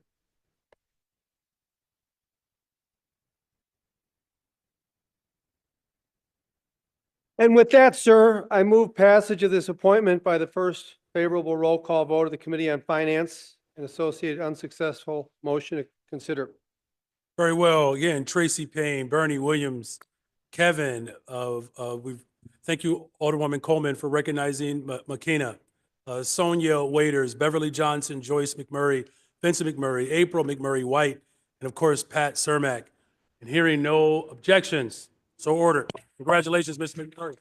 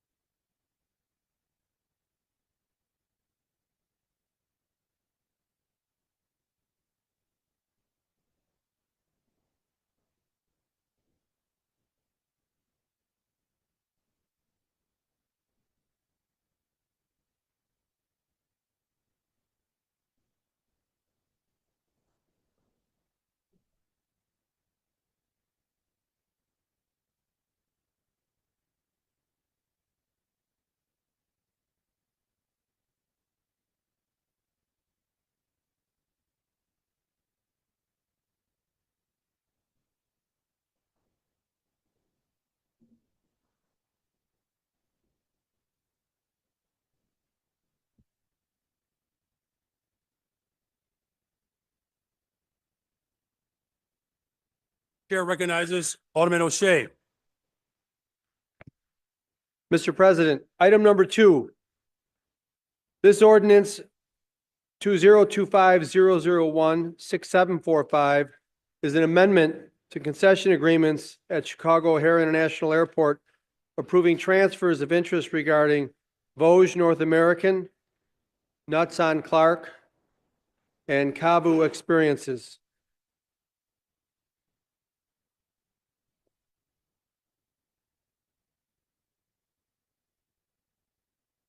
I move passage of this ordinance by the first favorable roll call vote of the Committee on Finance and associated unsuccessful motion to reconsider, sir. Hearing no objections, so ordered.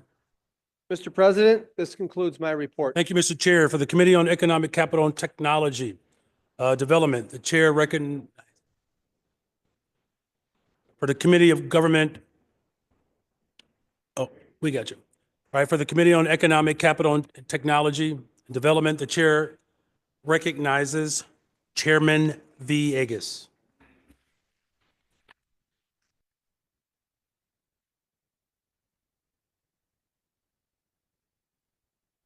Thank you, Mr. President, members of City Council. Reporting for the Committee on Economic, Capital, and Technology Development, which met on Thursday, May 15. The committee held a meeting and recommends passage of the following items.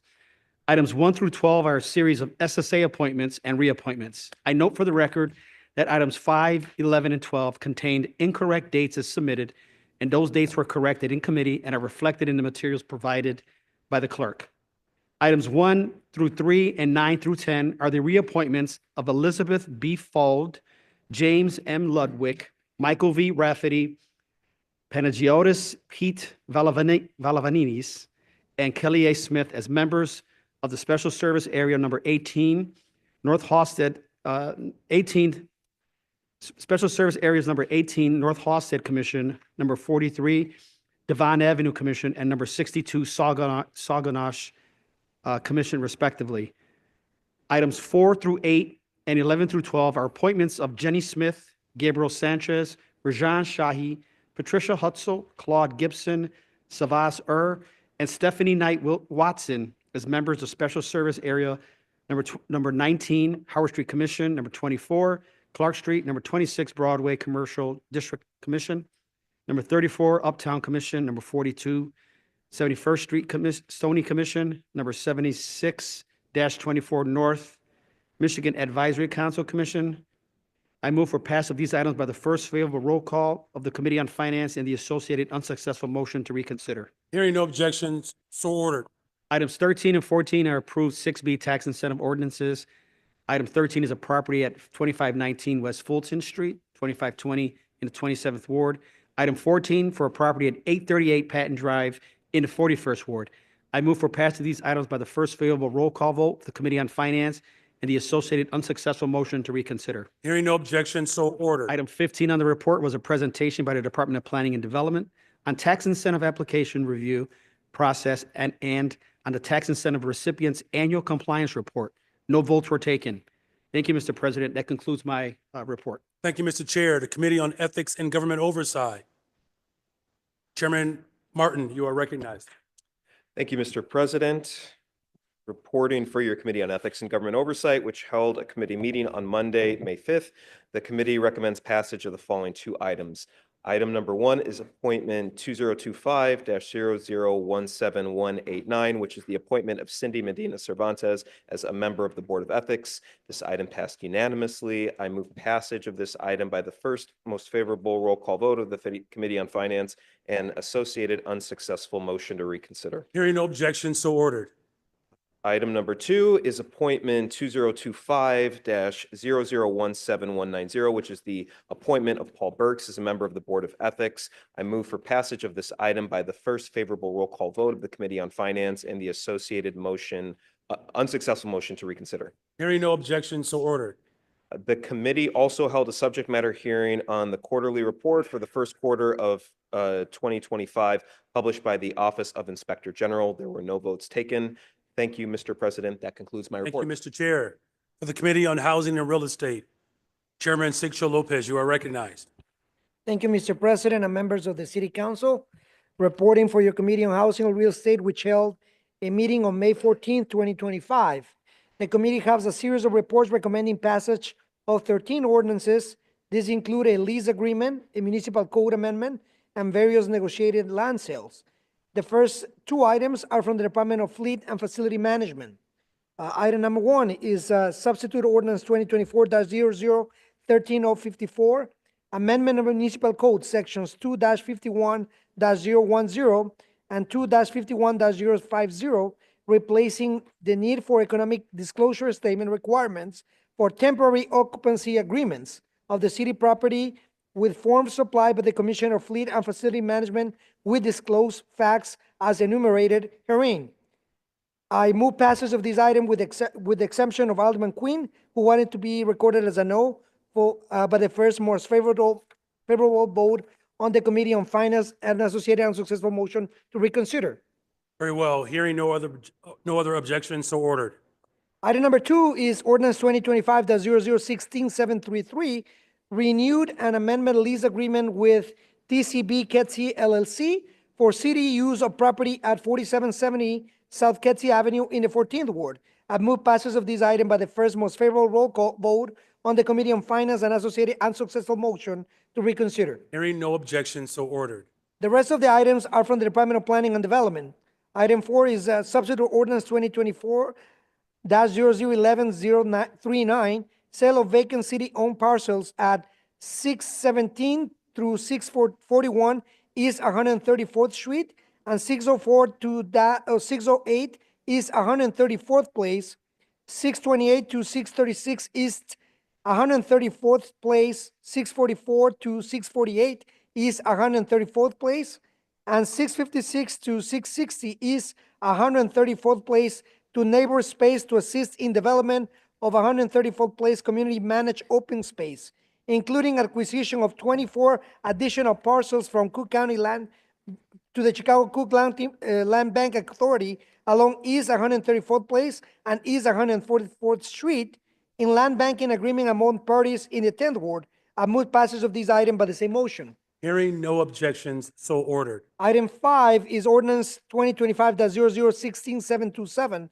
transfer of city-owned property at 4110 West Monroe Street to San Michael Missionary Baptist Church for continued use as church parking lot in the 28th Ward. I move passage of this item by the same motion. Hearing no objections, so ordered. Item 6 is ordinance 2025-0016-723, and item 7 is ordinance 2025-0016-724, are for the sale of city-owned property for use as public space in the 6th and the 20th wards. I move passage of these items by the same motion. Hearing no objections, so ordered. Items 8 through 11 are for market rate sales of city-owned properties in the 4th, 50th, 27th, and 11th wards. The ordinance numbers are ordinance 2025-0016-730, 0016-720, 0016-728, and 0016-721. I move passage of these items by the same motion. Hearing no objections, so ordered. Item 12 is ordinance 2025-0016-701, sale of city-owned property at 356 South Costner Avenue to Johnny Dozier under large lot program for the construction of a community garden and meeting space in the 28th Ward. I move passage of these items by the same motion. Hearing no objection, so ordered. The last two items are item 13 and item 14, ordinance 2025-0016-722 and -0016-719 for sale of city-owned properties to various side lot buyers in the 3rd, 4th, 15th, 16th, 28, 37 wards. I move passage of this item by the same motion. Hearing no objections, so ordered. Mr. President, this concludes my report. Thank you, Mr. Chair. For the Committee on License and Consumer Protection, Chairwoman Silverstein, you are recognized. Thank you, Mr. President. To the President and members of the City Council, I'm reporting for the Committee on License and Consumer Protection. We held a meeting on May 13th, 2025, and the following items were passed by the committee. 02025-0016747, an ordinance to renew the emerging business permit issued to Cyan Robotics, Inc. for operation of personal delivery device. Mr. President, I move that the City Council concur in the recommendation of the License Committee by the same roll call as item number 1 of the Committee on Finance report and the associated unsuccessful motion to reconsider. Hearing no objections, so ordered. 02024-0013637, a substitute ordinance to amend chapter 4-6, 4-13, and 4-14 regarding short-term shared housing and vacation rentals. I move passage of this item by the same motion if there's no objection. Hearing none, so ordered. 02025-0016755, an ordinance to amend chapter 4-4, the municipal code prohibiting sale of cannabinoid hemp products within the Belmont, Craig, and Hermosa Avenue. I move passage of this item by the same motion if there's no objection. Hearing none, so ordered. 10 ordinance regarding liquor moratoriums in the 11th, 12th, 16th, 20th, 23rd, 24th, 42nd, and 49th wards. The committee has recommended passage of each of these items. 02025-0016-734 and others ending 16183, 16748, 15979, 16506, 16579, 16746, 16742, 16476, and 16479. I move passage of these items by the same motion if there's no objection. Hearing none, so ordered. Mr. President, this concludes my report. Thank you, Madam Chair. For the Committee on Pedestrian and Traffic Safety, Chair recognizes Vice Chair Cruz. Thank you, Mr. President. Reporting for the Committee of Pedestrian and Traffic Safety, for which meeting was held on Tuesday, May 13, 2025. Before the committee, there were 244 routine traffic items, all which passed. If there are no objections, I move passage of these items, but the first most favorable roll call vote from the Committee on Finance and the associated unsuccessful motion to reconsider the vote. Hearing none, so ordered. The committee also passed a substitute ordinance sponsored by Alderman Martin, SO 2025-0016753, amendment of Municipal Code Section 9-100-030, allowing for city to vacate final determination of liability of certain parking standing violations for vehicles reported enforcement agencies as stolen. If there are no objections, I move passage of this item by the same motion. Hearing none, so ordered. The committee also held a subject matter hearing pursuant to R 2025-0015-951 and the citywide locations for installation of speed cameras. Thank you to Alderman Villegas for sponsoring the resolution and to CDOT for presenting. No votes were taken on this item. This concludes my report. Thank you. Thank you, Madam Vice Chair. Our next committee is Committee on Public Safety. The Chair recognizes Chairman Hopkins. Thank you, Mr. President. Reporting for your Committee on Public Safety, which held two meetings, one May 9th and the second May 20th, 2025. Your committee recommends the passage of the following two items. Item number one, unanimous recommendation for the appointment of Francisco Velez as Executive Director of the Office of Emergency Management and Communication. If no one wishes to speak, I move passage of this item by the first favorable roll call of the Committee on Finance and associated unsuccessful motion to reconsider. Very well. The Chair recognizes Alderman Villegas. Thank you, Mr. President. You're on a roll today, Mr. President. This is a good appointment. Very excited to see Frank Velez take this position. Some big shoes to fill as well, with Rich Gaitis as well as Jose Tirado. Very excited to see that the executive director comes from the first responders pool and understand the challenges that your department is facing on a daily basis. Given what's taking place around the world and how Chicago is ultimately a target, especially for terrorism, I'm very excited to see that you're there and the relationship that you have with the CPD as well as the fire department to make sure that we're responding in a timely fashion. So this is a great appointment and looking forward to working with you, Frank. So congratulations on your appointment. Thank you very much. The Chair recognizes Alderwoman Mitz. Thank you, Mr. Chairman. I too rise in support of this appointment. Frank, I am so proud of you and the role that you have been selected to lead the Office of Emergency Management, which is a huge job for our city.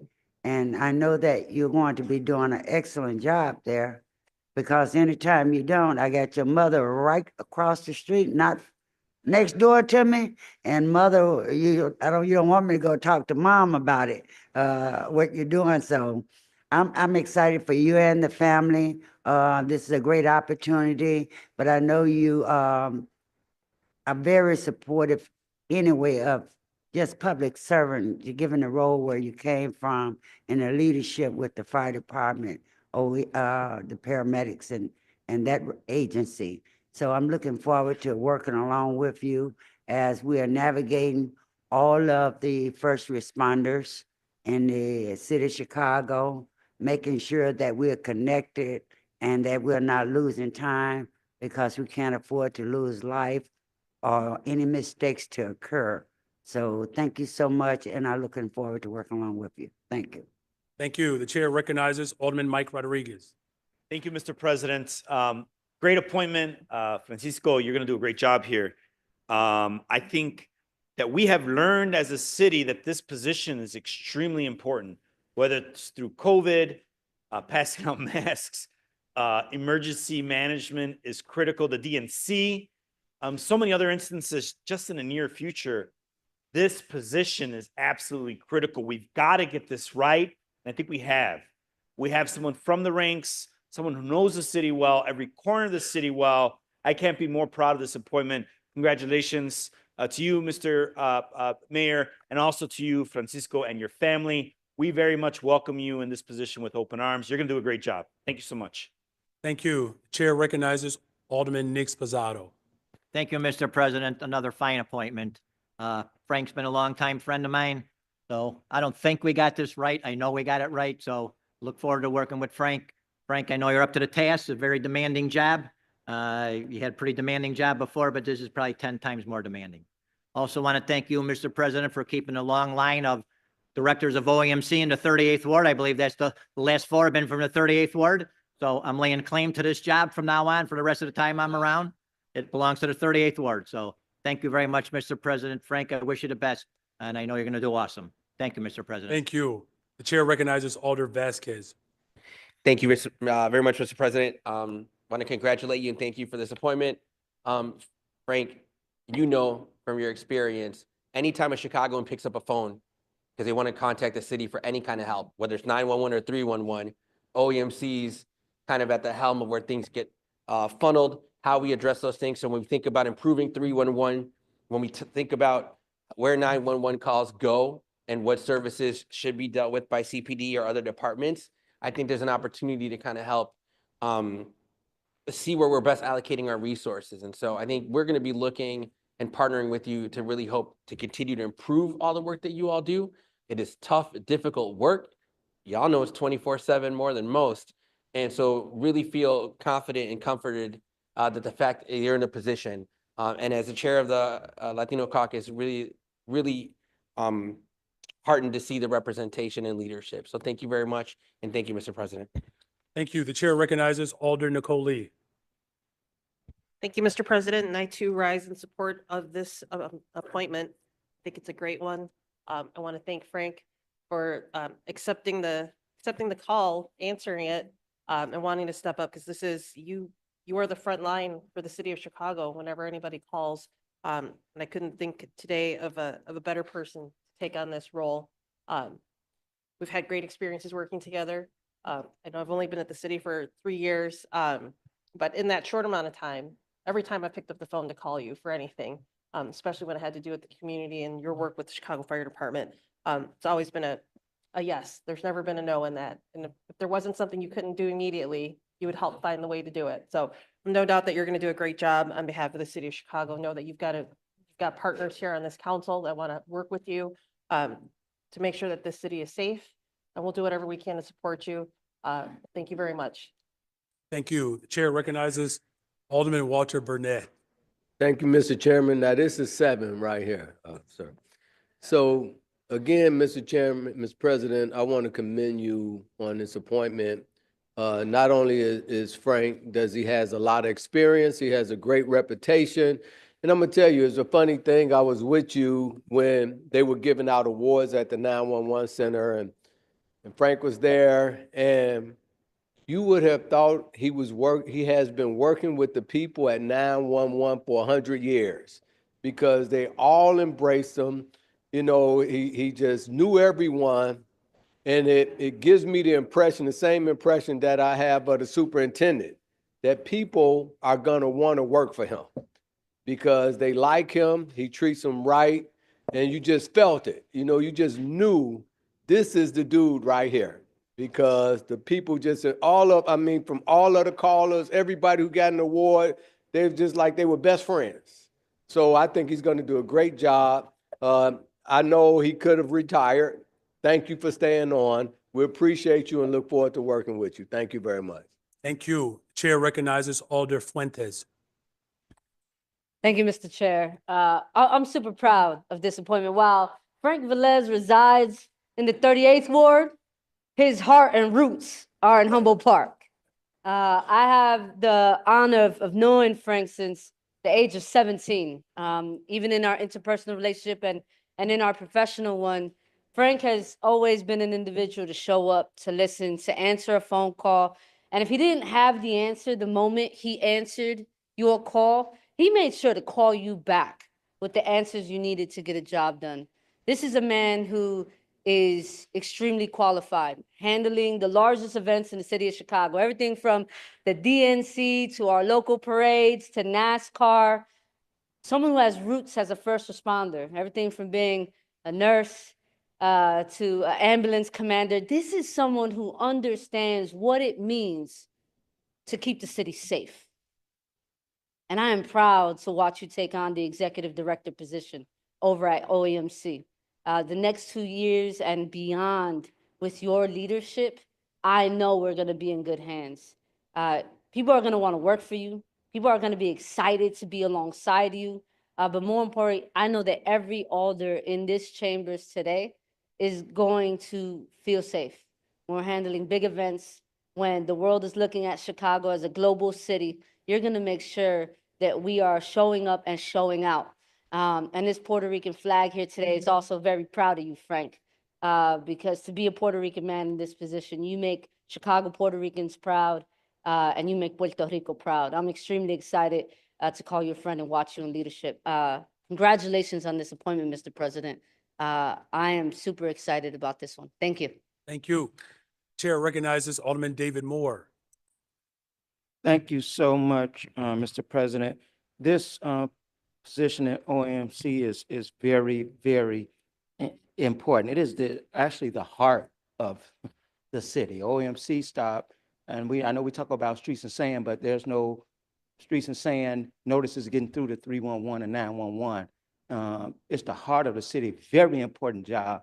And that's why I'm so excited that no one asked us to do a nationwide search for somebody, and that we got the person that can do the job who was homegrown out of the city of Chicago. That's what we need. Homegrown people who know the city, who care about the city. Let me start by saying this again. You got the smarts. You know the job. But a lot of people are smart and sometimes know the job. But one thing I know about this man, he cares about people and he loves Chicago. And I've seen that throughout as I was a young alderman, probably even before I became alderman. This is my dude. This dude is real. And I tell you that because I love people when they're proactive. You don't call them, they call you.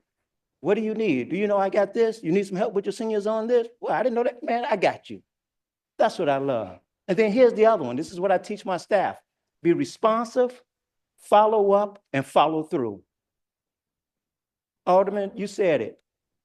This man, when he does something, he calls you back and say, before you even call him back, did it get done? You're the best. And I have no doubt that as we move forward and making sure that OAMC tighter, you're going to make sure it's tighter and righter. And I appreciate you so much. I thank your family, but I got to say this too. You care about young people. You always trying to elevate young people to do their best, to get involved in public safety, to make sure that they have a path to whether it's through fire or police. I appreciate that so much. And Chicago is a place because you have served in it and that you're going to serve in this capacity. I appreciate you and I look forward to continuing our work together. God bless. Thank you. Chair recognizes Alderman Napolitano. Thank you, Mr. President. I too rise in support of this terrific nomination for this position. Frank, congratulations, my brother. I think the best part about it is promoting through the ranks to a first responder that knows how the system works and who cares about how to make it better. So I'm glad to see you in this position. Anything we could do to help you to make it even better. They picked the right person for this job, and Godspeed, and make it better and make it work better for our brothers and sisters out there as well as all of our communities. Congratulations, sir. Thank you, Mr. President. Thank you. Chair recognizes Alder Mana Hoppenworth. Thank you, Mr. President. I too rise in support and commend you for this appointment. Congratulations, Frank. I want to recognize you and your family. This is a huge job, but we know that Frank, as Alderman Moore said, has a heart to do this work But I also want to say that I believe that OEMC is not just the heart of Chicago. It's really the nervous center. Everything goes through OEMC, and I got a chance to go visit the facility and visit the folks that work there every day to make our city safe. And I know because of your background and because you care, you're going to care for your people. And as long as those folks are okay, then I know that we're going to be okay. So thank you for being here and support, and thank you to your team behind you. Just know that the 48th Ward also is in your court. So thank you so much. Thank you. The chair recognizes Alderman Lopez. Thank you, Mr. President, and good afternoon, members of the City Council. I rise not only to congratulate Frank on this appointment, but to thank you and congratulate you, Mr. President, on making the great decision to not only allow Frank to take the helm of the Department of Office of Emergency Management and Communications, but to let him take half a dozen members of the CFD with him as well. And I hope Commissioner Nance Holt is not watching today to see who she might be losing in the future. But in all seriousness, I don't think it's possible to belabor the point of just how respected you are by everybody in this room and everyone that has ever interacted with you. You are the true embodiment of Chicago leadership. And if my colleague from the 26th Ward were listening, I'd say it probably would behoove her to make you the honorary Grand Marshal at the parade. But I think that we look forward to your accessibility. We look forward to what you're going to do to boost the morale at the center, because I think oftentimes the dispatchers forget or often feel like they are forgotten by all of us who talk about first responders, that they are part of our first responder family as well, because they get to tell everyone else where they need to go, both whether it's an emergency or a non-emergency, and helping people work through that. There are challenges that we know, and there are challenges that you know. And I think it's on all of us to work through that together to make this the department of the 21st century that it's meant to be. And I know personally, as someone who's dealt with some of the most violent gang issues in the city of Chicago, knowing that we have a strong partner in OEMC to make sure all of our cameras are working, all of our police and everything is on point. I could not feel prouder and more safer knowing that you are at the helm over there. So congratulations, and I look forward to you voting yes on this appointment. Thank you. Very well, thank you. The chair recognizes Alderwoman Dow. Thank you, Mr. President. I'll be brief. I just wanted to congratulate you on this appointment and to say to Frank, we wish you well. We know you're going to be great in that position. And when your staff is surprised at the appointment and also happy that you received it, on behalf of the 3rd Ward staff, we say welcome and congratulations. Thank you. Thank you. Chair recognizes Alderman Gardner. Thank you, Mr. President. Frank, I think we met in New Mexico, if you remember that. There was a bomb school class, I think we were out there. And it was about a 4-day class. And the room, which about 50 people, was filled with guys and girls from New York and Boston. And all we heard that entire weekend was how they do things and how they're the best fire department in the country. And I remember after the 3rd day, I popped off maybe and started saying, hey, this is how we do in Chicago. And at that time, we didn't have bunker gear. We didn't go to the roof with an air mask. And I started advocating for how we do things in Chicago and why I believe we were the best fire department. And at that time, when I was speaking, I didn't even know that you were from the Chicago Fire Department. You were sitting over there. We didn't even know each other. And I remember leaving the classroom and you just giving me a fist bump saying, hey, man, I'm with you 100%. I'm from Chicago as well. So I remember that weekend, and I remember getting to know you. And I could not be more proud, as Alderman Moore had said, to have somebody from Chicago, to have somebody from the city that came up through the system, that knows the people, that earned the respect. So I wish you well, and I could not be more proud of an individual who came up through the system, grew up in Chicago, from Chicago, and is going to represent Chicago the right way. So thank you. Very well, thank you.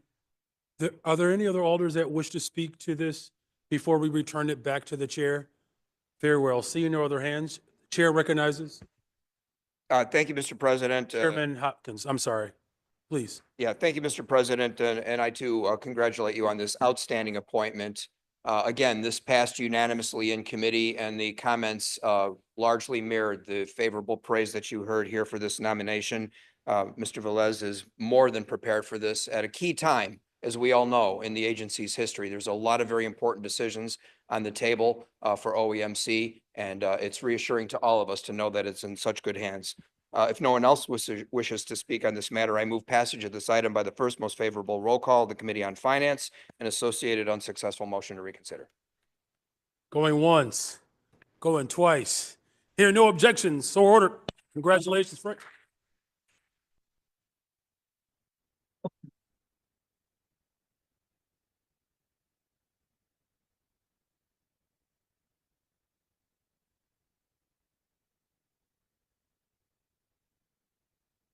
Give a special shout out to Amiris Spiro, Anna Stathman, Ryan Negligan, Mary May, Dion Tate, Shanetra Washington, Marianne McKeever, Glenn Lyman, Chris Patino, Bob Jaweski, Jamar Sullivan, Juan Hernandez, Don Walker, Wally Schroeder, and of course, Jose Tarado. Congratulations again, Frank.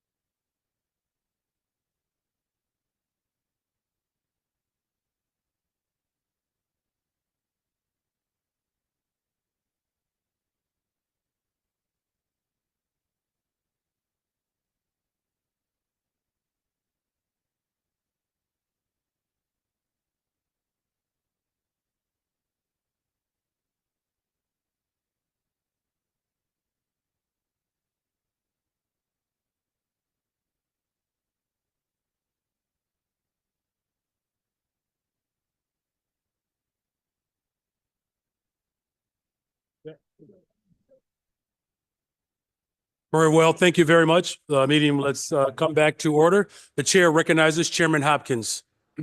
Thank you, Mr. President. Continuing with the report from your Committee on Public Safety, item 2 is proposed ordinance 16732, amendment of the municipal code regarding declaration of temporary curfews for mass gatherings. If no one wishes to speak, I move passage of this item by the first favorable roll call of the Committee on Finance and associated unsuccessful motion to reconsider. Very well, the chair recognizes Alderman Irvin.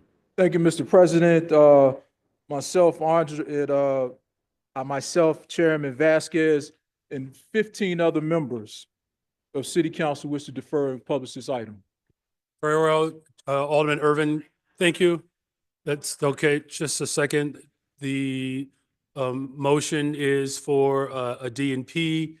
Alder Vasquez, can you confirm that you are part of this Confirm, effort? sir. Very well.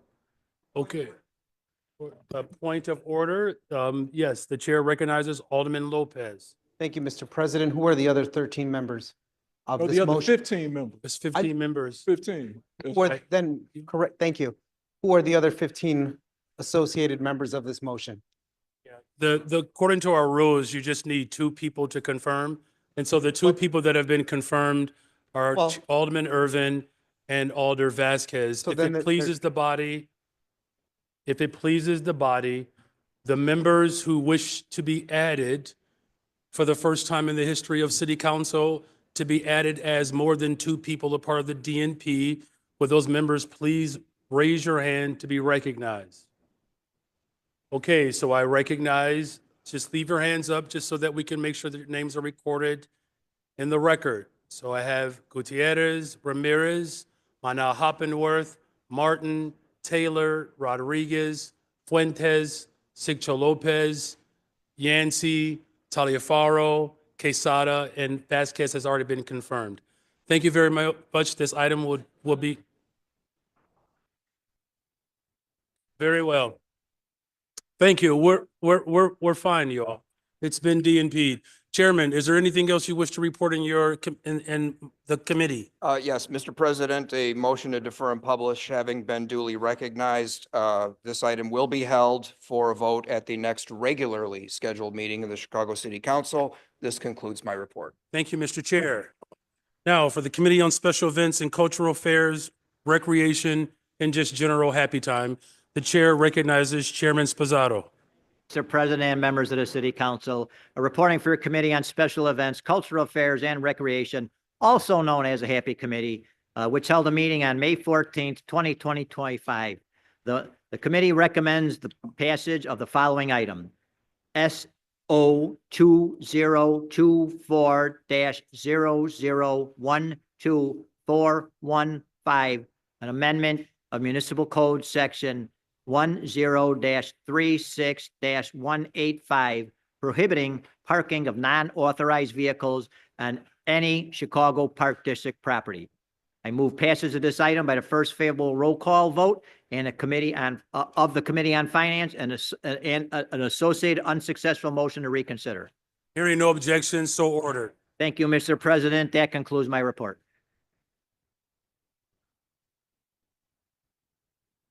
The Committee on Transportation and Public Way. Chairman Mitchell, you are recognized. Thank you, Mr. President, and members of the City Council. Reporting for your Committee on Transportation and Public Way, which held a meeting on May 14th, 2025. The following items passed the majority of the members present.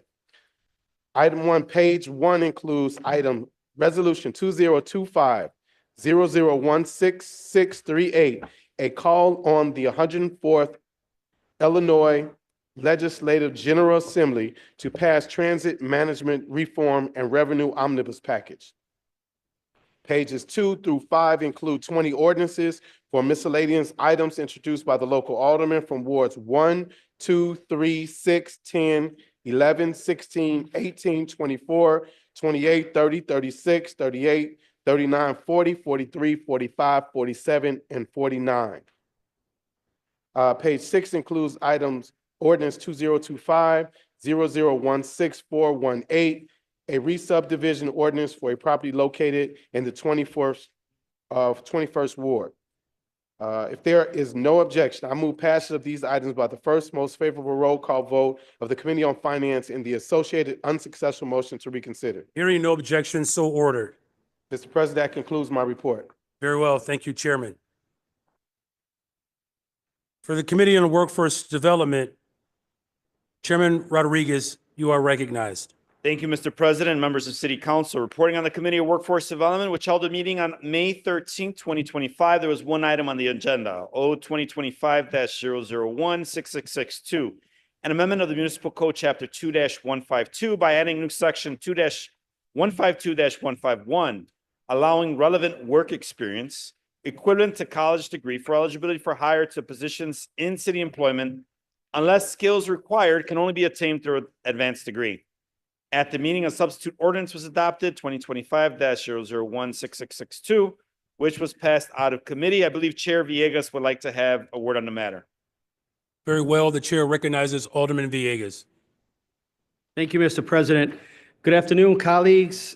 As we work to build a more inclusive and effective city workforce, it is time we recognize the value of experience, training, and certification, not just degrees when considering candidates for employment. For too long, we've used a college degree as the only measure of qualification, overlooking thousands of hardworking individuals whose real-world knowledge, skills, and on-the-job training make them equally, if not more capable. What we have seen is when a job requires a degree in Chicago, employers automatically screen out 61% of African-American workers, 54% of Latino workers, 39% of white workers, and 23% of Asian American workers. This is an issue that affects all candidates, and it's time to tear the paper ceiling. Whether it's a veteran with leadership experience, a tradesperson with specialized certification, or someone who's completed job training programs in our communities, their qualifications are relative to what many college graduates gain in a classroom. They bring practical problem solving, discipline, and lived experience, exactly what our city needs in its workforce. The skills-based ordinance will expand the talent pool, advance equity, foster inclusion, and ensure that all candidates will have the best chance of being considered for a role. This will open doors and acknowledges the hard work and expertise many have built and honed throughout various roles, jobs, and real-world experience.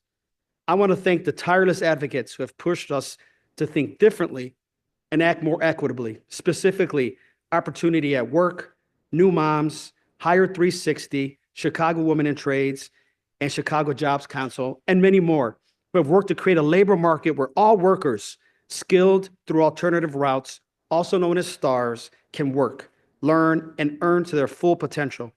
Your work has been essential in driving forward policies that value diverse pathways to success and truly reflect the people of Chicago. Together, we're opening doors, broadening opportunity, and making sure that every resident, regardless of how they got there, has a fair shot at serving our great city.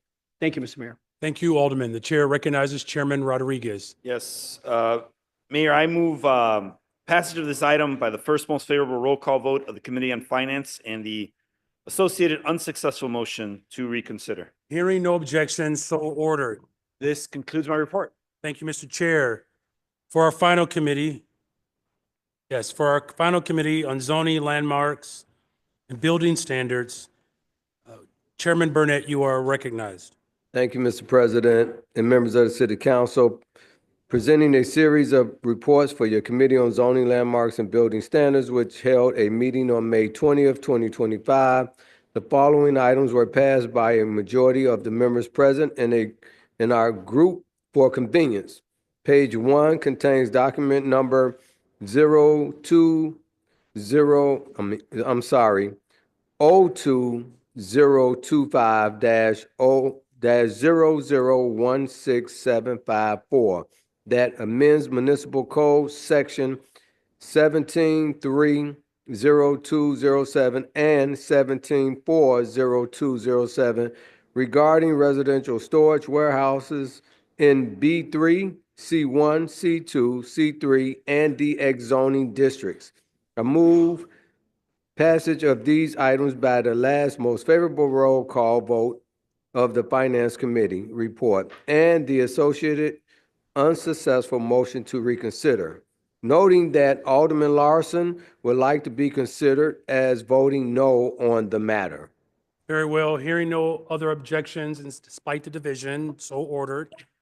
Page 1 also contains document numbers 02025-00165999, the historical landmark designation for wax tracks located at 2449 North Lincoln in the 43rd Ward. I move passage of this item by the same motion if there is no objection. Hearing none, so ordered. Moving on, pages 2 through 13 contains various map amendments in the 1st, 4th, 8th, 11th, 14th, 15th, 16th, 21st, 24th, 25th, 26th, 27th, 28th, 31st, 32nd, 33rd, 36th, 43rd, 44th, 45th, 47th, and 50th wards. I move passage of these items by the same motion if there is no objections. Hearing none, so ordered. Lastly, page 1 contains various large signs over 100 square feet in area 24 feet above grade in the 2nd, 1st, 13th, 22nd, 25th, 27th, 28th, 29th, 32nd, 34th, 36th, 42nd, 44th, 47th, 48th, and 50th wards.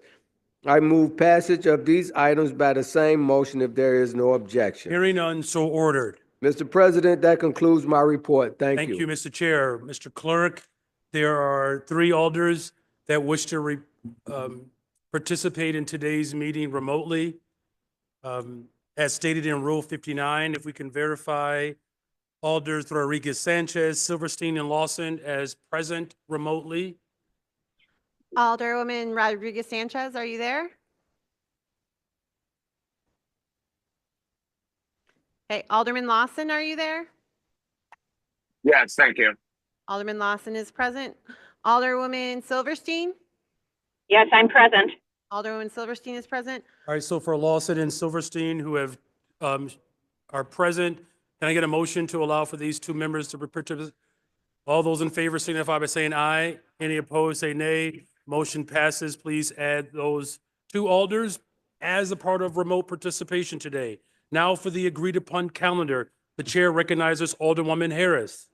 Thank you, Mr. President. I've received from City Clerk Andrea M. Valencia a total of 38 items proposed for the agreed calendar, consisting of congratulatory, commemorative, tributary resolutions for the following alderpersons: Alderperson Yancey, Alderperson Harris, Alderperson Ramirez, Alderperson O'Shea, Alderperson Fuentes, Alderperson Burnett, Alderperson Irvin, Alderperson Cruz, Alderperson Wagispack, Alderperson Conway, Alderperson Nugent, Alderperson Vasquez, Alderperson Napolitano, Alderperson Clay. I move these in the omnibus. Very well. Hearing no objections, so ordered. Now for new business, the clerk will begin with the 50th Ward. Zoning amendments which are referred to the Committee on Zoning, Landmarks and Building Standards, traffic regulations and traffic control signals which are referred to the Committee on Pedestrian and Traffic Safety, exemption from physical barrier requirements for driveway alley access availability, which are referred to the Committee on Transportation and Public Way. Alderperson Silverstein has a proposed order for the issuance of permits for signboards at 2658 West Devon Avenue, which is referred to the Committee on Zoning, Landmarks, and Building Standards. Alderperson Martin has a proposed ordinance for amendment of municipal code, chapter 4-156, by adding a new Article 8, establishing regulations for alcohol manufacturer accessory event licenses, which is referred to the Committee on License and Consumer Protection. Alderperson Martin also has proposed ordinance for amendment of municipal code, section 14B-10-1006, by modifying section 1006.3.3, allowing single exits in buildings containing R2 occupancy and meeting specific criteria, which is referred to the Committee on Zoning, Landmarks, and Building Standards. Alderperson Martin also has proposed ordinance for amendment of municipal code, chapter 5-12, by modifying various sections regarding rental security deposits and by inserting a new section 5-12-085 requiring itemized list of cost estimates that comprise move-in fees, which is referred to the Committee on Housing and Real Estate. Two committees called, the Committee on Housing and the Committee on Rules. The matter is referred to the Committee on Committees and Rules. Alderperson Martin also has proposed ordinance for amendment of municipal code, chapter 2-44, by adding a new section 2-44-170 regarding requirements for low-income housing tax credit qualified allocation plans, which is referred to the Committee on Housing and Real Estate. Two committees called, the Committee on Housing and the Committee on Committees and Rules. The matter is referred to the Committee on Committees and Rules. Alderperson Lawson has a proposed ordinance for agreement to enter into a security enhancement project for the events at Wrigley Field and Gallagher Way, which is referred to the Committee on Finance. Alderpersons Lawson and Villegas have proposed ordinance for amendment of municipal code, section 6-105-030, entitling employers of occupations where gratuities are customary allowances for gratuities not to exceed 32% of minimum wage rate, which is referred to the Committee on Workforce Development. Two committees called, the Committee on Workforce Development and the Committee on Finance. The matter is referred to the Committee on Committees and Rules. Alderperson Riley has proposed orders for the issuance of permits for signboards at 720 North Walton Street. No, 740 North Franklin Street, which is referred to the Committee on Zoning, Landmarks, and Building Standards. Alderperson Riley also has a proposed order for the issuance of a signboard at 54 East Walton Street, which is referred to the Committee on Zoning, Landmarks, and Building Standards. Alderperson Napolitano has a proposed order for the issuance of a signboard at 10,000 West O'Hare Airport, 836 Patton Drive, which is referred to the Committee on Zoning, Landmarks, and Building Standards. Alderperson Napolitano also has a proposed ordinance for amendment of municipal code, section 4-4-331, prohibiting sale of cannabinoid hemp products within O'Hare residential area, which is referred to the Committee on License and Consumer Protection.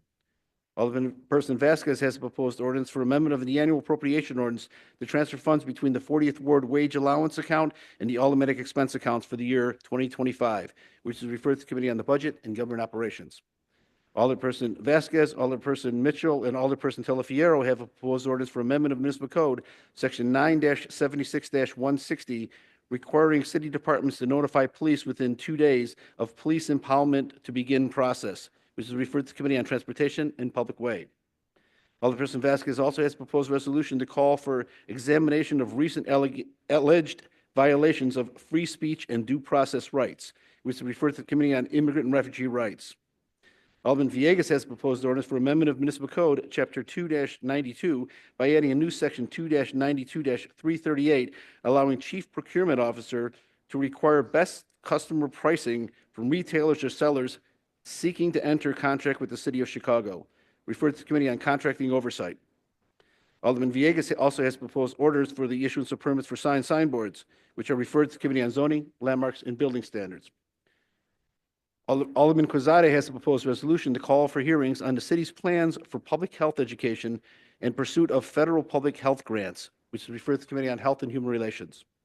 Alderperson Conway has proposed orders for the issuance of permits for signboards at 400 South Jefferson Street, which are referred to the Committee on Zoning, Landmarks, and Building Standards.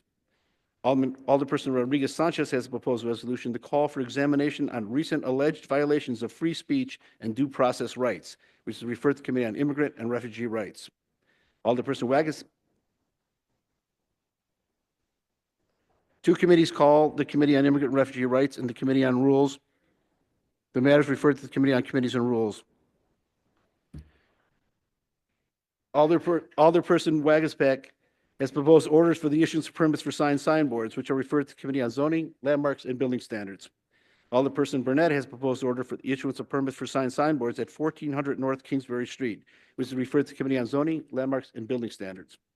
Alderperson Fuentes and others have a proposed resolution to call on the U.S. Congress to establish end date for Puerto Rico Financial Oversight and Management Board and ensure transition towards Puerto Rican fiscal autonomy, which is referred to the Committee on Health and Human Relations. Alderperson Cicho Lopez has proposed ordinance for amendment of municipal code sections 4-60-022 and 4-60-023 to allow additional alcoholic liquor and packaged goods licenses on portions of South Blue Island Avenue, which are referred to the Committee on License and Consumer Protection. Alderman Cicho Lopez and others have proposed a resolution for condemnation of the GOP's proposed One Big Beautiful Bill 5% excise tax applied to monies sent to families in immigrant countries of origin, which is referred to the Committee on Immigrant and Refugee Rights. Alderperson Cicho Lopez has proposed. Two committees having been called, the Committee on Immigrant and Refugee Rights and the Committee on Committees and Rules. The matter is referred to the Committee on Committees and Rules. Alderperson Cicho Lopez has proposed orders for an honorary street designation as Honorary Lucia Lucy Gutierrez Way, which is referred to the Committee on Transportation and Public Way. Alderperson Cicho Lopez also has a proposed ordinance for an honorary street designation as Honorary Gilberto Villasenor Sr. and Ignacio Villasenor Sr. Street, which is referred to the Committee on Transportation and Public Way. Alderperson Scott has proposed ordinance for a historical landmark fee waiver for 2869 through 2881 West Cermak Road, which is referred to the Committee on Zoning, Landmarks, and Building Standards. Alderperson Mosley has proposed ordinance for amendment of municipal code, section 8-4-050, expanding definition of trespassing and establishing fines of $250 to $1,000 for any person convicted of trespassing, which is referred to the Committee on Public Safety. Alderperson Taylor has proposed ordinance for amendment of municipal code, section 4-60-023, to allow additional package goods licenses on portion of West 58th Street, which is referred to the Committee on License and Consumer Protection. Alderperson Gutierrez has proposed order for the issuance of permits for a signboard at 4444 South Pulaski Road, which is referred to the Committee on Zoning, Landmarks, and Building Standards. Alderperson Ramirez has proposed ordinance for amendment of municipal code, titles 2 and 17, by adding new sections to chapter 2-31, establishing Environmental Justice Advisory Board, and modifying various sections of Title 17, changing requirements for industrial uses, which are referred to the Committee on Zoning, Landmarks, and Building Standards. Two committees called, the Committee on Zoning and the Committee on the Budget and Government Operations. The matters referred to the Committee on Committees and Rules.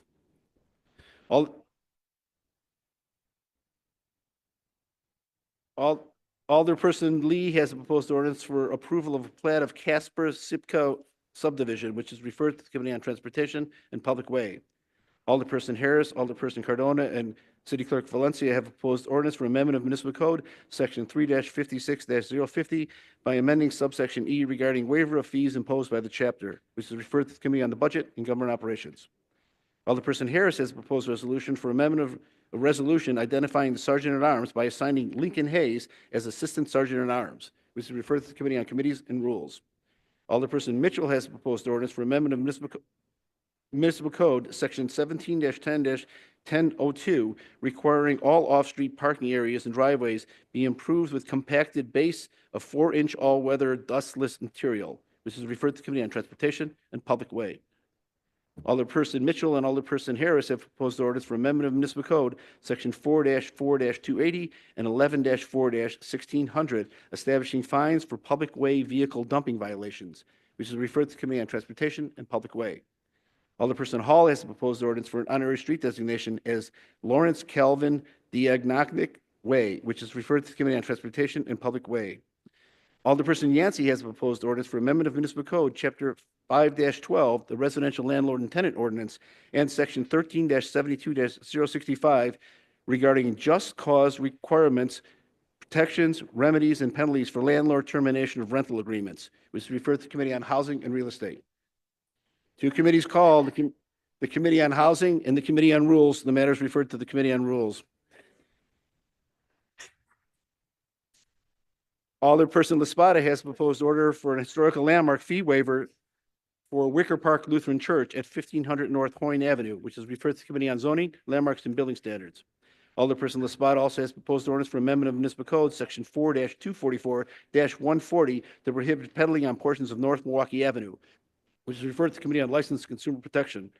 Alderperson Laspada also has proposed resolution to call for hearings on implementation of gender-based violence prevention services and programming in Chicago, which is referred to the Committee on Health and Human Relations. Alderperson Laspada also has proposed ordinance for amendment of Municipal Code, Title IX, by modifying Sections 9-64-110 and 9-12-060, designating portions of Chicago Avenue as rush hour bus lane, and Section 9-64-140, modifying start and end points of no stopping and standing zones, which is referred to the Committee on Pedestrian and Traffic Safety. Your Honor, that concludes the presentation of aldermanic introductions. Thank you, Mr. Clerk. Alderman Mitchell for approval of the journal.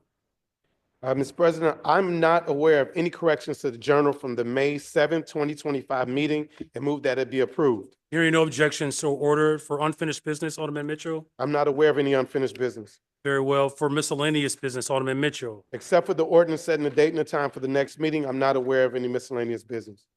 Very well. For the date and time of the next meeting, Alderman Mitchell. Handed up an ordinance to the clerk setting the date and time of the next meeting.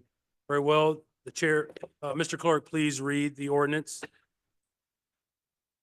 Be it ordained by the City Council of the City of Chicago, Section 1, that the next regular meeting of the City Council of the City of Chicago shall be held on Wednesday, June 18th, 2025, beginning at 10 o'clock a.m. in the council chamber on the second floor in City Hall, 121 North LaSalle Street, Chicago, Illinois.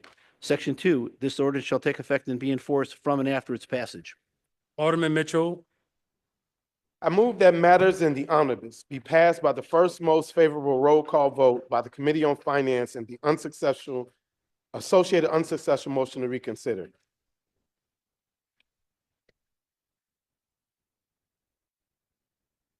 Alderman Mitchell, just for the movement of the passage of the omnibus for the next meeting. I move that matters in the omnibus be passed by the first most favorable For the roll. date and time of the next meeting. To be passed in the omnibus. So the motion on the floor is for the date and time of the next meeting to be passed in the Oh, I'm sorry. omnibus. I move passes in the omnibus. Very well, I we hear that. apologize. There are no objections. Trust me, so ordered. Now Right. for the omnibus, Alderman Mitchell. I move that matters in the omnibus be passed by the first most favorable roll call vote by the Committee on Finance and the associated unsuccessful motion to reconsider. Hearing no objections, so ordered. There being no further business before this body, I move that we adjourn. Alderman Burnett, you have nothing else to say today? Very well. Hearing no objections and Alderman Burnett has nothing else. One more thing, Mr. So order this meeting is adjourned.